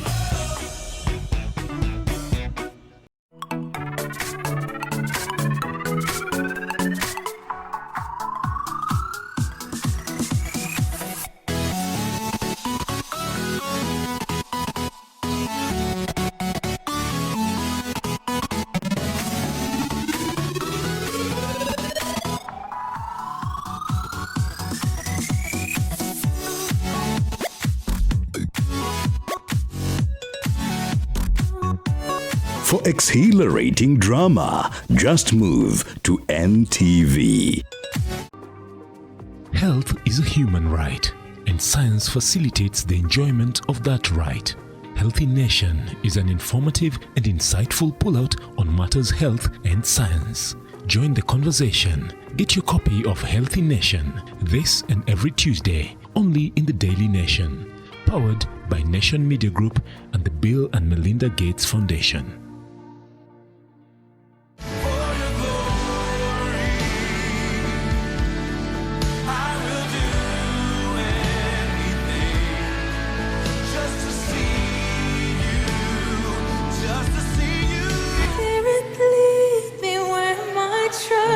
Without borders, and we walk upon the waters wherever you would call me. This is a move. This is a move. If I were you, I wouldn't wait. We are here for you. Come and do what you do.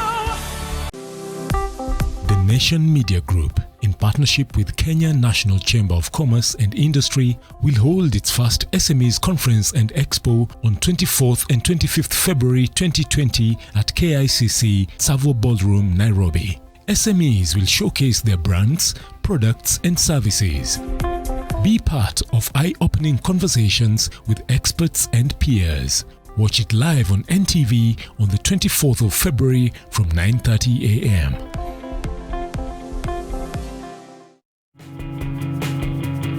This is the first day nimekuja hapa kwa ofisi na greeting ile ya kwanza nakuja kupata ni this is the payroll and this is the only balance we have in the account. Nitoe pesa wapi? Hii nyumba tutachukua nini bana? Kiti huyu? Sikuli pizza for breakfast, nataka chai na omelette. Hivi ndo mnaenjoy honeymoon na Mugobia? Nilikwambia sisi ni roommate. Mimi hapa niko tu kasi. Kwa hivyo wewe ni mbocha.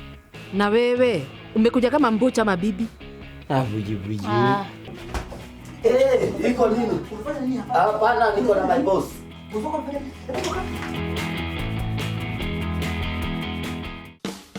The blind man told police officers, afade mimi sijawahi ona bangi maisha yangu yote. Hizo ma award zikafanya watu waanze kuimbia award badala waimbe the word.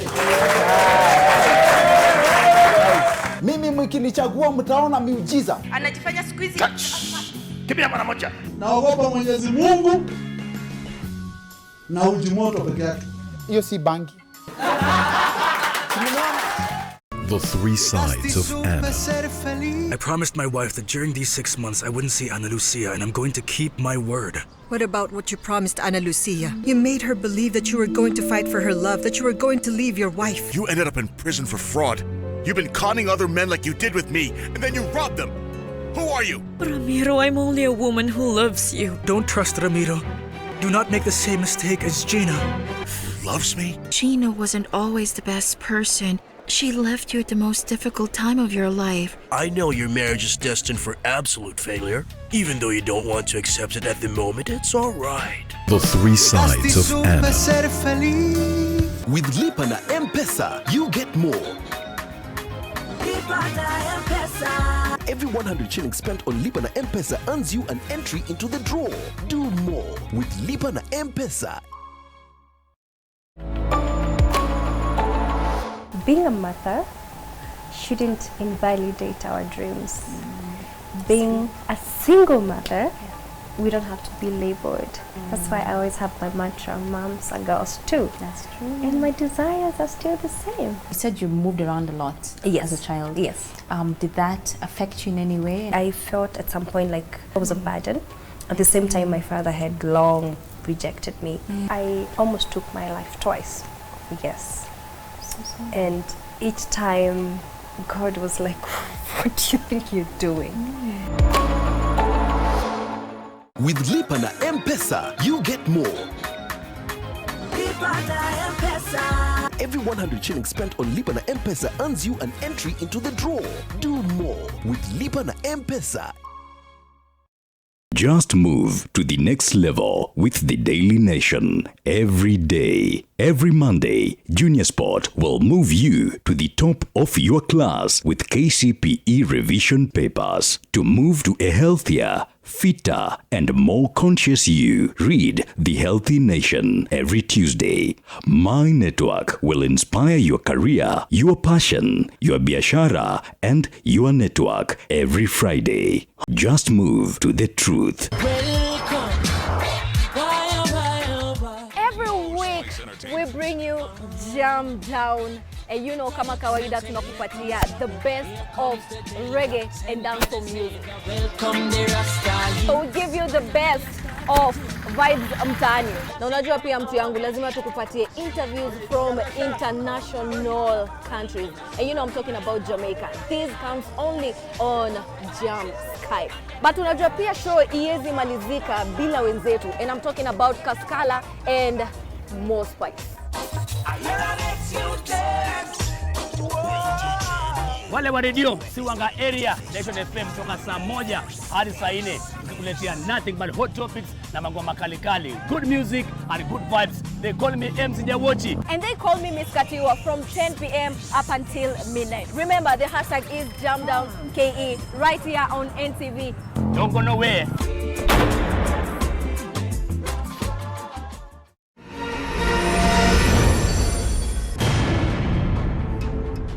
Rosemary Bermudez, one of the best infertility doctors that I know of. She's my business partner in Paraiso.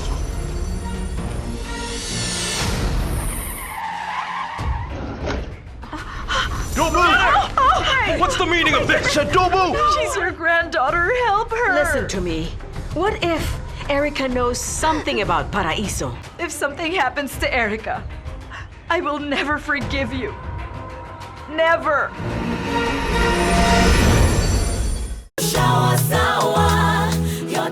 Sour Shower has never been better with the new look Sour. Now with a new formulation too that will leave you feeling fresh for longer while the soap lasts even longer.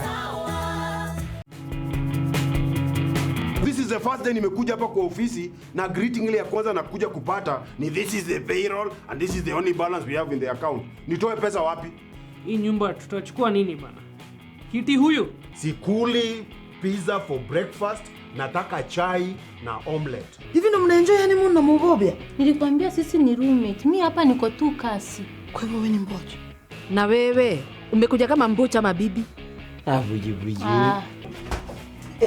Iko nini? Unafanya nini hapa? Hapana, niko na my boss.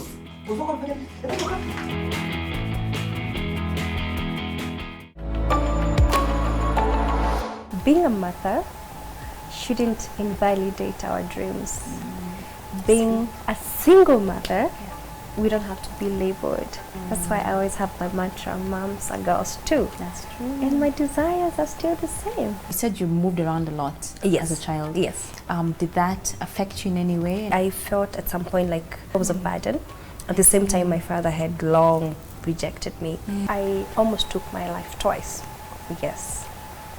And each time, God was like, what do you think you're doing? With Lipa na M-Pesa, you get more.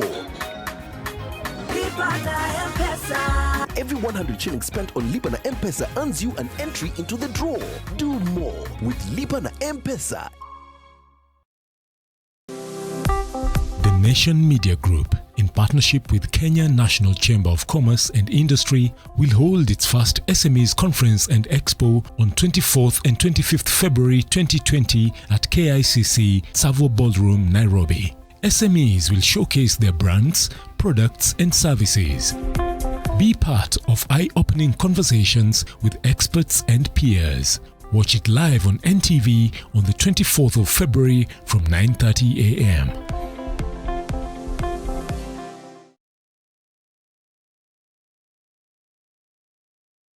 Just move to the next level with the Daily Nation. Every day, every Monday, Junior Sport will move you to the top of your class with KCPE revision papers. To move to a healthier, fitter, and more conscious you. Read The Healthy Nation every Tuesday. My network will inspire your career, your passion, your biashara, and your network every Friday. Just move to the truth.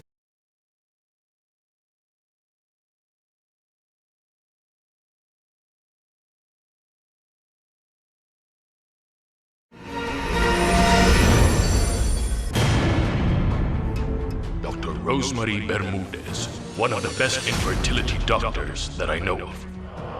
She's my business partner in Paraiso.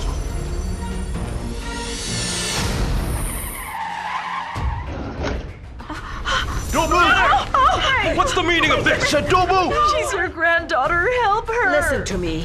What if Erica knows something about Paraiso? If something happens to Erica, I will never forgive you. Never!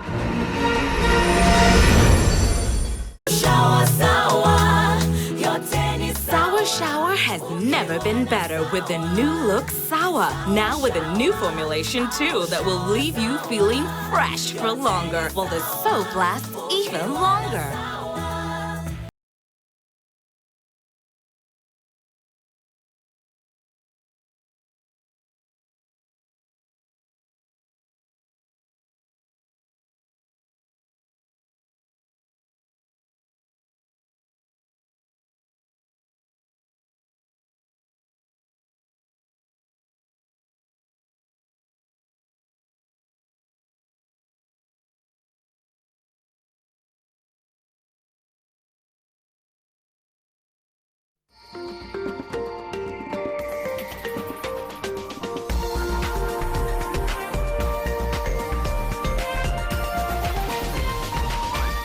This is NTV.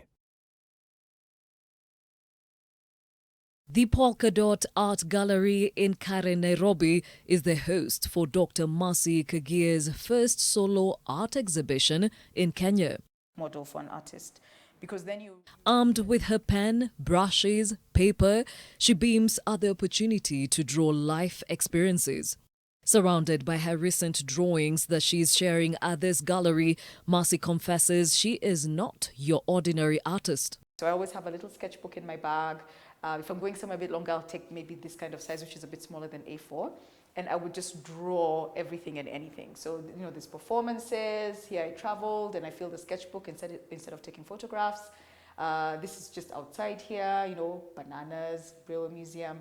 So this, I feel, is the foundation of everything I'm doing because it's all based on observation. It's drawing anything and everything around us. And then what I find over time, it becomes like a diary. This 39-year-old lover of art also takes time to draw from life, which essentially means nude drawings are part and parcel of her collection. So what I find is that our culture is very conservative where the body is concerned, and very many people equate it purely to sexuality or something slightly perverse. Whereas, to be honest, everybody is naked under their clothes. It's part of who we are. And if you want to draw the human figure, you have to understand how things like muscles work, how proportions work, that kind of thing. And the way that you do it is by looking. And so if I needed to know how to draw, say, the torso, if it's all covered in layers of clothes, I'm drawing the clothes. So this is a very traditional thing in art school and, you know, even before art school. The one thing is that you're always looking at something from the point of view of the artist. So I'm making you see what caught my eye. And of course, a photographer can do the same. They can use filters, they can, you know, crop it and make you look at something in particular or blur certain things. For me, there's something about it being handmade. So there were many, many other things in this scene, but for me, the trucks were important. The color for me is important in that I want to leave one little element of color. So I want your eye to be drawn to one thing.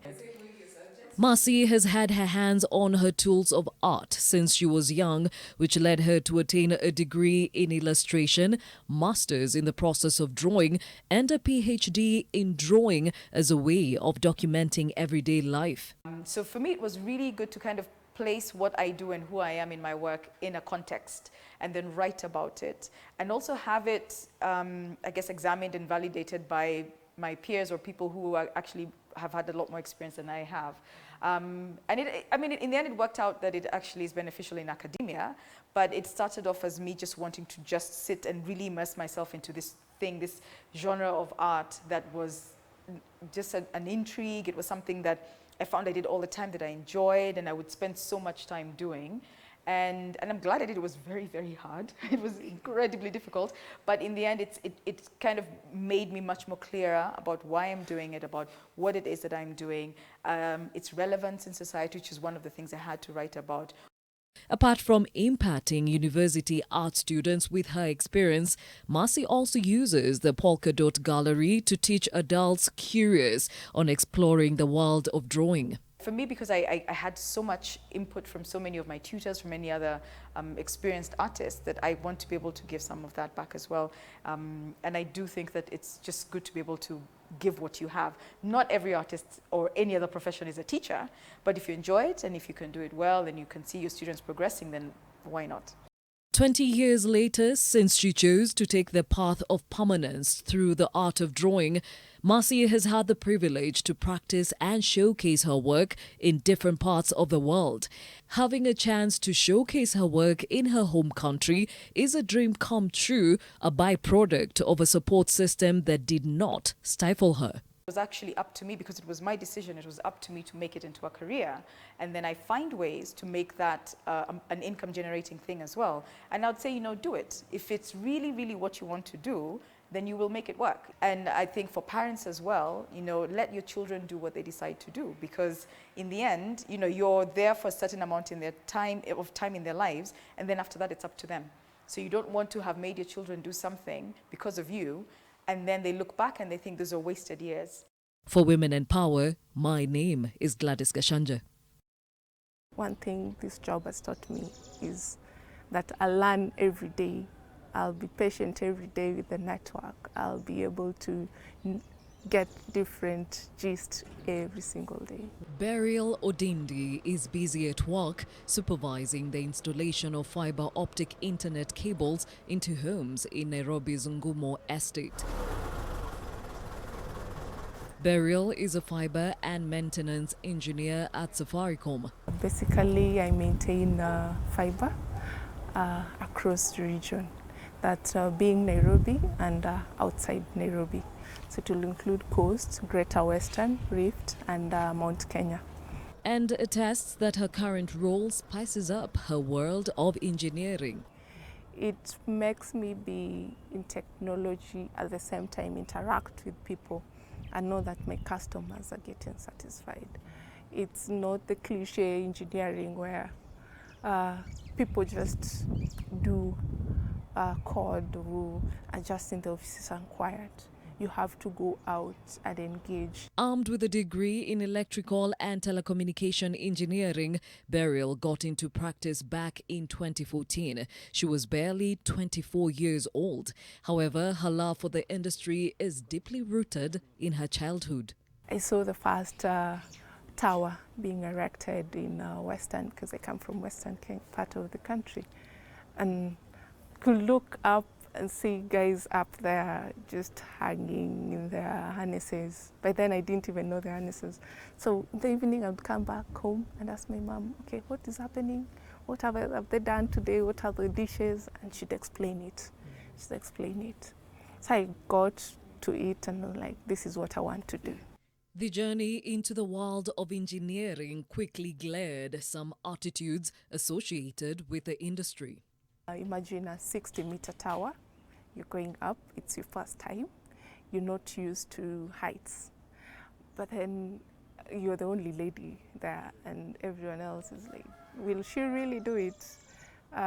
Is she even able to do it with the boots? Because the boots are also heavy, the harness is heavy, and you have to do it. You have to go up, because that's your job, you depend on it. Thanks to different initiatives set up to encourage girls to take up STEM subjects like Safaricom's Women in Technology, whose objective is to encourage and increase the number of girls taking up engineering, Beryl is among a growing number of women engineers in the country. And I'm proud to say that when I joined, we were 3 ladies across the country as maintenance engineers. Right now we have like 7 lady engineers across the country. So it's good.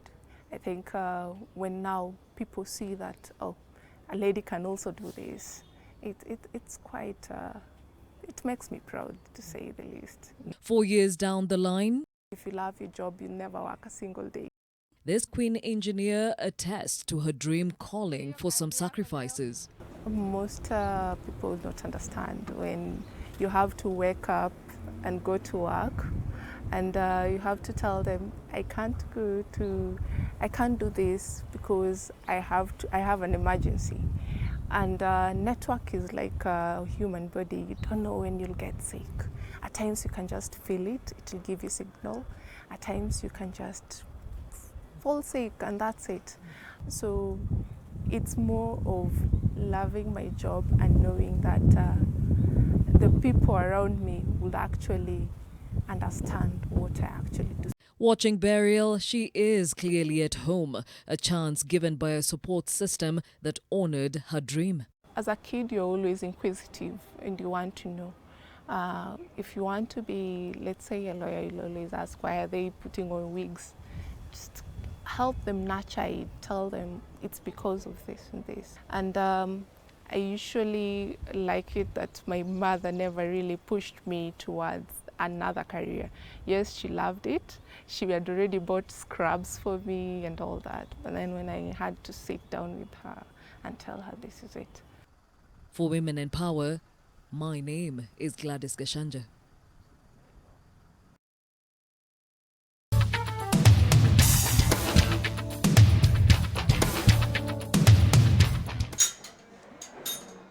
Nine-month-old Lian Kiprotich lies at Gertrude's Hospital recuperating from a cleft palate corrective surgery.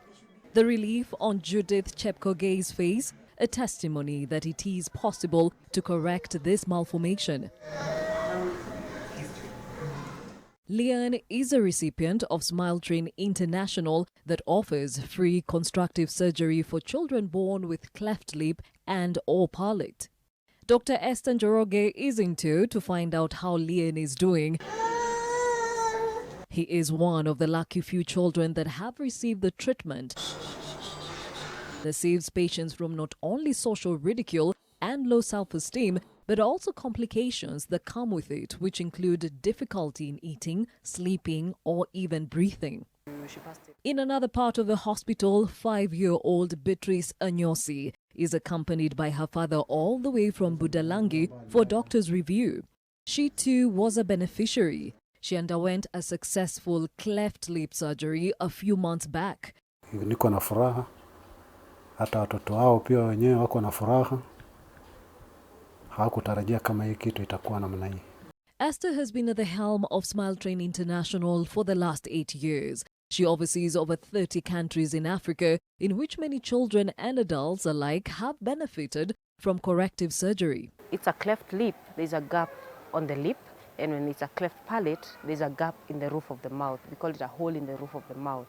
And a child can have either a cleft lip or a cleft palate, or both cleft lip and cleft palate. 1,300 children in Kenya are born annually with this malformation, an alarming number, yet nothing specific is attributed to it. But there are risk factors, and these are things that if the mother is exposed to them, it could cause a cleft lip or cleft palate. And some of them are exposure to environmental toxins like pesticides, lead, paint. It can also be exposure to smoking if the mother is smoking while pregnant, taking alcohol while pregnant. And another one is lack of, when the nutrition of the mother is not good. So the mother is not having the micronutrients, like a good example is folic acid, very early in the pregnancy. Being in charge of a continent where both cultural and religious beliefs are deeply rooted, trying to... And you cannot believe it, over 300,000 illegal ammunitions, of course, in illegal hands. What is surprising, and that is what I will shock you with, we are about to prepare to ban another pile of thousands of guns, because it's only 2 months ago that we banned 8,000 and about 300,000 bullets. We have been piling because we have been actively moving around, collecting and mopping up illegal firearms. We have been another 2 months, we'll be banning probably another 5,000 to 6,000, as it were.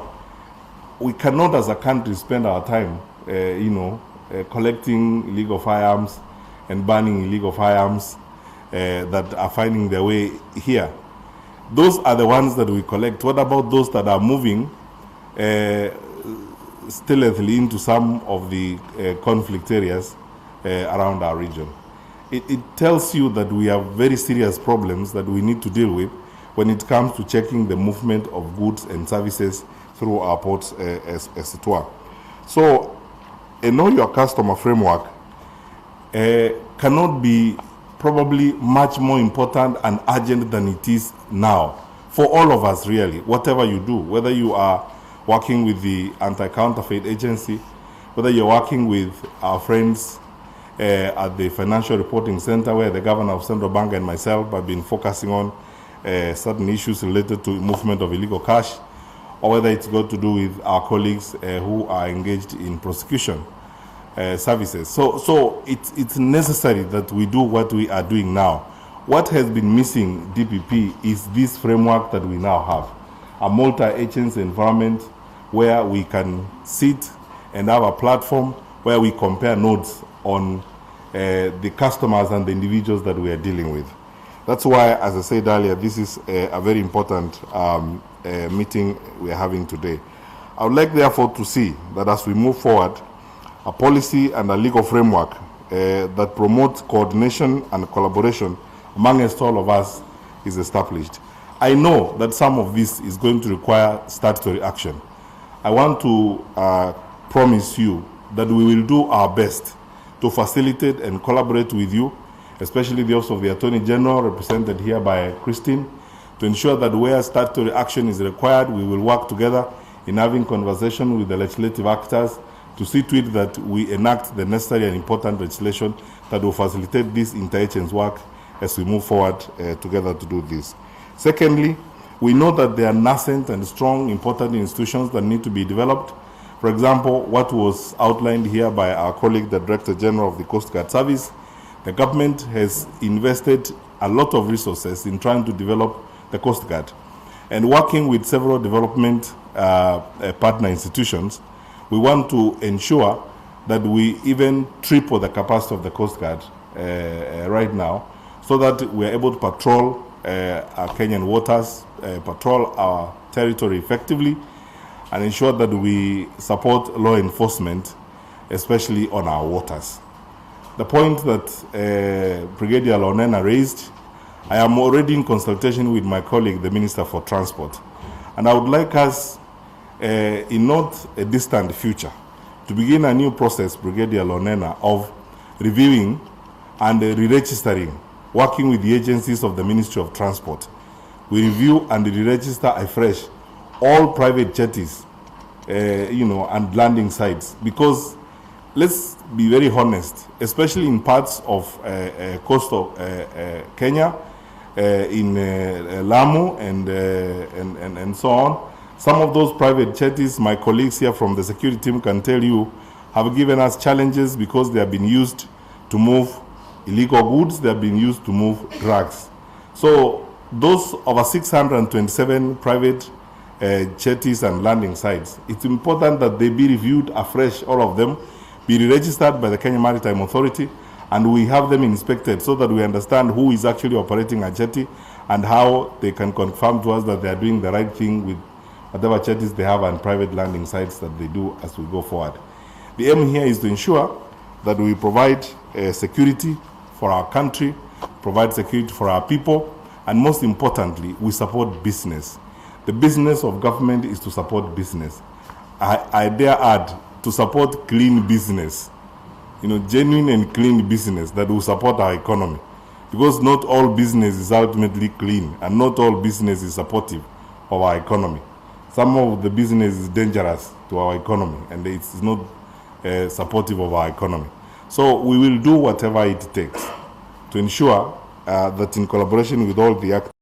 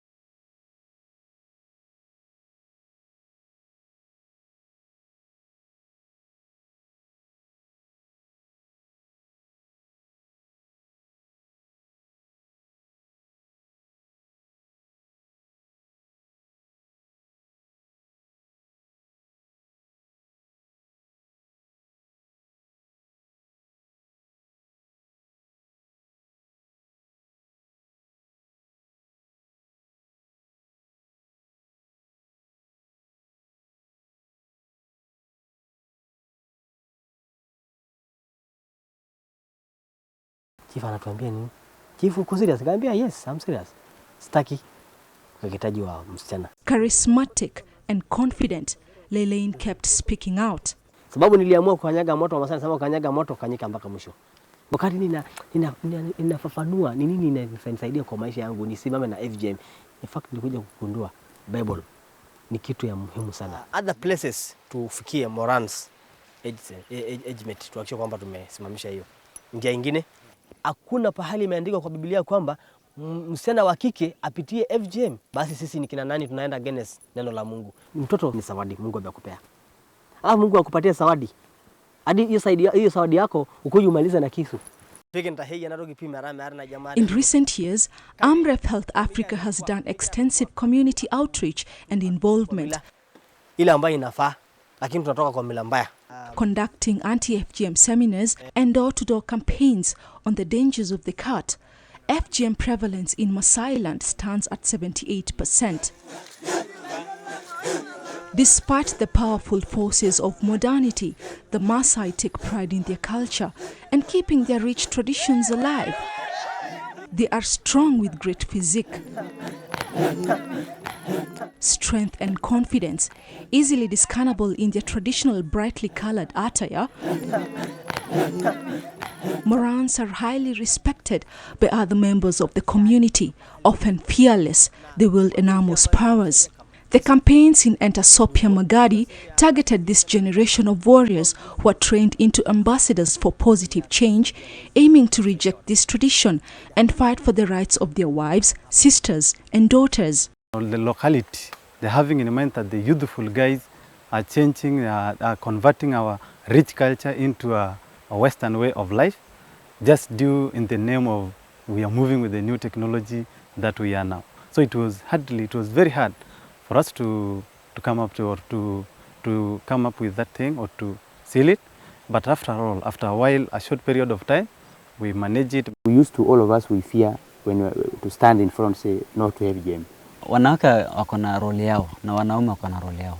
Sasa mwanaume kwenda kusimama katikati ya wanawake na kusema msitairiwe ama msichana asitairiwe, ilikuwa shida kidogo. Kuna maswali 100 ama 100 ambao nitaulizwa pale. Nisipojitayarisha sitaweza kujibu hayo yote. Sasa nikaweza kupata moyo nikasema wacha basi nifikia pale, kwa sababu hata nikiulizwa 100 maswali 100 nitaweza kujibu kulingana na masomo ambayo niliyapata. As Lelaine's passion for women's rights grew, he decided to confront the elders and get them to reconsider the tradition's importance. Elders hold a special place within the community. First and foremost, they're family men. They're also wise men, medicine men, advisors, and judges.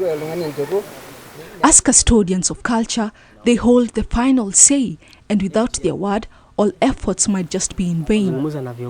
Men rarely talk about women issues, but Chief Lelaine has decided to go against tradition. His passion and drive has allowed him to venture into a field where not so many people are bold enough to go to, challenging his community to change its attitude towards the girl child and bring about lasting change to end female genital mutilation. Wazee kukubali ambao wakuje tukae kwa kiti kama hii. Tunazungumza kuhusu msichana wa kike eti tuache kukeketa. Kwa kazi kubwa sana, nimefanya kubwa sana, imenitoa jasho. Walikataa wakasema tutaki. Chifu kuja tuambia mambo ya wasichana. Na wasichana walikuwa tu wanakeketwa zamani. Na ni kitu ya mila ya Kimaasai. Ukuje useme tumalize mila ya Kimaasai. Alafu tumalize mila ya Kimaasai tuende kwa mila gani? Nikamwambia tumalize mila, atumalizi mila itakuwa. Ndio tubadilishe ile mila ambayo itusaidie tuweke mila ambayo itatusaidia. Ambayo mila moja ambayo itusaidii ni FGM. Nikarudisha mawazo nyuma. Ni nani amewahi msichana wa Kimaasai wa Magadi Division asai ako university? Tukajaribu kuhesabu karibu ni zero. Karibu zero. Hey. Kisu imekuwa adui sana kubwa ya watoto wetu, wasichana wetu. Doctors hatupati kwa sababu ya kisu. Wale wanaendesha mandege hatupati kwa sababu ya hizo. Waandishi wa habari hatupati kwa sababu ya kisu.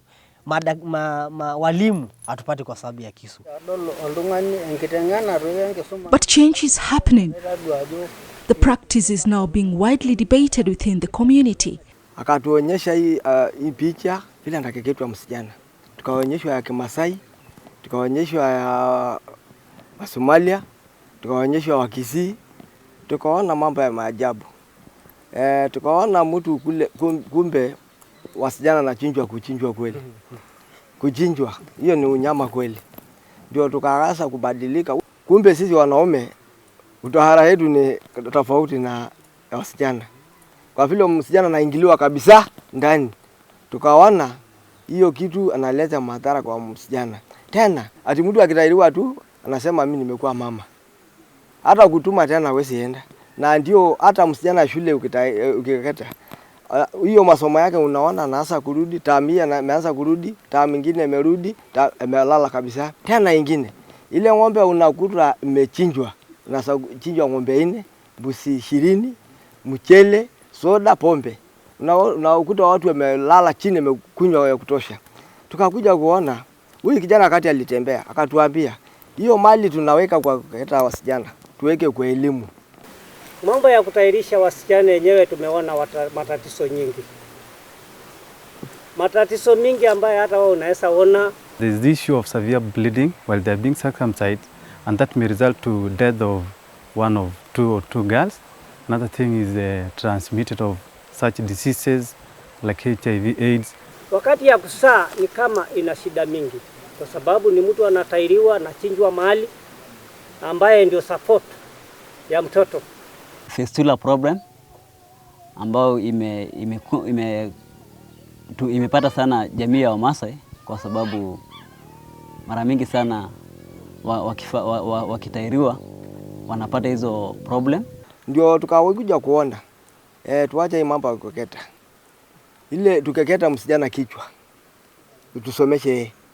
Ndio msichana alete degree, tuseme tumeenda gradation na msichana fulani kwa vile amelete kofia. Tuende kwa fulani na ndio kitu tunaona ni kitu ya muhimu.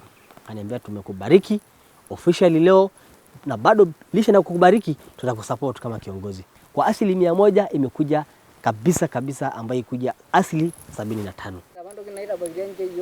Armed with a new kind of spear and shield, Lelaine was ready to face the battle. He's using his position and influence to campaign for women's rights and demand an end to FGM. Kiongozi unaposimama na kitu kusema nimesema. Ni ajabu na ni aibu ukuje ufeli. Hiyo ninaona kama ni dhambi na ni laana. Ile kitu inanipatia motivation. Hata sheria katiba inasema msichana sikeketwe.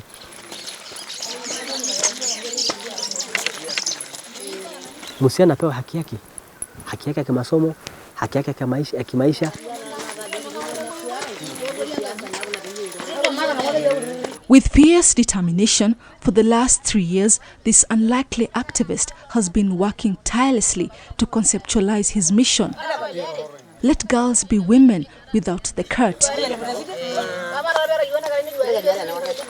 Fighting FGM, one village at a time. This kind of meetings, informal visits, and door-to-door campaigns have helped to spread information about the consequences of the cult. Mko salama? Hii maneno ya FGM najua ndio imenileta tu bado leo. Tuje tusungumuze. Kawaida kazi yetu ni hiyo, ninawatembelea. Mnakubaliana na mimi kwamba FGM tuacheni kabisa. Kisha hapo. Nilipozungumza na hawa, imekuwa challenge kubwa sana. Tumeingia tu kama seminar.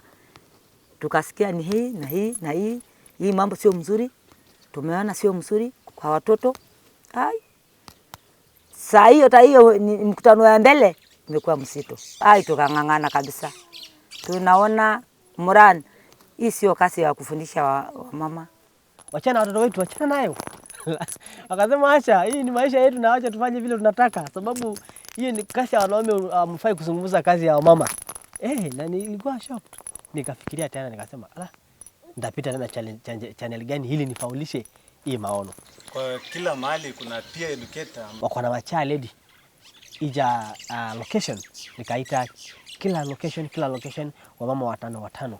Nikawafunza kwanza, nikachukua nafasi yangu, muda wangu kuhakikisha kwamba nimewatrain. Na wakati wale viongozi walifika, hawa tena wakakuwa ambassadors kunisaidia mimi wakati naenda kwa farm. Kijana yetu ameng'ang'ana sana. Sai tumeona mlango imefunguliwa na Mungu. Kwa sababu sio yeye, ni Mungu amepatia hiyo masomo. Akuwe mwalimu yetu ya Masai. Sisi tulikuwa tumekeketwa tukaenda kwa bwana, tujaingia shule, lakini saa hii watoto wetu wameenda sehemu mrefu sana kwa shule kwa sababu tumewacha kukeketa. His message is that FGM will no longer be tolerated by the authorities. Na tukiona mtu ameenda amekeketa msichana na amepata ujumbe, huyo mtu anapotoa kwa askari, anapotoa kwa chief, huyo mtu anachukulia action. Tunampiga kivita kama viongozi wa mila na pia baada ataumia kisheria. So huyo mtu anajua ako pahali halali, ako pahali ambayo ni pabaya kabisa. Mtoto anasema nitajua pahali nitaenda. Ukinitairisha nitajua pahali nitaenda. Nitakustaki.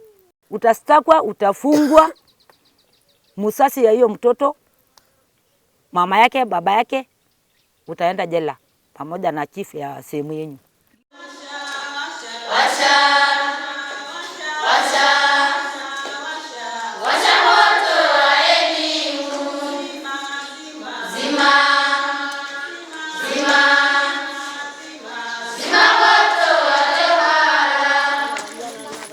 Katika shughuli yangu ya kuelimisha community, pia huwa nakujaga shule outreach.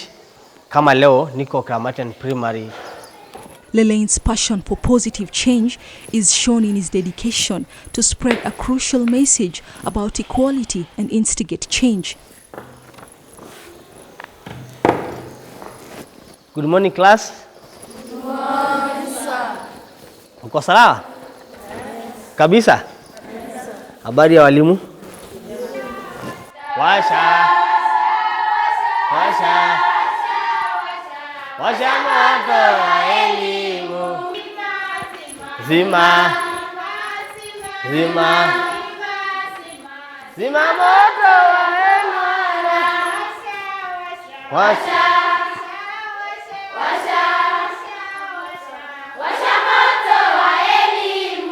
He seeks to empower and motivate young girls to become agents of change and to break the cycle of destructive cultural practices that continue to deprive the girl child her rights. Vijana wako na haki yao kama wazee na vijana, lakini mtoto wa kike amekuwa akinyanyazwa na huyo mnyama unaitwa FGM.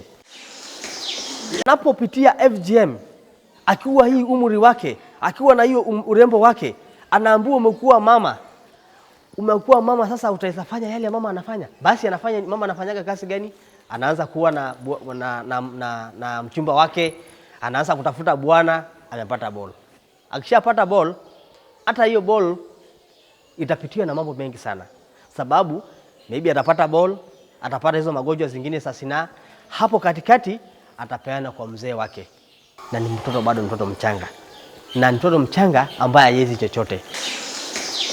We have been working so hard to ensure that the girl child remains in school and to ensure that they actually get to reach their goals in life, because a community like this one, having to get workers from other communities to come and work like in the health sector, even the teachers, and we have the girls here who are so bright, who can do so well, and we want to ask everybody out there that we may work together to ensure that the Maasai girl child and those other communities that are practicing the FGM stop it and ensure that we get girls going up the ladder, being corporate leaders, up there being in the government, because it's only through the girl child that they can bring change to the community.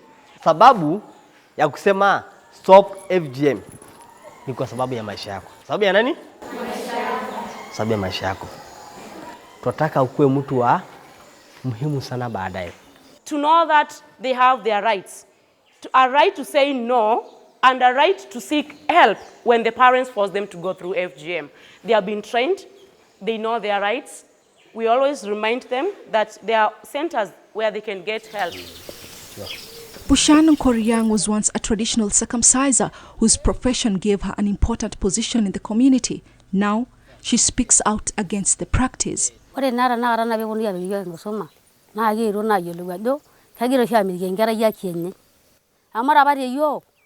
Na kamera dia bani ndio na gara nyaba mara rona ma ibiga lunganya alaba misima moi. Na wore dana hare kuna gara bebo nuya buna dandabal. Sababu ya FGM. The battle to end this brutal practice has been long and complicated. But on 22nd May 2014, a symbolic ceremony was held here in Gurumani. The community jointly decided to publicly denounce the harmful practice. First Lady Margaret Kenyatta, who graced the occasion, commended the elders for their bravery in breaking with the traditions of its forefathers.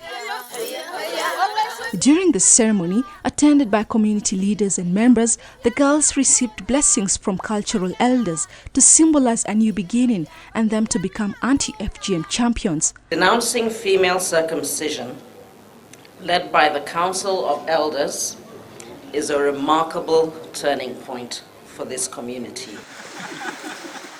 In such a far-flung area, one would expect to find die-hard traditionalists and a thriving culture, but the developments occurring here are making history. Basi sisi tukafikiria nikamwambia itabidi tusimame na haki na tuhakikishe kwamba tumepata msichana wa Kimasai ambaye atakuwa mwandishi habari, atakuwa 17 villages have abandoned the cut and adopted an alternative rite of passage. Na niko sahi wasichana wawili wakubwa na sijakeketa. Kwa vile uwezi mwambia mtu usifanye hii na wewe unarudi kufanya. Na utakuwa umefanya hiyo kazi. Hata Mungu anakataa hiyo. Tunatetea msichana mdogo akipeana kwa Bwana. At least we can say 79% or even let's say 90 wamekama up na wameishika haya maneno ambayo tunajaribu kuzungumzia. Na tukijaribu kuangalia saa hii at least a good number ya wasichana wako shule kwa sasa. Pregnancy has gone down. The Morans have vowed to end FGM in their generation.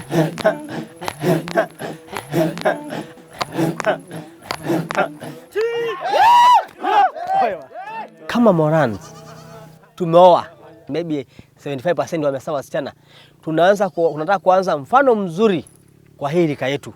Tunahakikisha kwamba watoto wetu watapitia hiyo. Challenge yetu kubwa sana ilikuwa ni usioe msichana ambaye hajatahiriwa. Sisi wenyewe tukajitoa kuoa hao wasichana ambao hawajatahiriwa.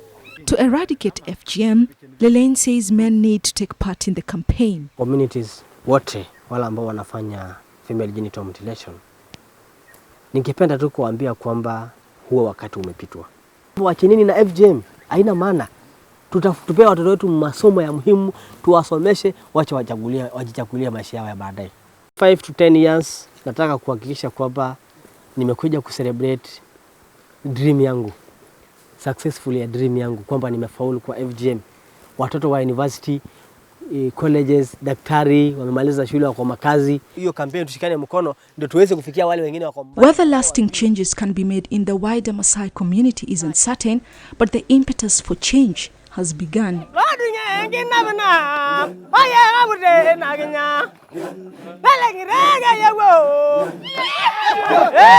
Oh yeah.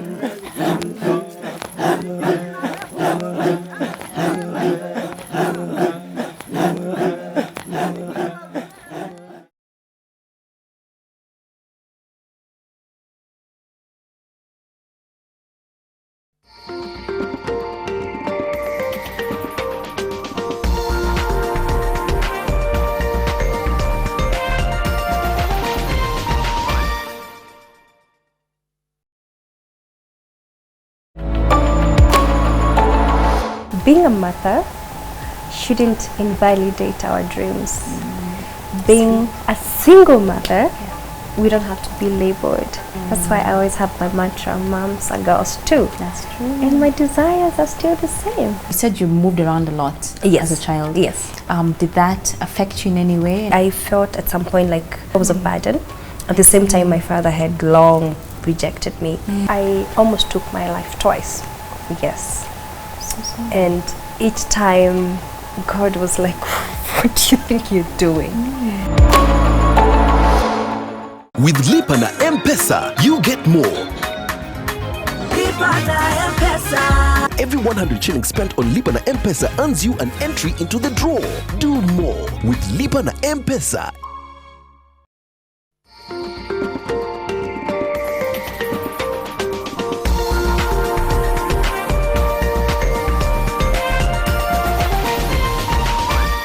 This is NTV.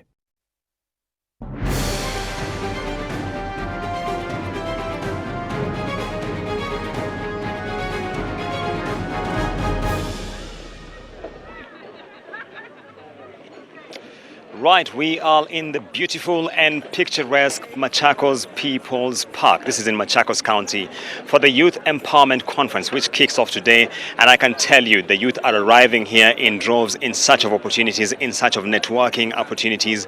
And the idea is to ensure that they get gainfully employed, to be able to generate an income and be able to cater for their own needs. We are here and camping here just to ensure that you get the full detail of the developments around here. There's some keynote speakers who have been lined up.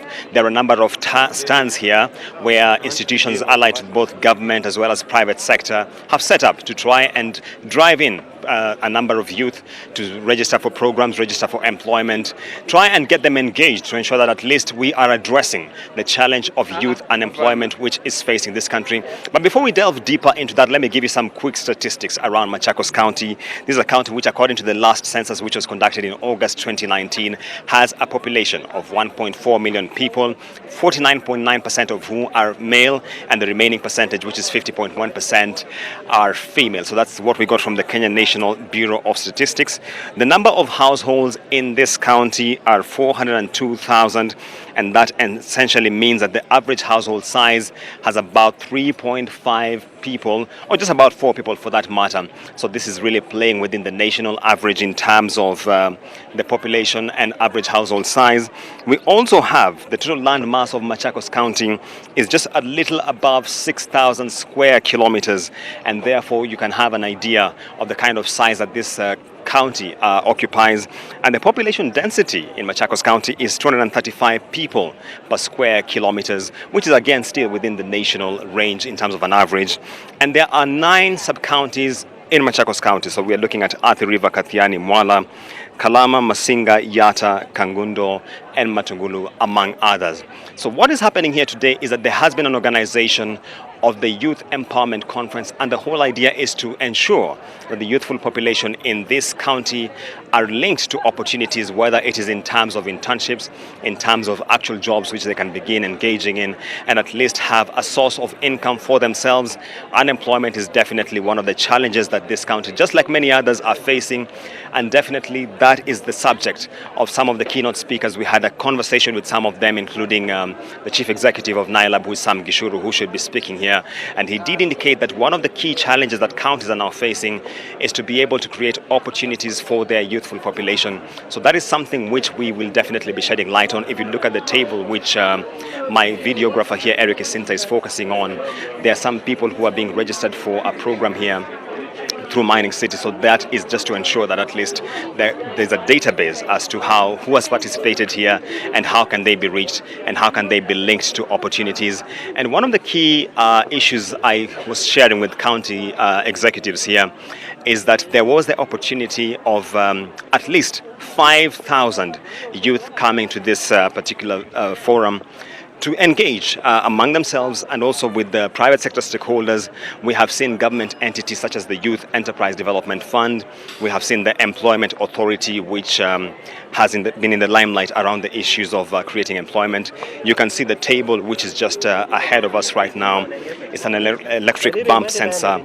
And there is the idea of people trying to see how they can leverage the opportunities around the electric field to create employment opportunities.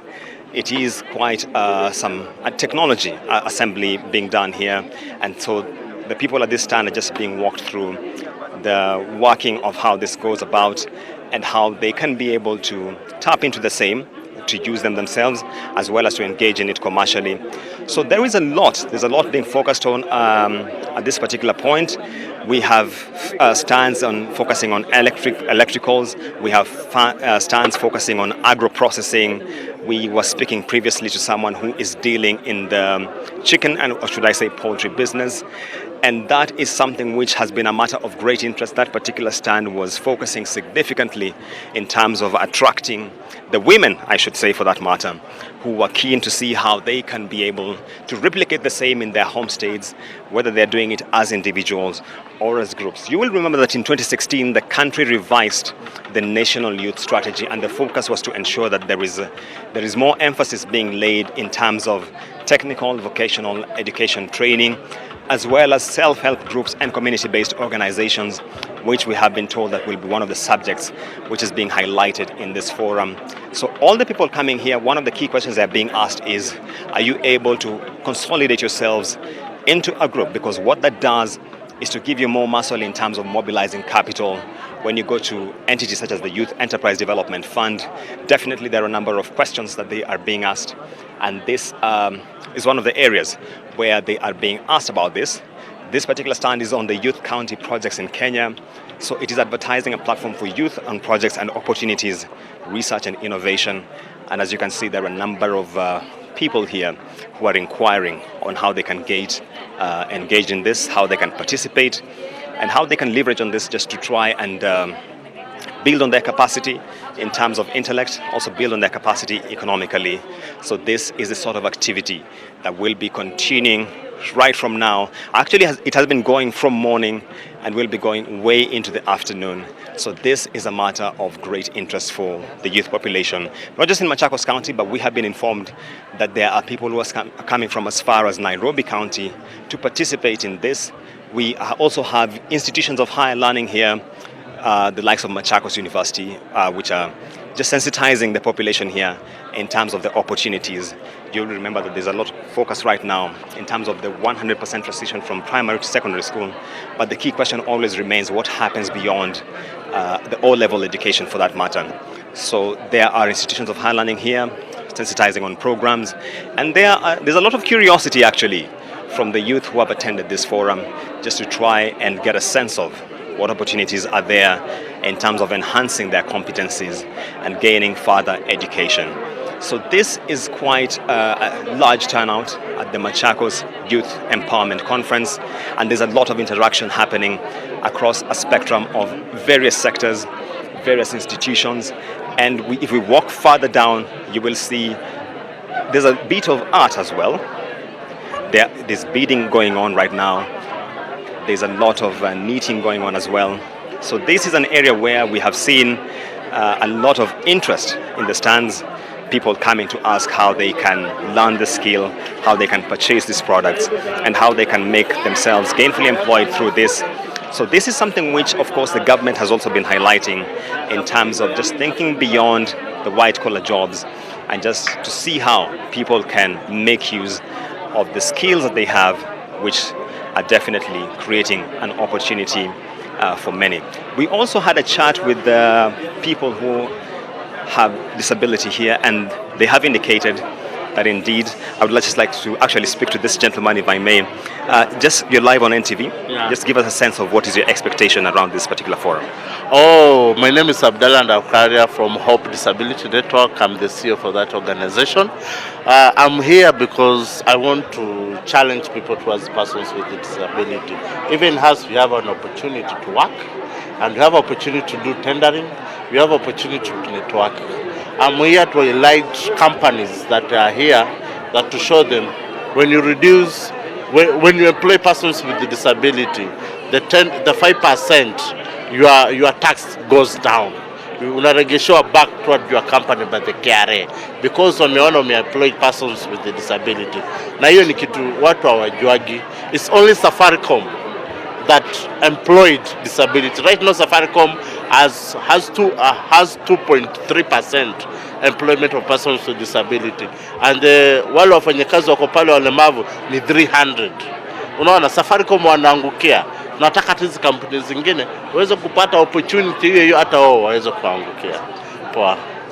And maybe just ungetuelezea kwa maoni yako ni masuala gani ambayo ungependa serikali ya county iangazie katika hafla hii? Kwa hafla hii mimi niko hapa zaidi mimi ningetamani wapeane space vijana place wanaweza fanyia kazi. Wapeane space pale sisi walemavu tunaweza fanyia kazi. Because competition ya saa hii hakuna kazi, ni kujiemploy. Tunataka wafungue networking, wakuwe na place vijana wanaweza patikana. Kama wanafanya 1 2 3 vijana wanapatikana hiyo space. tunataka region whereby tunaweza jua kuna center ya vijana wanafanya 1 2 3, then wa direct disability to a good space ya kufanya kazi. Then ile kitu ingine ningetamani kwa hii ni kufunguliwa njia na njia zaidi, si kusema white collars job. White collars job hakuna. Watu waunganisho mambo ya kupata loans, short hizi SME president alilaunch. Kwa nini hatuzioni kwa undani vijana wakichukua? Then natamani waongelelee mambo ya kuweka katika help.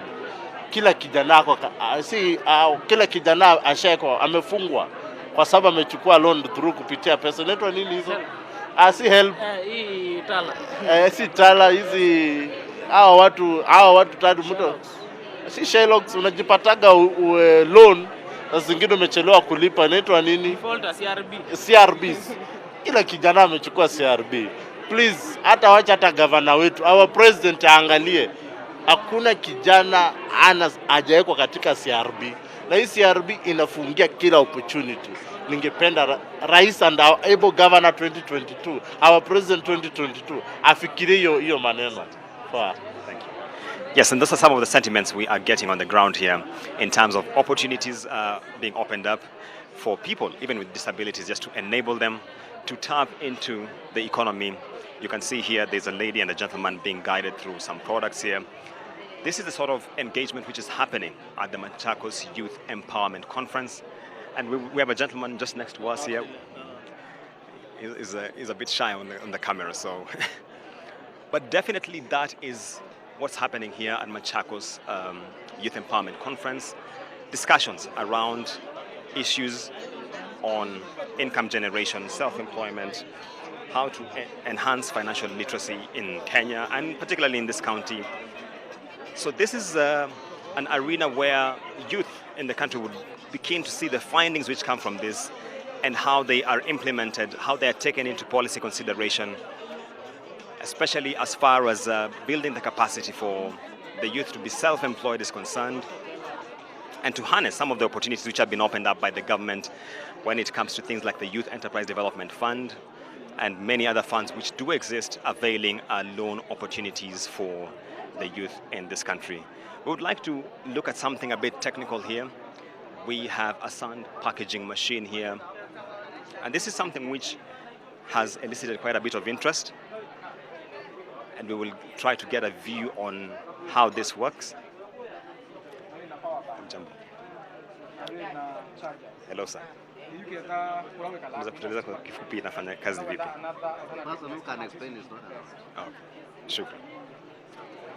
Definitely they're having a bit of challenge in terms of giving detail on how this particular implement is operated.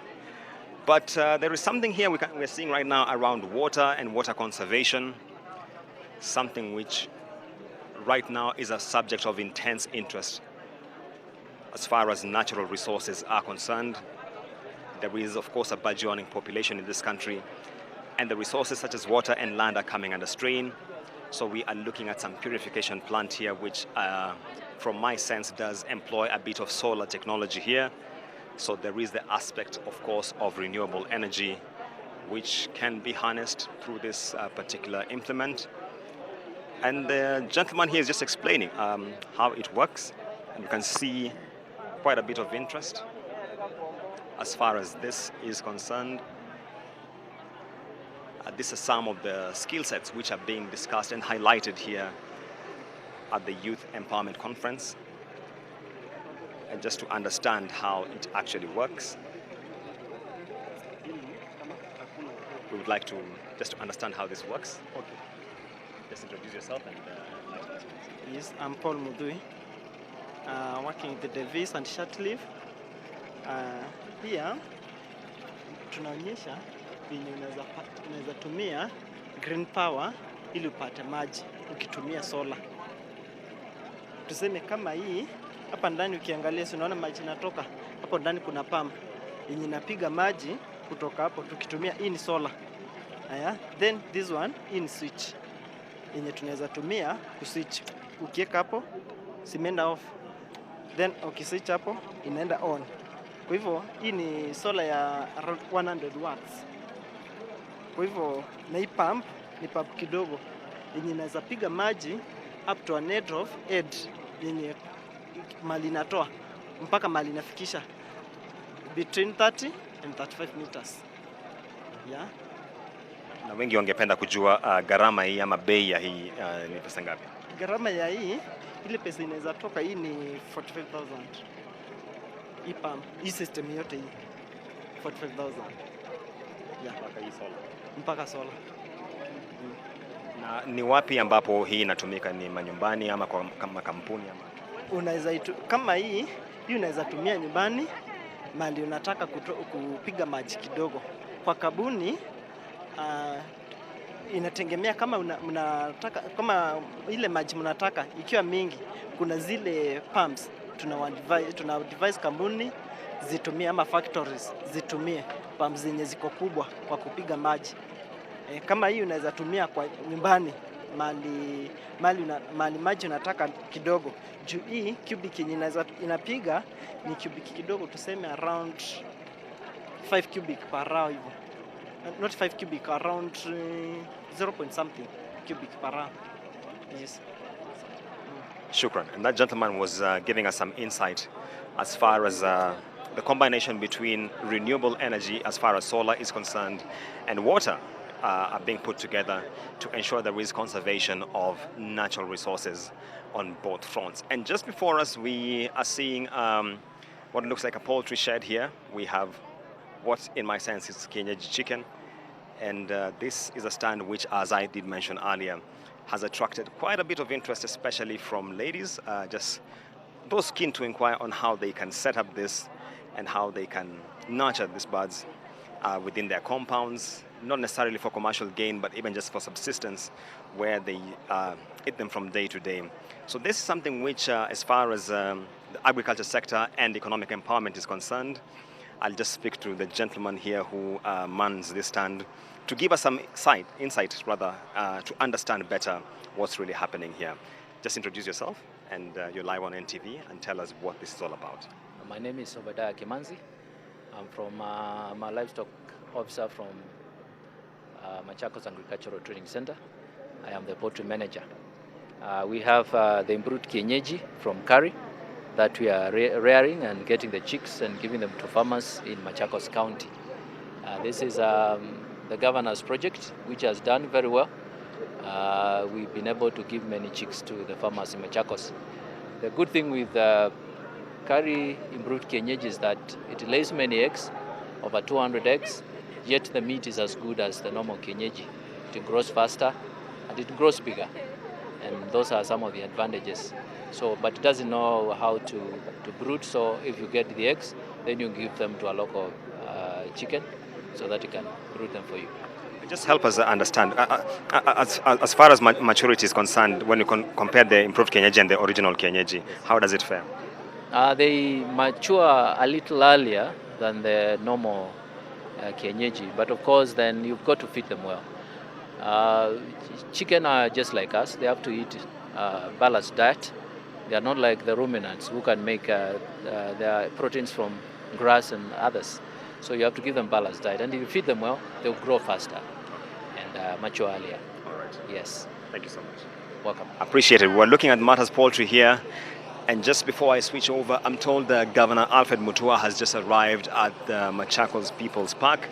He is the keynote speaker in this particular forum, and we spoke to a number of youth here who are expecting him to address the issues of youth unemployment, to address the issues of infrastructure development, to ensure that there is a bit of capacity when it comes to talent acquisition and how this is brought up further among the youth. So definitely that is something we'll be keeping an eye on, and we'll be following the proceedings inside the tents inside there, just to ensure that we capture every detail and bring them on to you. And that is it for now. Back to you in the studio.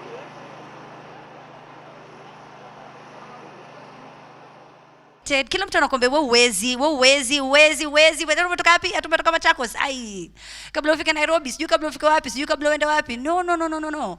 You have to believe in yourself, and you have to surround yourself with people who believe in you, people who believe or have a vision that is similar to yours. You have to separate so that you can elevate. If you stay with these people, you stay with the same circle of friends, it's been 8 years, 5 years, hakuna mali tunasonga, hakuna mali tunaenda. Huyu ananiambia kuna gigs sijui akina nani wanakuja, Mbulu, Ngulu, Washa, Kendo. Hizo ni gani? Hapana. Hiyo si ule rafiki tunatafuta, si ndio? Tunatafuta marafiki wenye walituambia tukuje hapa for the Machakos County Government Youth Empowerment Conference. Do you know how many counties would have loved, how many young people from so many different counties would have loved to have a forum like this?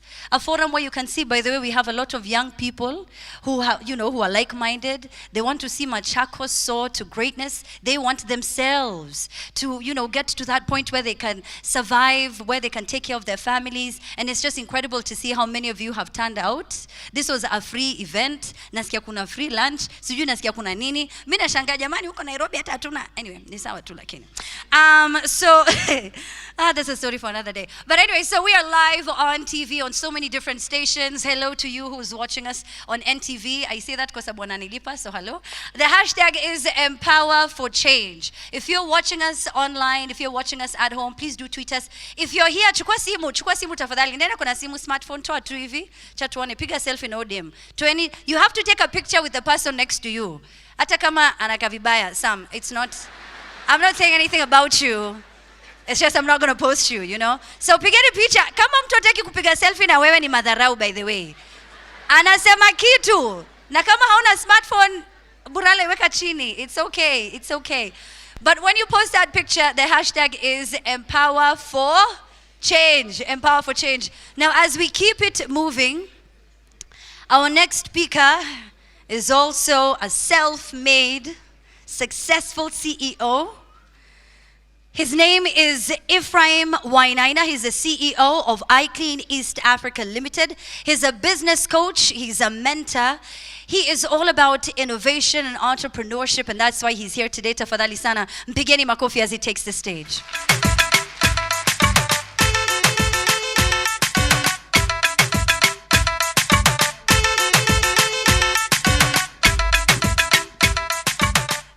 Mayudo, eh? I need some energy. Hi guys. If you can see me, just raise your hand and just wave at me. Wow, this is a lot of love. Thank you so much, guys. Turn to your neighbor and tell them, Karibu Macha. Ni kama ni kwetu. But yeah, when I was coming, I met a friend. A young lady who is doing a lot of amazing things for young people. Youth and sustainable development. Mary, where is Mary? Mary Mutula. Okay. Great. Hi, Mary. You are having a discussion. She has very nice high heel shoes. And nili notice. And then alikuwa na struggle kutembea kwa nyasi kidogo because it was going inside and inside. And then I said, did you guys know that high heels were originally for men? Did you know that? You don't know that? There's something I sent the technical team to show you. Exactly. These are heels, right? Are they? Yeah, high heels are originally for men. Yeah, now you know. And did you also know that chewing gum is banned in Singapore? You cannot chew gum in Singapore. Yeah, that's for some guy I saw chewing gum na drop in a very clean environment. I don't know where are you? There's a gift for you. Yeah, thank you very much. So, I'd say I'm recovering from the men's conference. And the reason I'm saying that is that we were told not to give fare. Sawa. How many have heard that to spike kupeana men tuliambiwa tusipeane fare? We should not give them fare. Ama na magani? Ni kweli, si ndio?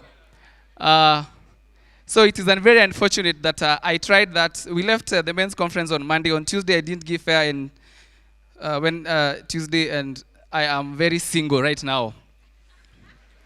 I'm very single right now. The reason I'm saying this is I want to talk about intention.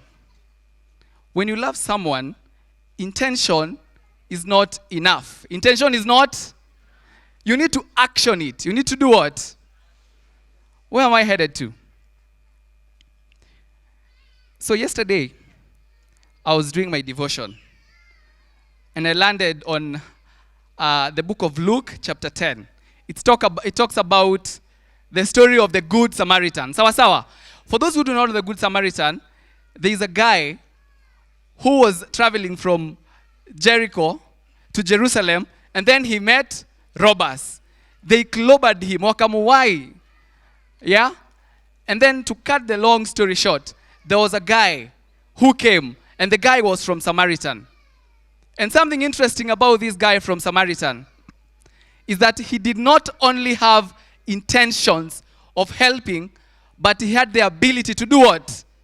To help. He had the ability to do what? Sawa sawa. So, what am I saying?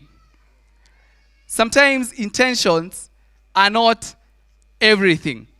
If our dear governor had just the intention and did not action it to organize such a beautiful, powerful event, would we be here really? We wouldn't be here. And thank you so much for the organization that was here.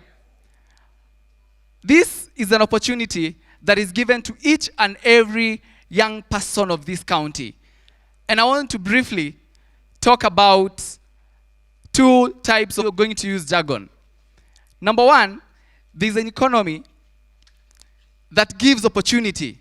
And there's an economy that tells young people that the only way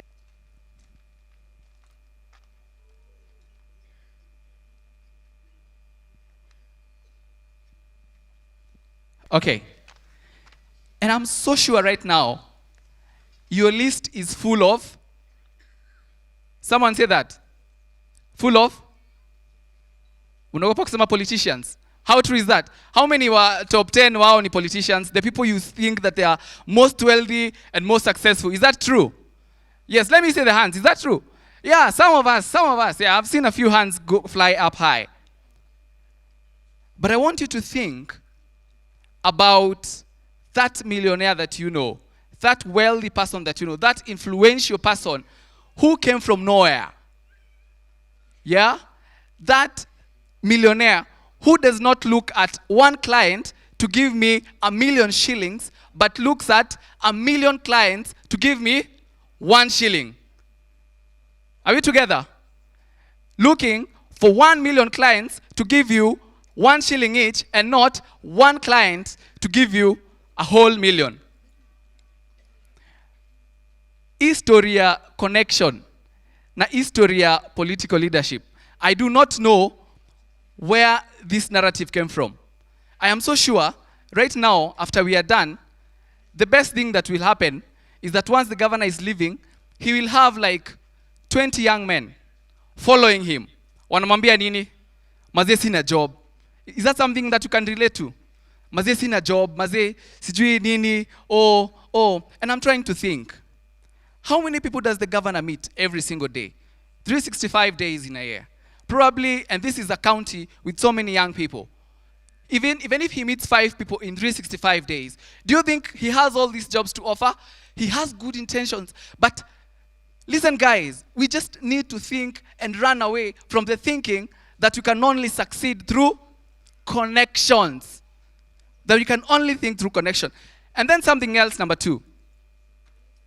Our economy is not IQ based.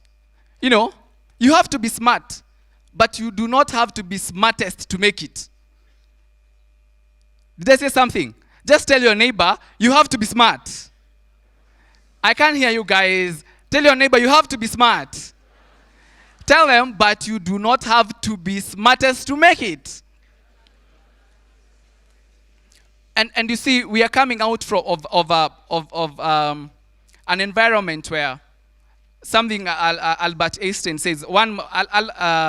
Albert Einstein, the only man who died, was buried, and someone stole the brain. Yeah, he was that smart. I don't know why they stole it.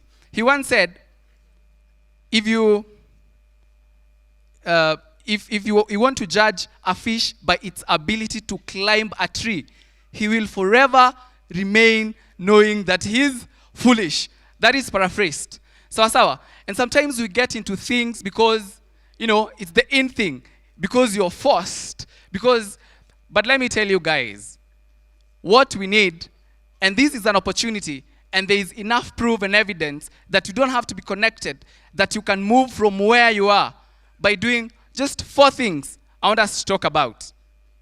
Just 4 things. 4 things. Number 1, know your terrain. Know your terrain. What do I mean by that? I'll always give this simple example.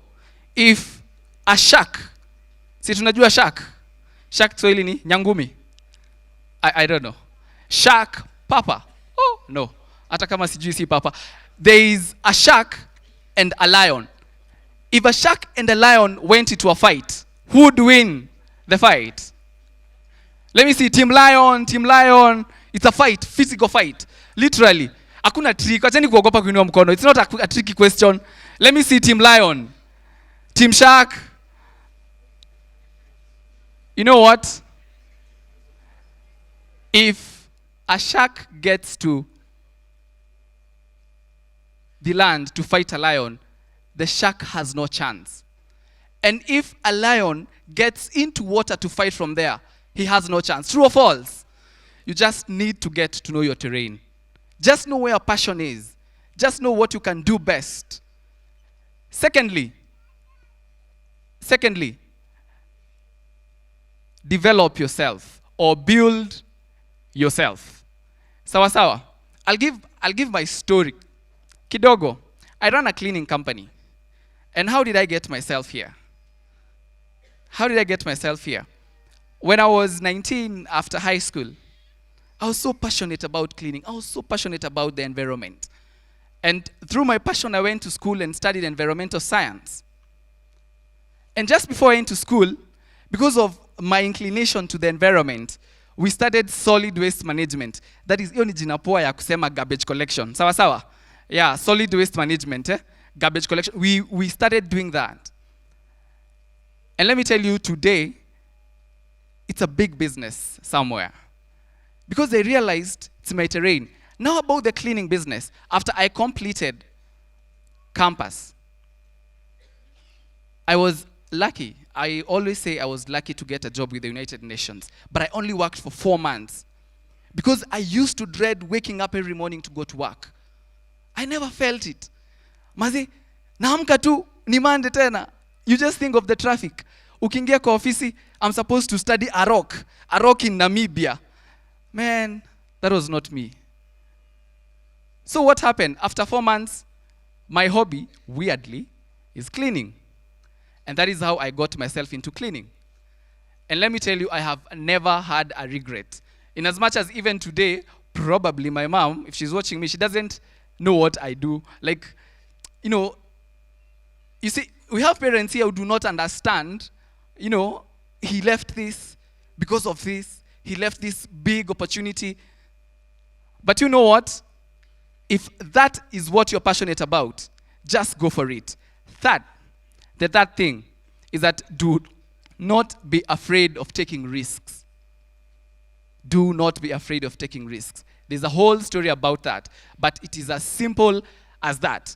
And then the fourth thing that I want to say is that whatever your hand finds to do it with all your what? Strength, sawa. Strength, your heart, your might. Whatever your hand finds to do it with all your, and that will simply be the journey of your success. We are here because from where I stand, we all look successful. I want you to turn to your neighbor and tell them, successful people look like you. If you believe it, na kama hakuambii, sijui. Just say that again. Successful people look like you. I've learned something. Once you get there, number 1, remember to shine your light. Remember to do what? shone a light. And once you get there, lift as you rise. Do not rise alone. Just lift someone else as you do what? As you rise. Because success should not be for you. And if success is for you alone, then that is not success. And finally, if you're not meant to open doors for other people, if you are not meant to open doors for other people, that door wasn't meant for you in the first place. God bless you. God bless you all.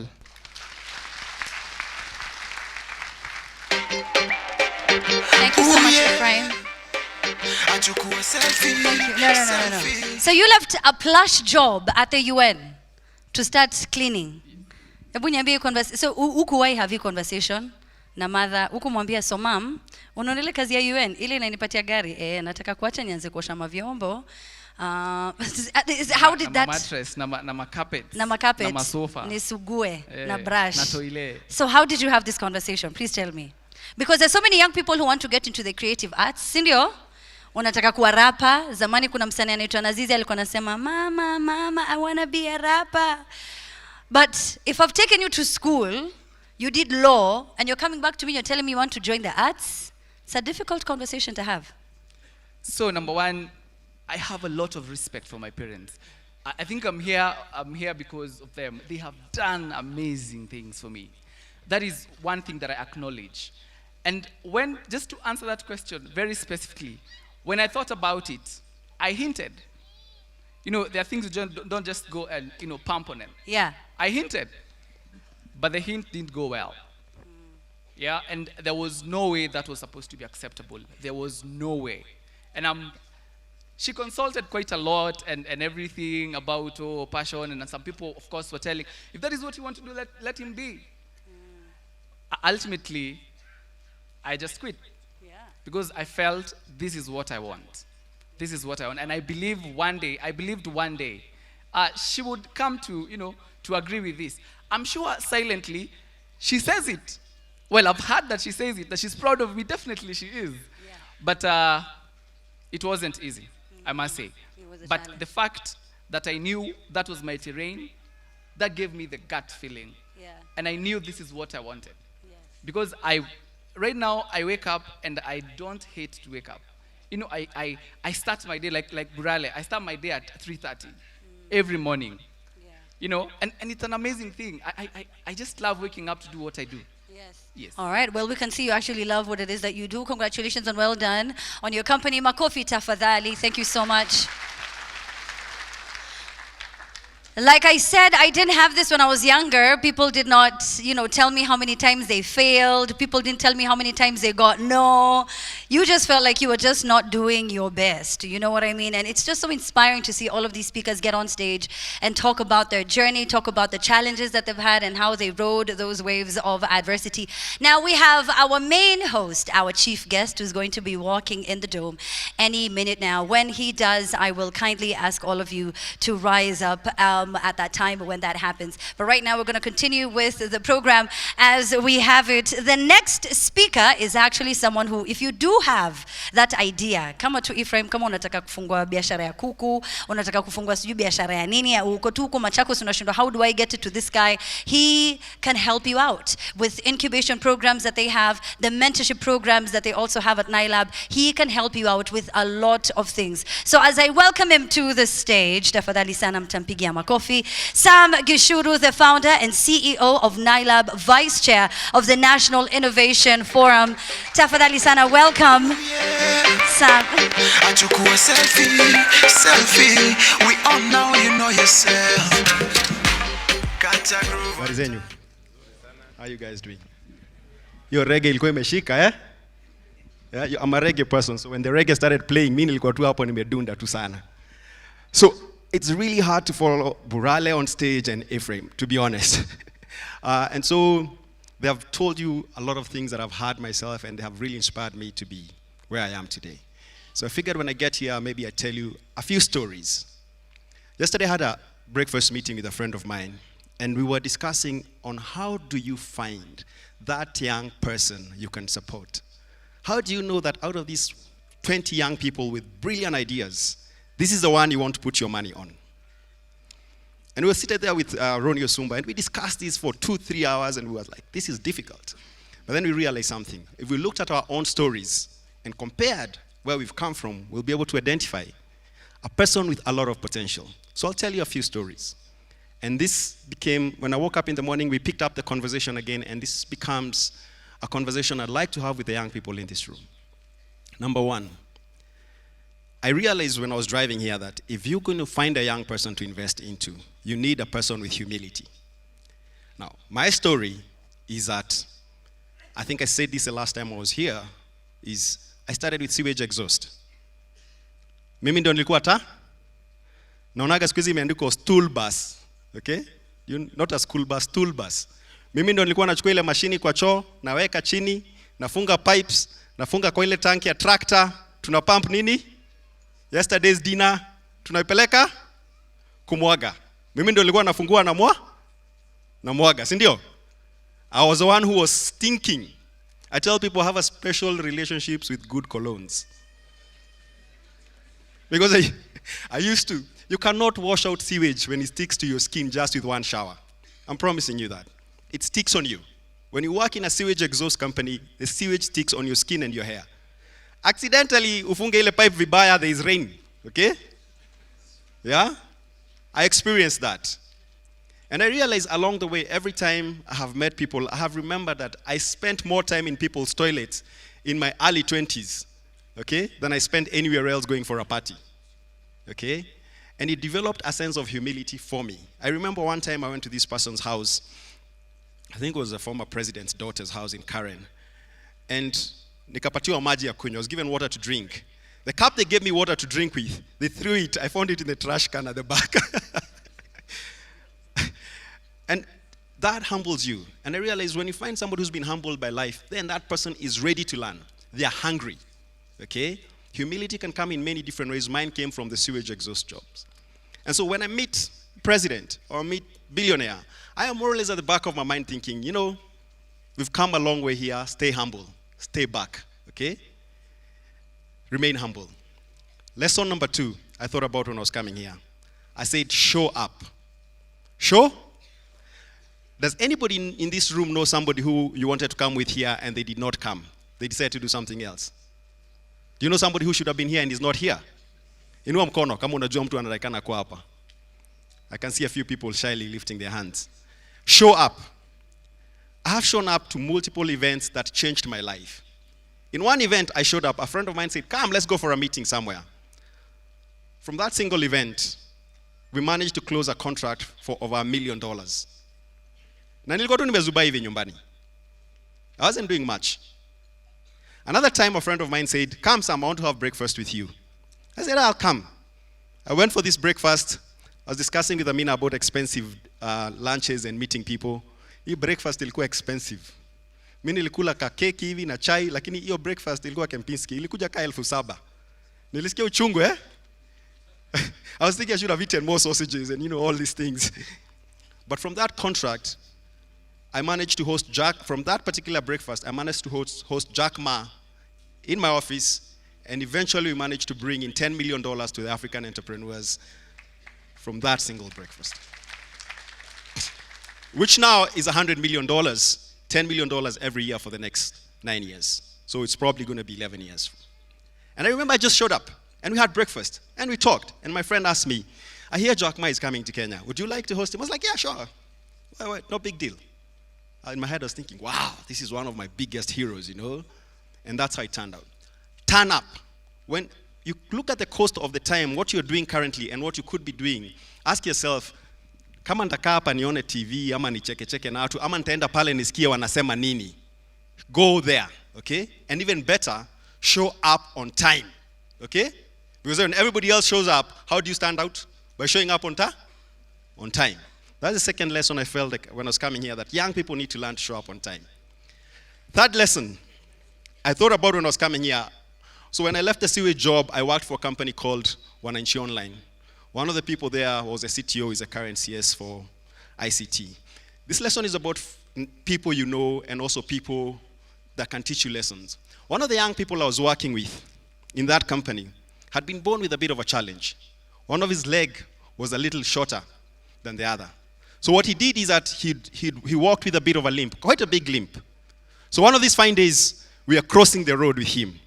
Kwa ile pedestrian crossing, lakini Wakenya tulitaga zebra crossing. Ilitagwa pedestrian crossing. Zebra havuzivukagi hapo, si ni watu wanavuka. So we were crossing, but a car was coming very fast. Gari imekuja mbio. So my friend skipped very quickly on the road and got to the other side. I was really angry with that driver of that car. I was thinking, we have every right to cross this road at this point, at this particular point. And when I got to the other side, I told my friend, we had every right to cross this road at that particular point, and that person should have slowed down for us. And my friend said something. My friend said, that is not a conversation. We had every right to cross that road there slowly. But that is not a conversation I am willing to have with that driver when I'm in the hospital bed after he's crashed me. I don't know whether you understand the power of that message. It is entitlement. I was entitled. I was angry. But this young man had grown up with so many challenges in his life. He had discovered wisdom in a very different way. He told me, fine, you had the right to cross.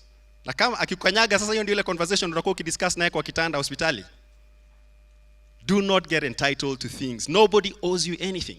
And the world could tell you a lot of things. Oh, the government of Machakos owes you. They don't owe you this conference. The government of Machakos owes you a youth fund. No, maybe there is no youth fund. So that when an opportunity shows up, you show up and you optimize it. I don't know whether you understand that word, optimize it. Means that ukishika your opportunity, you turn it into gold. When a one door is open for you, sasa unafungua zile zingine na unafungulia wengine. Si ni kweli?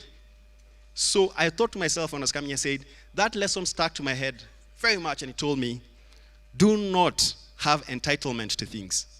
At the end of the day, hata sisi wote tukasema, oh, we are entitled to something. Ukienda nyumbani ni wewe peke yako. We don't go claim those entitled things as a group.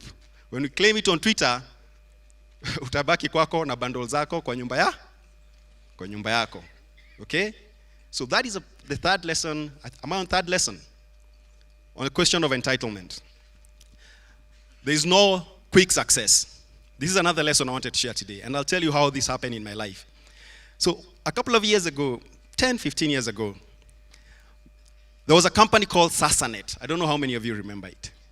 Some of you do. I can hear voices. Najua watu wale walipata shida. This company did something very interesting. They told people, bring in money. If you bring us 1 million shillings, we will give you checks, 12 checks, to give you back every month, 10% on your money. And at the end of 12 months, we will give you back your entire money. I convinced 3 of my friends, we did 3.6 million shillings. They gave us 10 checks for 300,000 shillings.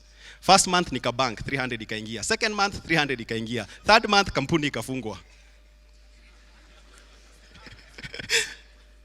I was told a very good lesson by another friend of mine. Success can never be instant. It takes years. You are young, you will not drive your car tomorrow. And if you drive it tomorrow, you'll drive it too fast because you're young. Okay? And cause an accident. Success is slow and it comes slowly. And these are the lessons I've picked along the way that have told me that I need to look at certain qualities for me to be able to invest in young people that have gone or have understanding on entitlement, humility. They understand that success is slow and all these other lessons. So thank you very much. Let's give him a big hand. Ladies and gentlemen. And now, ladies and gentlemen, are you ready for His Excellency Dr. Alfred Mutua? Nataka kusikia nduru. Basi nitawaomba zote tusimame ili tuweze kumkaribisha His Excellency Dr. Alfred Mutua. Studio, tupe kitu. Ati.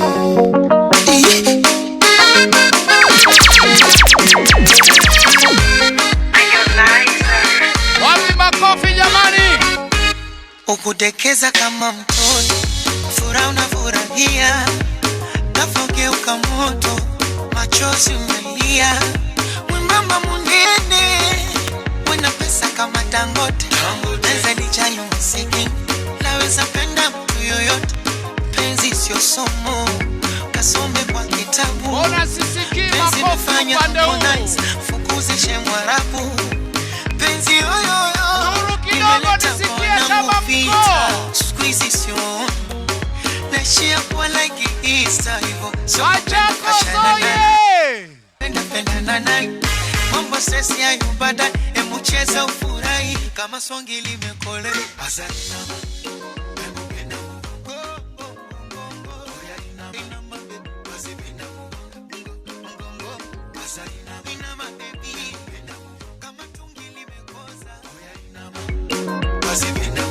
toujours l'amour est banaka ne fait mon bisou bakalemba cadeau ba je t'aime tout le temps mawele kawapi bébé na maza présente soucier kawapi chérie na mazalie yango nyoso lobela kanga je t'aime aya tushangilia napoingia His Excellency Dr. Alfred Mutua. Karibu.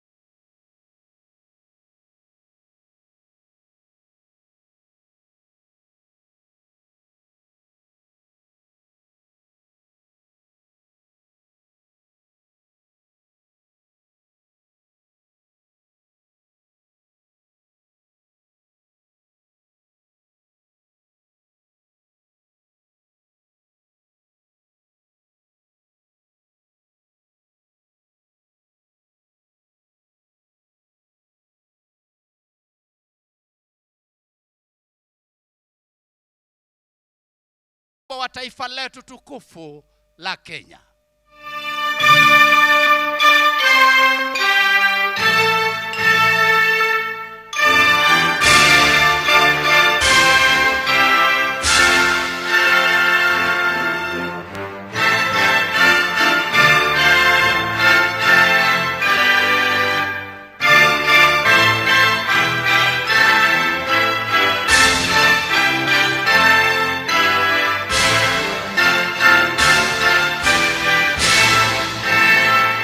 Makofi tunapomkaribisha His Excellency Dr. Alfred Nganga Mutua.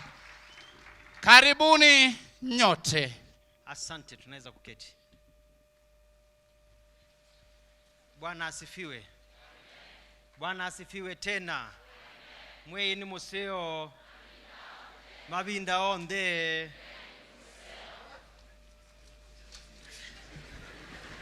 Naona tumejaajaa kabisa. Are you happy? Yes. Salamu alaikum. Alaikum salam wa rahmatullahi wa barakatuh. Naona ndugu yangu yuko hapa. We'll be very quick. Sisi tutakuwa chap chap. I want first to recognize all our visitors who are here. Nyinyi wote ndio waheshimiwa ambao umetoka mbali kuja hivi leo. Tuongee kuhusu empowering our youth, kuwapa vijana wetu nguvu ya maendeleo. Mimi theme ya leo yangu ni show me the money. Nataka tuongee kuhusu pesa. At the end of the day it's about the money. Si ndio? Show me the money. We want our young people to have money. And I'm very, very, very happy my cabinet is here, but also to be joined by the CAS in charge of youth and CAS in charge of education. We've got Nadia Ahmed, appointed by President Uhuru as the assistant minister, more or less the minister in charge of youth. She's here. Mama wasalimia watu. She'll be speaking later on. We've got mkora mwenzangu hapa, charge of education, Zach Kinudhi ambaye mnamjua vizuri sana yuko hapa, appointed also. Wamekuja hapa. There are different groups here. There's a board about employment. So we want to talk about. I'll be very quick. I have a few points that I want to tell you and to share with you. Because leo ni kuhusu sisi vijana ambao tuko hapa katika nchi yetu ya Kenya. Lakini tucheze wimbo tena, nikiingia wengine hawakuona tukidance vizuri. Tucheze wimbo kidogo, tuchangamke kidogo ndio tuweze kuona, si ndio? Take it from the top, remove this, ndio tucheze kidogo hiyo. Haya, uko wapi hiyo inama?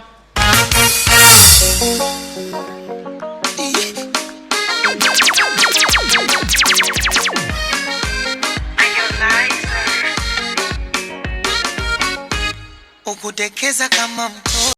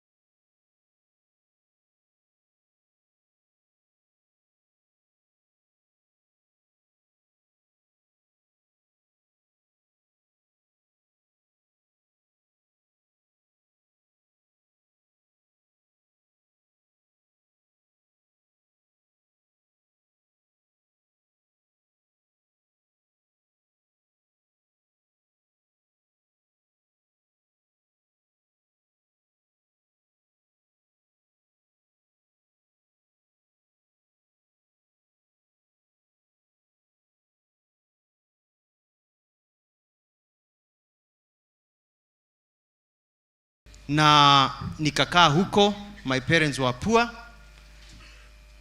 Tukatoka hapo, wazazi wangu walikuwa wanafanya kazi kwa serikali, public servants, bila pesa. Tukahamia Nairobi. And I grew up in a place called Kibera, mahali panaitwa Makina. Sio wangapi wanajua Makina hapa? Hapo Makina, ukienda Makina, ukiingia Makina mahali kuna court, uende hiyo barabara hiyo, uteremke, ilikuwa matope tupu, kuna nyumba za matope ziko hapo karibu na msikiti. That's where I grew up. Tukitumia pit latrine, nyumba ya matope, one room, nikiwa na my parents. Nikisomea shule inaitwa Toy Primary School. With nothing. Nafikiri my parents waliongezwa 50 shillings kwa mshahara. Kwa hivyo tukakuwa upgraded, tukahama, tukaenda huko Kangwari Ruta Satellite, tukaishi nyumba ya mbao. Na mimi niliishi nyumba ya mbao bila simiti, 2 rooms for me, my sister, my dad, my mom, until I was 21 years old. with nothing. Nikiwa form 2 nikaacha kwenda shule kwa sababu I had gone to Dagoretti High School. I could not afford to go to school anymore. Nikaacha kwenda shule. Nikashika kazi ya kufanya mjengo, kuchotea watu maji na wheelbarrow, struggling so that I could buy sukuma wiki for my mom tusilale na njaa. Lakini mzee wa kanisa mmoja anaitwa Hezron Waithaka, alifariki not so long ago. Alisema huyu kijana ni chap. We cannot let this kid just go like this. And because I was very active in church, akasema atanilipia school fees, akanilipia school fees mpaka form 6. That is why I'm here today. He enabled me, he gave me an opportunity. Nilitoka Dagoretti nikaenda Jamu. Na kwa sababu mimi nilikuwa chap, nilikuwa huko pakuja missionaries katika kanisa langu, ilikuwa Ruta Baptist Church kutoka kula Amerika. Wakakuja wakiongea kuhusu Kristo na watu wengine. So I was their translator. I was very small, so I was translating for them. Naona hapa kuna wadogo kidogo, pengine wataelewa watamsema. Wanakuja nasema we just came here from United States of America and we're very, very glad to be here. Nasema wametoka kule Marekani na wamefurahi sana kuwa hapa and want to spread the gospel and tell about God and everything. Na wanataka kujua mahali wanaweza nunua nusu mkate.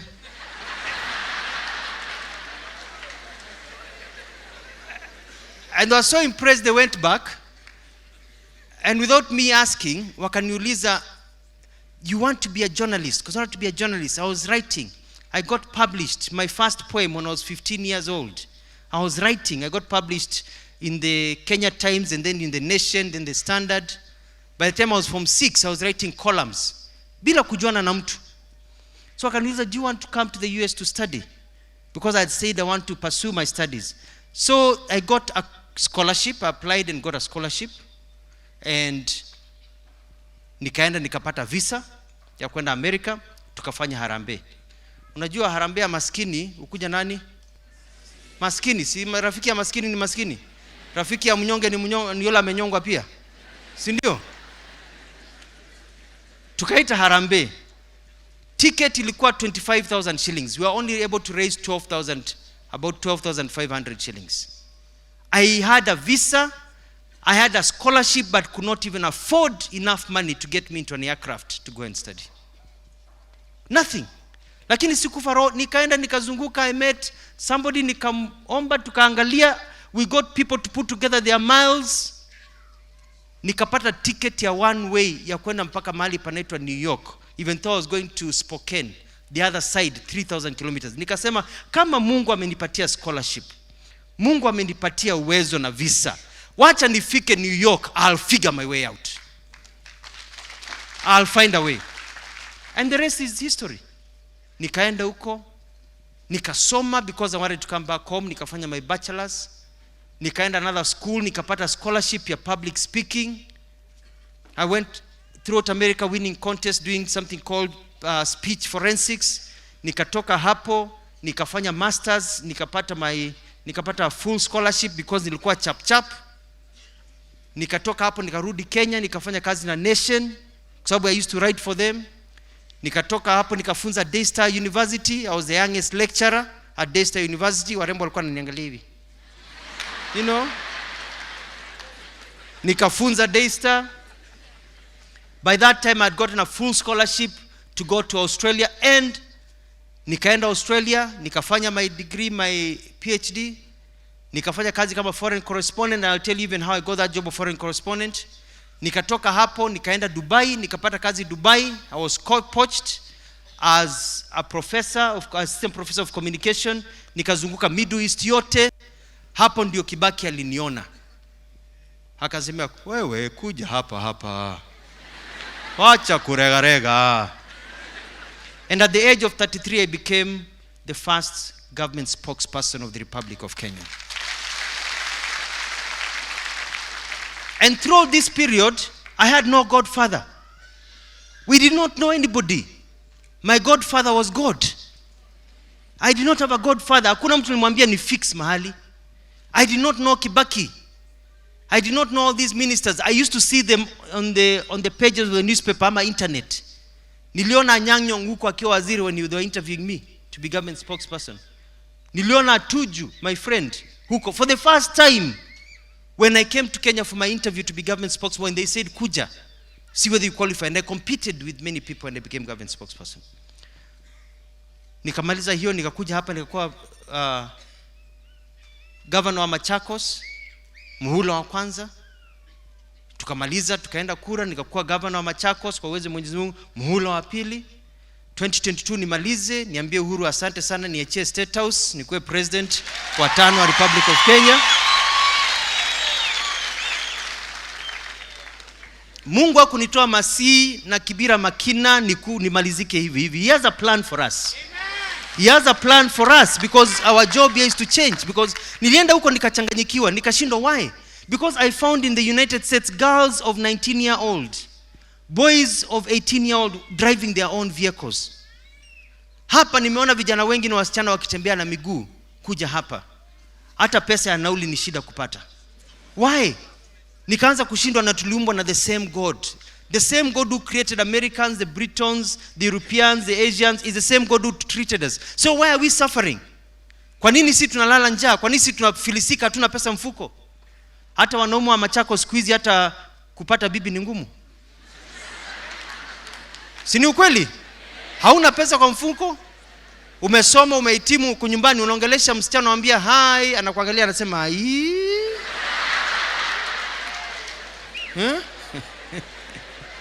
Si ni ukweli? Our youth, our young men need to be empowered. They need to have money in the pocket. That is why we've called this conference today. Because I want to tell you, it is not about Mutua fixing you. It is not about you knowing somebody. It's about you being better than the next person and doing whatever it takes to succeed.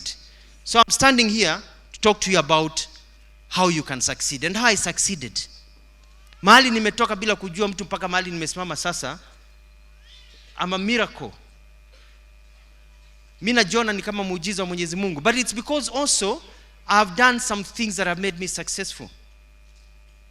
So, I wrote a few notes here so that I could take you through them. Now, somebody once said that the harder I work, the luckier I get.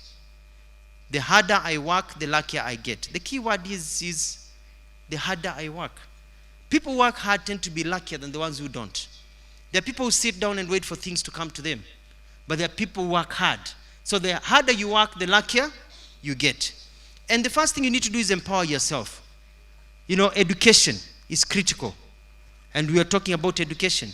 As you know, in Machakos here, Umemaliza, their vocational training colleges are free of charge.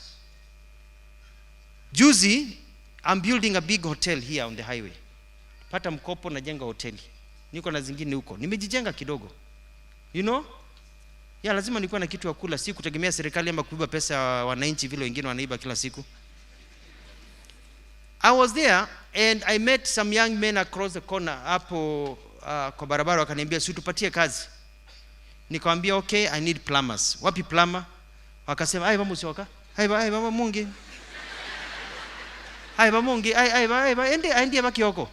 Oh, Kioko yuko kazini. Hakuna plumber nataka wakinipatia electrician. Ai adiba mungi, adiba ngonga. Adiba kala eba. I found that the ones with skills are already employed. Juzi, I wanted masons, fundi, qualified fundis, masons, wa kujenga ukuta na kuweka tiles. Mpaka nikatangaza kwa internet, I'm looking for masons, there are no masons in Machakos County. Walitoka Nairobi, kuja kunifanyia kazi. If you do not have the skill and the qualification, hata uombe Mungu namna gani haupati kazi. Nani atakuandika na una skills? That is why the way I was empowered when my school fees was paid. Nikasema our vocational training colleges zikuwe free of charge so that any child of Machakos who wants to study and get a skill can study, regardless of where you woke up. Mnanipata watu wangu? So empower yourself. Usikae tu ati ni fix mahali. So empower yourself with an education. And also, you know, try to be good at what you do. Somebody said, when I was growing up, I did martial arts. You know, it was my sport. So, you know, I did. So, you know, martial arts. And I was very good at it. I'm very good at it. But I read somewhere somebody said, I'm not afraid of somebody who throws different kicks, 10,000 kicks once. I'm afraid of somebody who practices with the same kick 10,000 times. Practice makes perfect. Ukiangalia, wangani wanaangalia football, unajua Messi, Ronaldo, read their stories. When the other kids were going to sleep, walikuwa nawasha mataa ya barabara wanajifunza mpira. They used to wake up at 4 o'clock to run and to play football while the rest were sleeping. Today they are making millions. You have to work harder than the next guy, than the next lady, for you to be able to make it. It is not going to be smooth because the competition is tight. Mko na mimi watu wangu? There's a concept I wrote in my book called How to be Rich in Africa and Other Secrets of Survival. And one of the key things is you need to be in the radar. Wameniambia nisimame hapa. See, I can move around. Watu wa kamera, nisonge, nikae hapa. Hapa. Hanu wale unaambia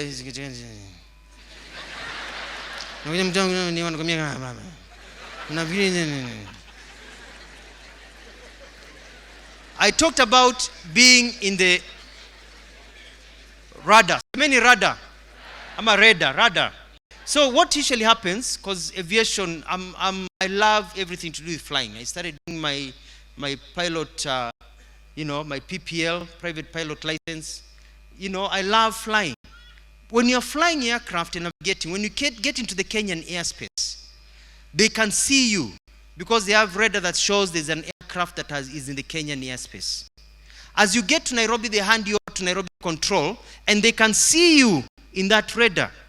Wanajua hiyo ni ndege namna gani, hiyo ni ndege hii, hiyo ni Kenya Airways, hiyo ni Emirates, hiyo ni South African Airlines. Wanajua hiyo ni ndege ndogo, hiyo ni school flight trainer. Wanajua because you are in the radar. The people who are in the radar are the ones who are cleared to land. If you're not in the radar, you cannot land. Mnanipata? So for people to notice you, you have to do something extraordinary from the normal to be in the radar. Ukiwa uko nje outside the radar, nobody will notice you. That is why Zaki is sitting here today. Amekuja na dereva na bodyguard. That is why Nadia is sitting here today. They place themselves in radar. They were doing things. They were active in their communities. They were active in businesses. They were noticed. All the speakers that were here, and I looked at the list. You know what I mean? Nona, mimi niko hapa. All these people who are here are because they are in the radar. Umeelewa? So you need to put yourself in the radar. Be there. Mikutano inaitwa kuwa hapo. Watu wakuone. Kitu inapangwa kuwa hapo. Unapanga watu wanakuona. Realize kazi inapeanwa sikuna nani tupatie hiyo. Nimuoni andu, acha niongee Kifaransa kidogo. Nimuona andu kile binda mundu muno nenga wa kibela chokela no okunewa. Kingi no okunewa. Tiwe anakanetwa manenga wa kila kiniki. Nuno nimuone kama tona kutiandwa lange. Sorry, I see some I don't know if you know Kikamba. See some faces. What I said ni andwala moneka. Nala muma makabukuma muno. You know?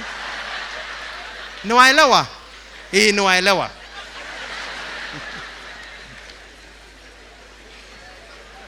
You know, part of success is also doing things well. Don't do things mediocre. Here we are at the People's Park, Machakos People's Park. There is no other park like this in our country, Kenya. It is a park that is free of charge. It is about 40 acres. It has an amphitheater. Jeff Koinange was here the other day with his country music, Unajua country music? Unasikiza country music? Maybe I haven't told you. You know? You are always on my mind. Alikuwa hapa. We've had functions here. The president has been here because we built the park. This park is free of charge. When I built it, my MCS people were saying charge. Nikasema hapana, nataka mtoto wa kimakimu asiye na viatu ajue anaweza kuja hapa kwa park alale. Ajienjoy without having to pay. Without the mother deciding, because it is built with government money. So you do things well. We've done this park well, and we continue to doing it well to the international standards. So everything you do well. And then you're able to succeed. Lakini ukifanya vitu kiolela, people see you that you're not able to do things very well. And mimi, niko na chama yangu, inaitwa maendeleo nini? Chap inamaanisha nini? Haraka. You do things in a faster way. I don't wait. And you have to think outside the box. I was talking to Zach in my office there, and we were talking about creative ideas. When I became government spokesman, at that time, it was not there. I had to think because I had no budget. Nikatafuta kitambaa, nikaeka nyuma ya ukuta, sikulia ati hakuna budget. Nikatafuta microphone, nikaanza kazi. When I became governor of Machakos, kuna barabara nilijenga in 3 months, 33 kilometers. And it is still there today. Very good quality road. How did I do it? Nilita engineers nikauliza, how do you construct a road? Wakasema, you unachimba, you remove the loose material, then you have to put material ingine kama maram, unatengeneza inaitwa sub base, alafu unatengeneza base, then you put cement, unaeka stabilizer, then after that you pour MC30. The MC30 allows the percolation and of oil into the maram, and then after that you pour 80/100 bitumen, then you pour first lining of chippings, and after that more 80/100 bitumen, then more chippings. You do it that way, and then you have a road that is stable. You measure every time you take samples, and you create a road with culverts and everything.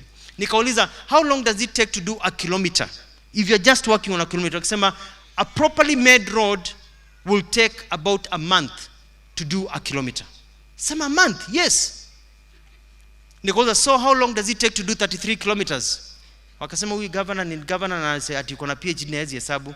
If 1 kilometer is 1 month, 33 kilometers is 33 times 1 equals 33 months. Nikasema 33 months. Wakasema yes, but no. Why? Because when it is raining, you cannot build roads. So eliminate some raining months there. And then also because of delays here and there. So April 36, about four years. Nikasema salala, mimi nitakuwa governor for 4 years na barabara bado inajengwa. I decided to be chap.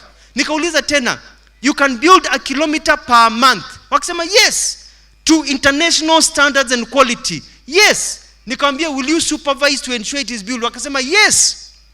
So I divided the road into 11 sections. I gave each contractor 3 months to do their section so that they can build 3 kilometers in 3 months. Ikashikana kama shati. I finished 33 kilometers in 3 months. Same quality, same style as it would have taken us to do it in 4 years. Hiyo ndio maendeleo. We don't have time to wait. People are sleeping hungry. We have to do things in a faster way. Just because it is done fast does not mean it is low quality.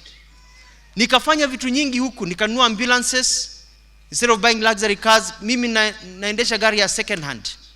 Nilikataa. My ministers drive second hand vehicles. I refuse to drive brand new vehicles. Because majority of Kenyans cannot afford brand new cars. They buy second hand vehicles na zinakaa. I bought vehicles 7 years ago and I became government spokesman. The Subarus I bought, second-hand vehicles, are still being used today. Zinatumika. So we don't want to blow Kenyan shillings buying luxuries na wananchi hawana pesa ya maendeleo. Nikafanya vitu, wakasema mtu ni mtu wa sinema. Nikasema sawa, mimi ni mtu wa sinema kwa sababu nilitengeneza Cobra Squad. Na mtu wa sinema ndadela. Mtu wa sinema ishi anaendelea, si ndio? So as you do your things, people will call you names and everything, but you just need to know that you will always be judged by what you've done. Yesterday I attended a funeral with Kalonzo Musyoka and others, and it was about a mzee called Kangatu. When they were reading his inaitwa nini wanasomanga? Eulogy. How kusema mzee Kangatu wanted to get married. They say he got married. Wanted to have children. No, he had 9 children. Mzee Kangatu wanted to work. No, he worked here. Mzee Kangatu wanted to start a business. No, he started a business. Mzee Kangatu wanted to have matatus. He had You will not be judged by what you want to do or what you plan to do, but by what you do. Sindio? Sasa wala wanaombanga namba na wanakaa nayo sasa mjue. You have to grab opportunities, they will not be given to you. And, you know,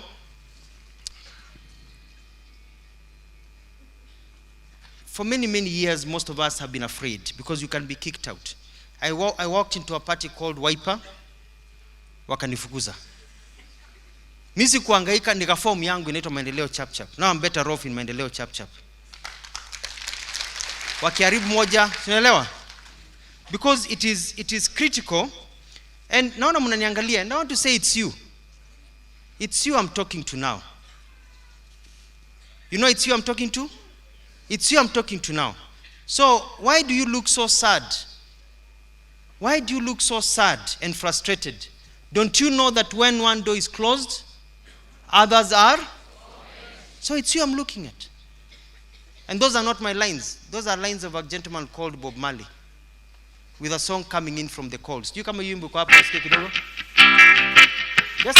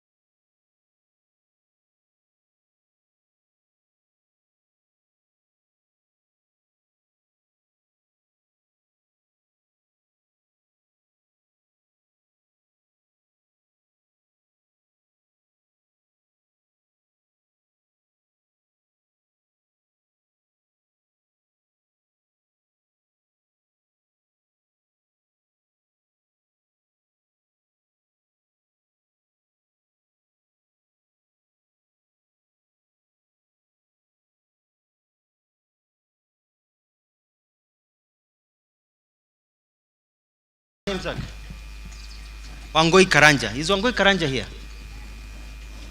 I met a girl called Wangoi Karanja. Where is she? Where is Apeleka microphone mali? You copy Wangoi Smama uonekane. Wangoi Karanja recycles clothes. She takes materials, she recycles them, she makes dresses and she sells them. And she's been selling them. And I want her to tell us how much money she makes. Anaona anapelekewa microphone pale. I also met another young man called Wycliffe Oduor of the Youth Assembly. I met a young man called Felix Mbuvi. Anaitwa Felix Wamete kutoka Mwala. Anapanda miti, anauza small things, anatengeneza pesa.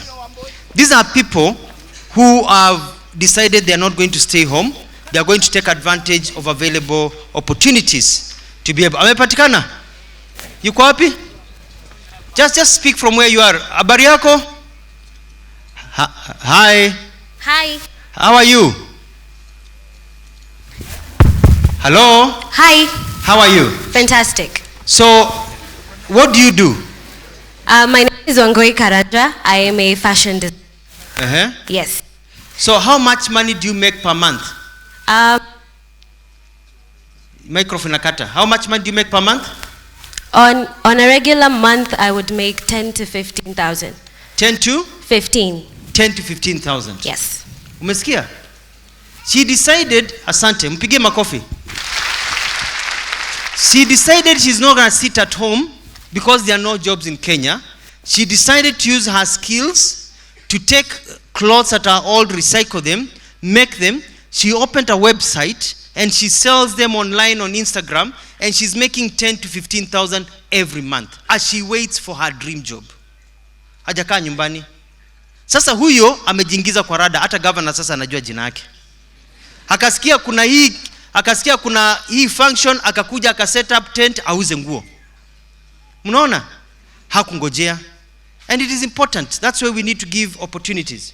Before I call Zach to say a few words as we continue, I'd like to recognize and thank the many people who have contributed to the success today. And even what is even touching to me is that some people came here today, organizations, to give jobs. Na watu wanatoka hapa na kazi leo. We have about 500 jobs are being given today from Machakos. People who came today.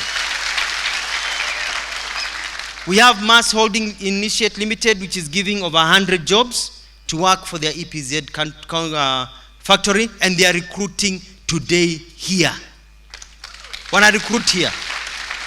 And you don't need to know anybody. Just enda hapo, if you are qualified, utapata hiyo kazi. Si ndio? Ukue chap chap. Kienda kula mandazi wengine wanapata kazi. Britam Insurance is here. It's giving 100 insurance sales jobs. They'll teach you how to do it. I sold insurance. I know you can make money. Interlead Recruitment Agency, tumeenda hapo, they are offering 150 jobs to the Gulf countries. They want plumbers, electricians, and what else? And masons. Kama unajua uko na hizo skills and you are paying zero. They'll help you get a passport. It will take you about a month to get a passport because the systems now are working better.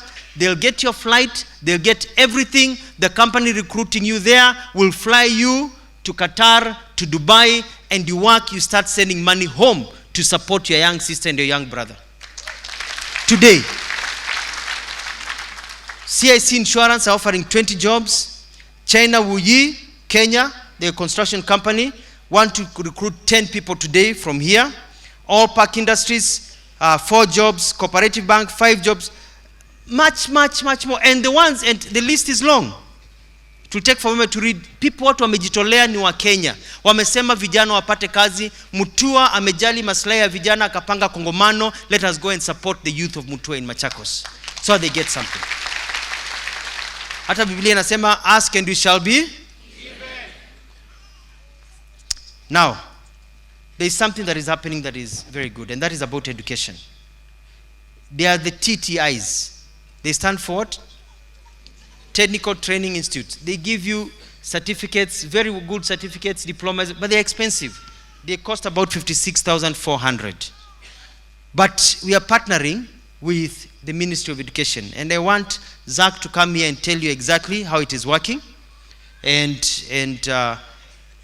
how you can actually get money to go to this training institute. And you unaweza anza na certificate hata kama ulipata D-. You can do a certificate. You get a certificate, allows you to do a diploma, to do a higher diploma, to do a degree. The next thing you'll be saying, ladies and gentlemen, this is your captain speaking. Our flight will take so long. Because it doesn't matter where you start. What matters is where you're going and the path that will take you there. Karibu Waziri.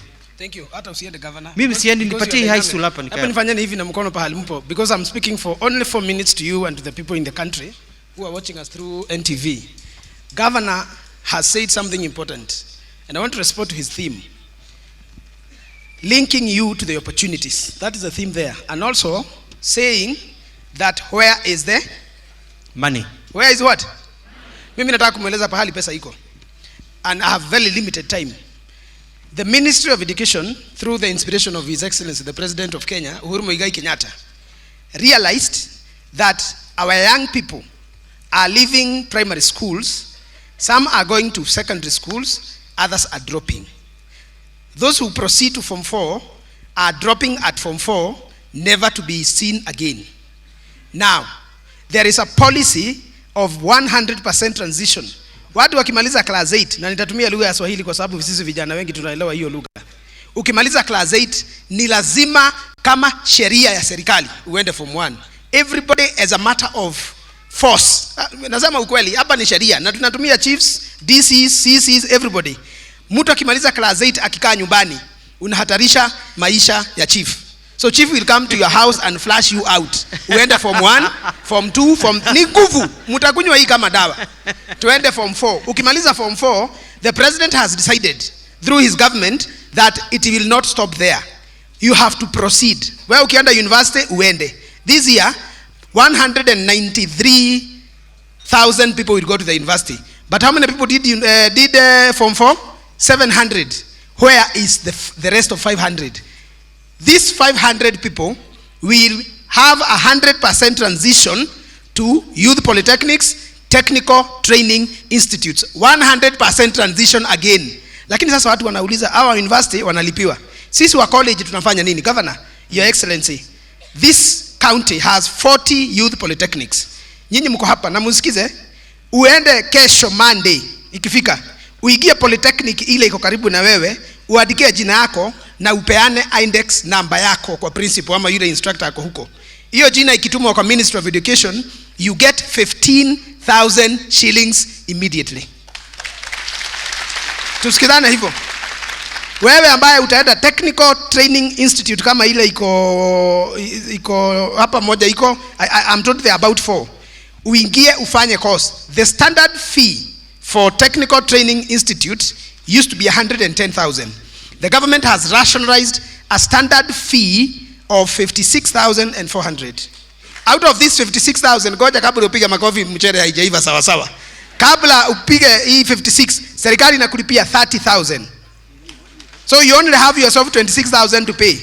Kama huna 26,000 shillings, wale watu wako pale nje wanaitwa help. Ukienda kwao useme umeingia TTI na uonyeshe makaratasi yako, unapewa 40,000 shillings unalipa ukipata kazi. Kwa nini sijasikia makofi ya kutosha? So wewe ambaye umeketi pale nyumbani ukijihurumia, wewe you will have nothing, nobody to blame. Life has opened for you. The government of the Republic of Kenya, in partnership with the government of Machakos, led by His Excellency the Governor, is going to provide jobs. Hakuna kaunti ingine imepeana watu 500. Leo hii hawa watu wako hapa kutoka pale kuzunguka. Watu 500 wataenda nyumbani na kazi. Ulitoka nyumbani ukidia, leo unaenda nyumbani na makofi. Umepata kazi ya salesman na nimezisikia hizo kazi mtazifuata. Wale ambao watakuwa na certificate za plumbing, unaenda Qatar. 150 people are going to Qatar here. Wale wanaweka maji na mifereji, wale wanatengeneza mawe, wale wanaweka roofing, wale wanaweka tiles, na wale wanafanya mechanic kurepair gari. Mutauliza nani? My people perish because they have no information. This is your day. This is your time. And the government of Kenya is committed to liberate young people from the shackles of poverty. Thanks to His Excellency, the President of the Republic of Kenya, who is thinking of you highly. Kwa hivyo nikisimama hapa kama Zaki Kinuthia, Assistant Minister wanaitwa CAS wa Education, ninasema hivi, sio kuuliza ama kuuliza. Niko hapa kusema the government policy is as I have communicated. Mtu akikulipisha chochote, you get to us, that will be the end of their stay in work. Uliza mwenzako kama amesikia hizo vitu ni bure. Then I hand over to the governor. So this is it. Ladies and gentlemen, my fellow youths, uende Monday join Technical Training Institute, join Youth Polytechnics. TVET program is brainchild of the president and he is committed to fund it to the end. Sasa wewe ukikaa pale utauliza nani? I'll be speaking more in the plenary session, but I wanted to highlight for the sake of the time that we have, just to ensure that you do not lack this information so that you are not left behind. So Governor, if you allow me, I will hand over that information to them. Na nibariki Governor sana kwa sababu amesema atampatia pesa za kusoma. Na nimeona ameanza hapa. Youth Polytechnics. Nobody else is doing what you are doing in the country. We know Youth Polytechnic is devolved function under Schedule 4 of our Constitution of Kenya, and this is great. The President is well pleased to see what you're doing. Asante. And the people of Kenya are going to reward you in due course. Sawa sawa? Asante. Nimejeka kwa rada. Oh, mweka kwa rada. Governor ako kwa rada. Asante sana. Thank you very much, Governor. Thank you very much, okay, Waziri. Thank you. Tumpigie makofi tena. He's 31 years old. He's 31 years old. Amejeka kwa rada mpaka amekuwa waziri. Sio ni sawa sawa? He's not afraid. He stands up. He's been outspoken about democracy. He's been outspoken about the youth. Amepewa kazi ya education. Kwa sababu anapenda masomo. Si unaona inawezekana? Kuna wengine walikuwa wananiambia Mutua nitafutie fare nikuje function. Bure kabisa. Yani andwazu nala wenda ukamambia mwitu kebasya ukaibambesya ndeo akatwana na abika kitandani aikweta.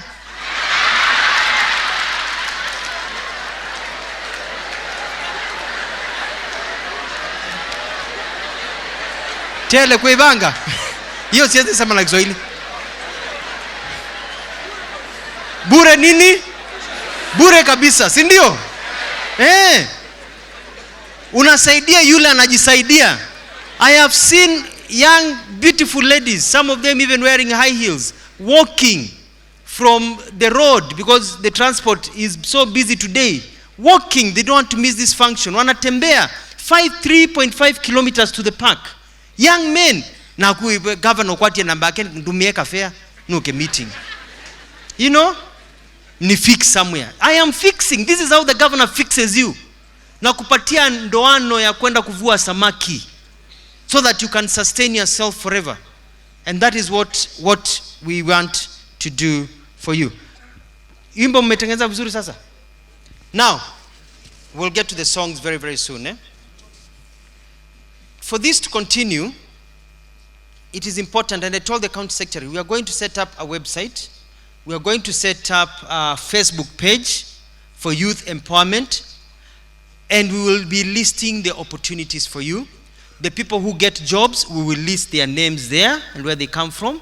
The people who get scholarships, we will list their names there, so that everybody can know, hii si story ni kitu ya ukweli, iko hapo. And as they continue, we'll add them and add them. Asante. But let me speak a bit seriously kidogo before I call Nadia. You know, the reason you are seated here with this youth empowerment is because the Kenyan economy is in shambles. We are facing dire problems economically. We do not have enough industries. Hakuna pesa inazunguka. Imefikia mahali mpaka mtu anaomba pesa akalipe mkopo mwingine wa jirani yake. Ukisikia mtu anakuja mwenye nyumba unajificha. Ukizunguka Kenya hivi sasa watu wanahama usiku na rent za watu. Kwa sababu uchumi umeingia pabaya. Tumefanya kazi lakini nchi yetu imekuwa ya siasa nyingi sana mpaka mambo yakarudi nyuma.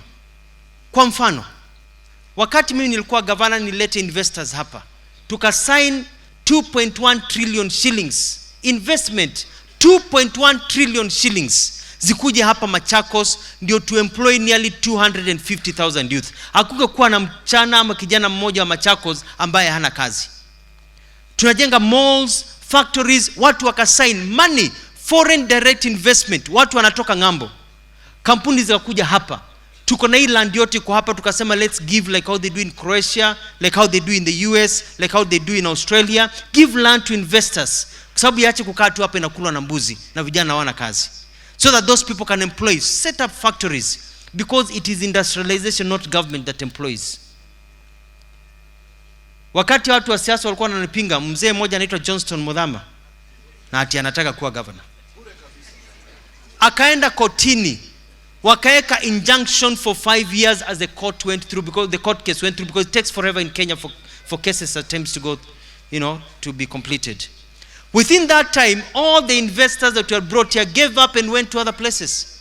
I brought the man who built the Burj Al Arab, the Burj Khalifa rather, the tallest building in the world that is in Dubai, 167 or something, 150 floors, with the Dubai Mall, the largest mall in the world, with real estate. Akakuja hapa. He was here at the People's Park. Tulikaa hapa amphitheater na yeye. Hapa. He came with his own Boeing 747 jet. Yake mwenyewe. Akaland hapo Nairobi. Akaingia gari akuja Machakos. He was so impressed. Akasema, just give me this portion. I will build a mall. I will build a super highway taking you from Chumvi over here. All those things. Akaenda akakutana na Uhuru Kenyatta. Tukakubaliana. Kesi ikakuwa hapo. By the time the case was thrown out, Muthama akaambiwa bure kabisa, you are stopping development. It was 5 years. I called him. He had set up his development. The money he was bringing here, alipeleka Angola. Ilienda Angola. The president introduced me to a company called Ashok Leyland. Buses are Leyland. The man came to Kenya. I went to meet him in State House. They only wanted 20 acres to set up a factory ya kutengeneza magari hapa Kenya, hapa Machakos. Ikakaa miaka 5, I sent them the title, at last the letter of allotment, they send it back with a letter wakasema, sorry, we set it up in Egypt. And the list continues. People went to Rwanda, went to other countries, went to other places, and Machakos people suffered. It is called regressive politics. And that is why we are poor today. Because our leaders are so consumed with acquisition of power rather than empowering our people. It's all about themselves, sitting on the back left, not really caring about what they're doing. I'm very happy. You can see the moves by President Uhuru Kenyatta. Uhuru Kenyatta is trying to educate our people, give you skills to be able to work. Lakini mimi namsikilia Uhuru Kenyatta rumwa. He is my friend. Because Uhuru Kenyatta is working. Analala mchana, analala usiku, anaamka mchana, anafanya kazi, anachunga pesa, anachunga kondoo, jioni akienda kupumzika, wale wako karibu naye wanaanza kuiba zile kondoo, wanaiba kondoo. Ni kama nahodha mwenye yuko ndani ya inaitwa nini? Meli. What is called a small boat? Jahazi. Nahodha wa jahazi anatutoa katika, bandari ya maskini, anatupeleka kule kisiwa cha utajiri. Na yuko hapo and he is rowing the boat, lakini wakati anasonga wale yuko nao wanachimba mashimo, so maji imeanza kuingia. Sasa Uhuru ameacha kurow the boat, kazi yake ni kutoa maji, anatoa maji, anatupa hapa, anasikia sijui mahindi imeibiwa wapi, anaenda kuangalia ugote wa mahindi, anasikia sijui barabara bilioni ngapi, akipinduka kabisa anaambiwa kuna deal imefanywa kwa ofisi ya DP ya sijui 40 billion, akipinduka anauliza nini. Amehangaika kabisa because people around him are busy consuming this country. Na nyinyi naona mna support watu wa corruption. Mtu wa corruption akija hapa badala ya kumshangilia mtupie mawe. You are poor because of those people. And the money they steal, they eat it with their family and themselves, na warembo wao, na wakuli na nyinyi. Corruption means that you cannot have industrialization. It takes 6 months in this country to register a company from overseas. In Rwanda, it takes 2 days. Will you come to Kenya or go to Rwanda? And in Kenya, you are assured you have to pay a bribe. Kenya ni given, you have to pay a bribe. So, we've got problems in this country that have to be solved. And the biggest problem is corruption. And I'm asking President Uhuru Kenyatta, if you really care about the youth, you need to stem this problem. Amka leo, piga watu rungu bila huruma. Bila huruma. Kwa sababu sisi tunasema kwamba wae kala na mundu na makundu ndule yako ikata. Ukikaa na mtu ambaye yuko na ugonjwa upele. Ukikaa sana na mtu mwenye upele, mnahangaika hapo, mnagongana kidogo, very soon utaanza kufanya hivi. Si ndio? Atakupa upele. So this country is crying out. Our young people are crying out. That is why some of us have decided we have to change the fortunes of this country. We cannot continue to be like this. We are a great country. And I'm very, very happy that Uhuru is recognizing the young people. But do not give up. Do not do what? Do not give up. You are young, you have viewers in front of you. Wakiharibu tunatengeneza. Wakifunga tunafanya nini? Ebu weka hiyo wimbo extravaganza tusikie kidogo. As Nadia gets to come and talk to us. Why DJ mkate mshahara? Whatever you are paying him. Rumba imetamba, sauti soli na dieri ya kumechacha.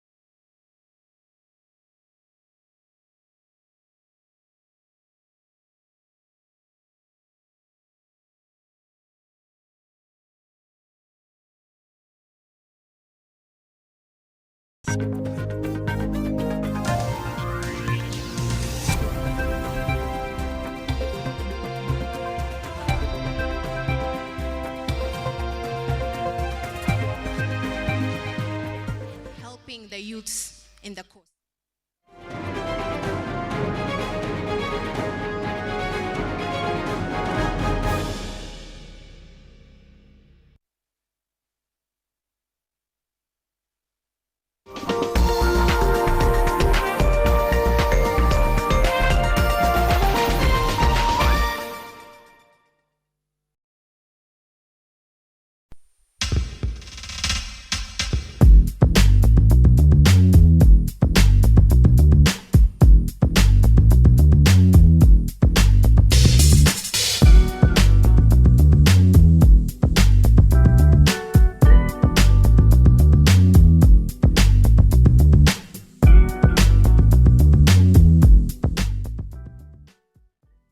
Looking to enjoy sumptuous meals and drinks at affordable rates? Welcome to Nasco's. Our diverse menu gives you a variety to choose from. Visit us at Veteran House 4th floor, Moi Avenue, or along Mombasa Road at the Nation Printing Press Center. We offer outside catering service and do home and office deliveries. For inquiries or to place an order, call 0700-613-902 or email info@nascos.co.ke. Nation Staff Consumer Society Limited. Enjoy our hospitality. Breastfeeding tips for new mothers. Anticipate your baby's desires. You can anticipate their needs by watching for a few telltale signs. Get comfortable while nursing. The constant squirming and moving on your part can disrupt your baby's breastfeeding. Kiss Kids diapers. Kiss Kids. No rashes. Kiss Kids. No rashes. Bye-bye rashes. Bye diapers. Choose Kiss Kids.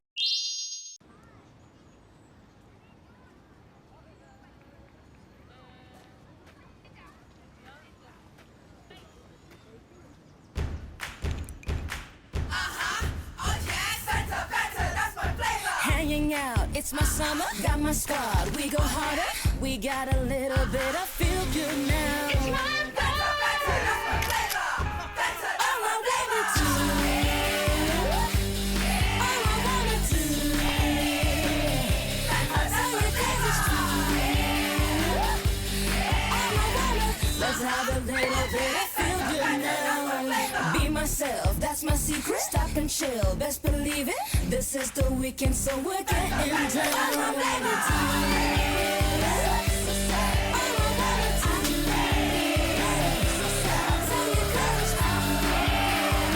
Let's have a little bit of better, that's my flavor. This is the first day nimekuja hapa kwa ofisi na greeting ile ya kwanza nakuja kupata ni this is the payroll and this is the only balance we have in the account. Nitoe pesa wapi? Hii nyumba tutachukua nini bana?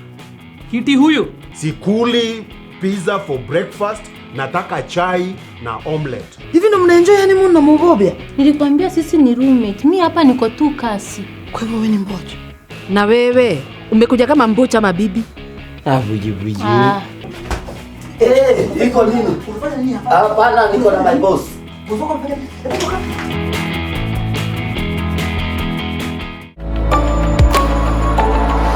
Being a mother shouldn't invalidate our dreams. Being a single mother, we don't have to be labeled. That's why I always have my mantra, moms are girls too. That's true. And my desires are still the same. You said you moved around a lot as a child. Yes. Did that affect you in any way? I felt at some point like I was a burden. At the same time, my father had long rejected me. I almost took my life twice. Yes. And each time, God was like, what do you think you're doing? With Lipa na M-Pesa, you get more.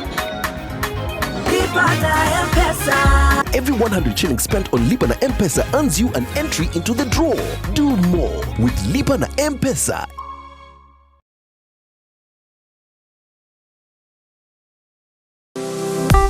The Nation Media Group, in partnership with Kenya National Chamber of Commerce and Industry, will hold its first SMEs Conference and Expo on 24th and 25th February 2020 at KICC Savo Ballroom, Nairobi. SMEs will showcase their brands, products and services.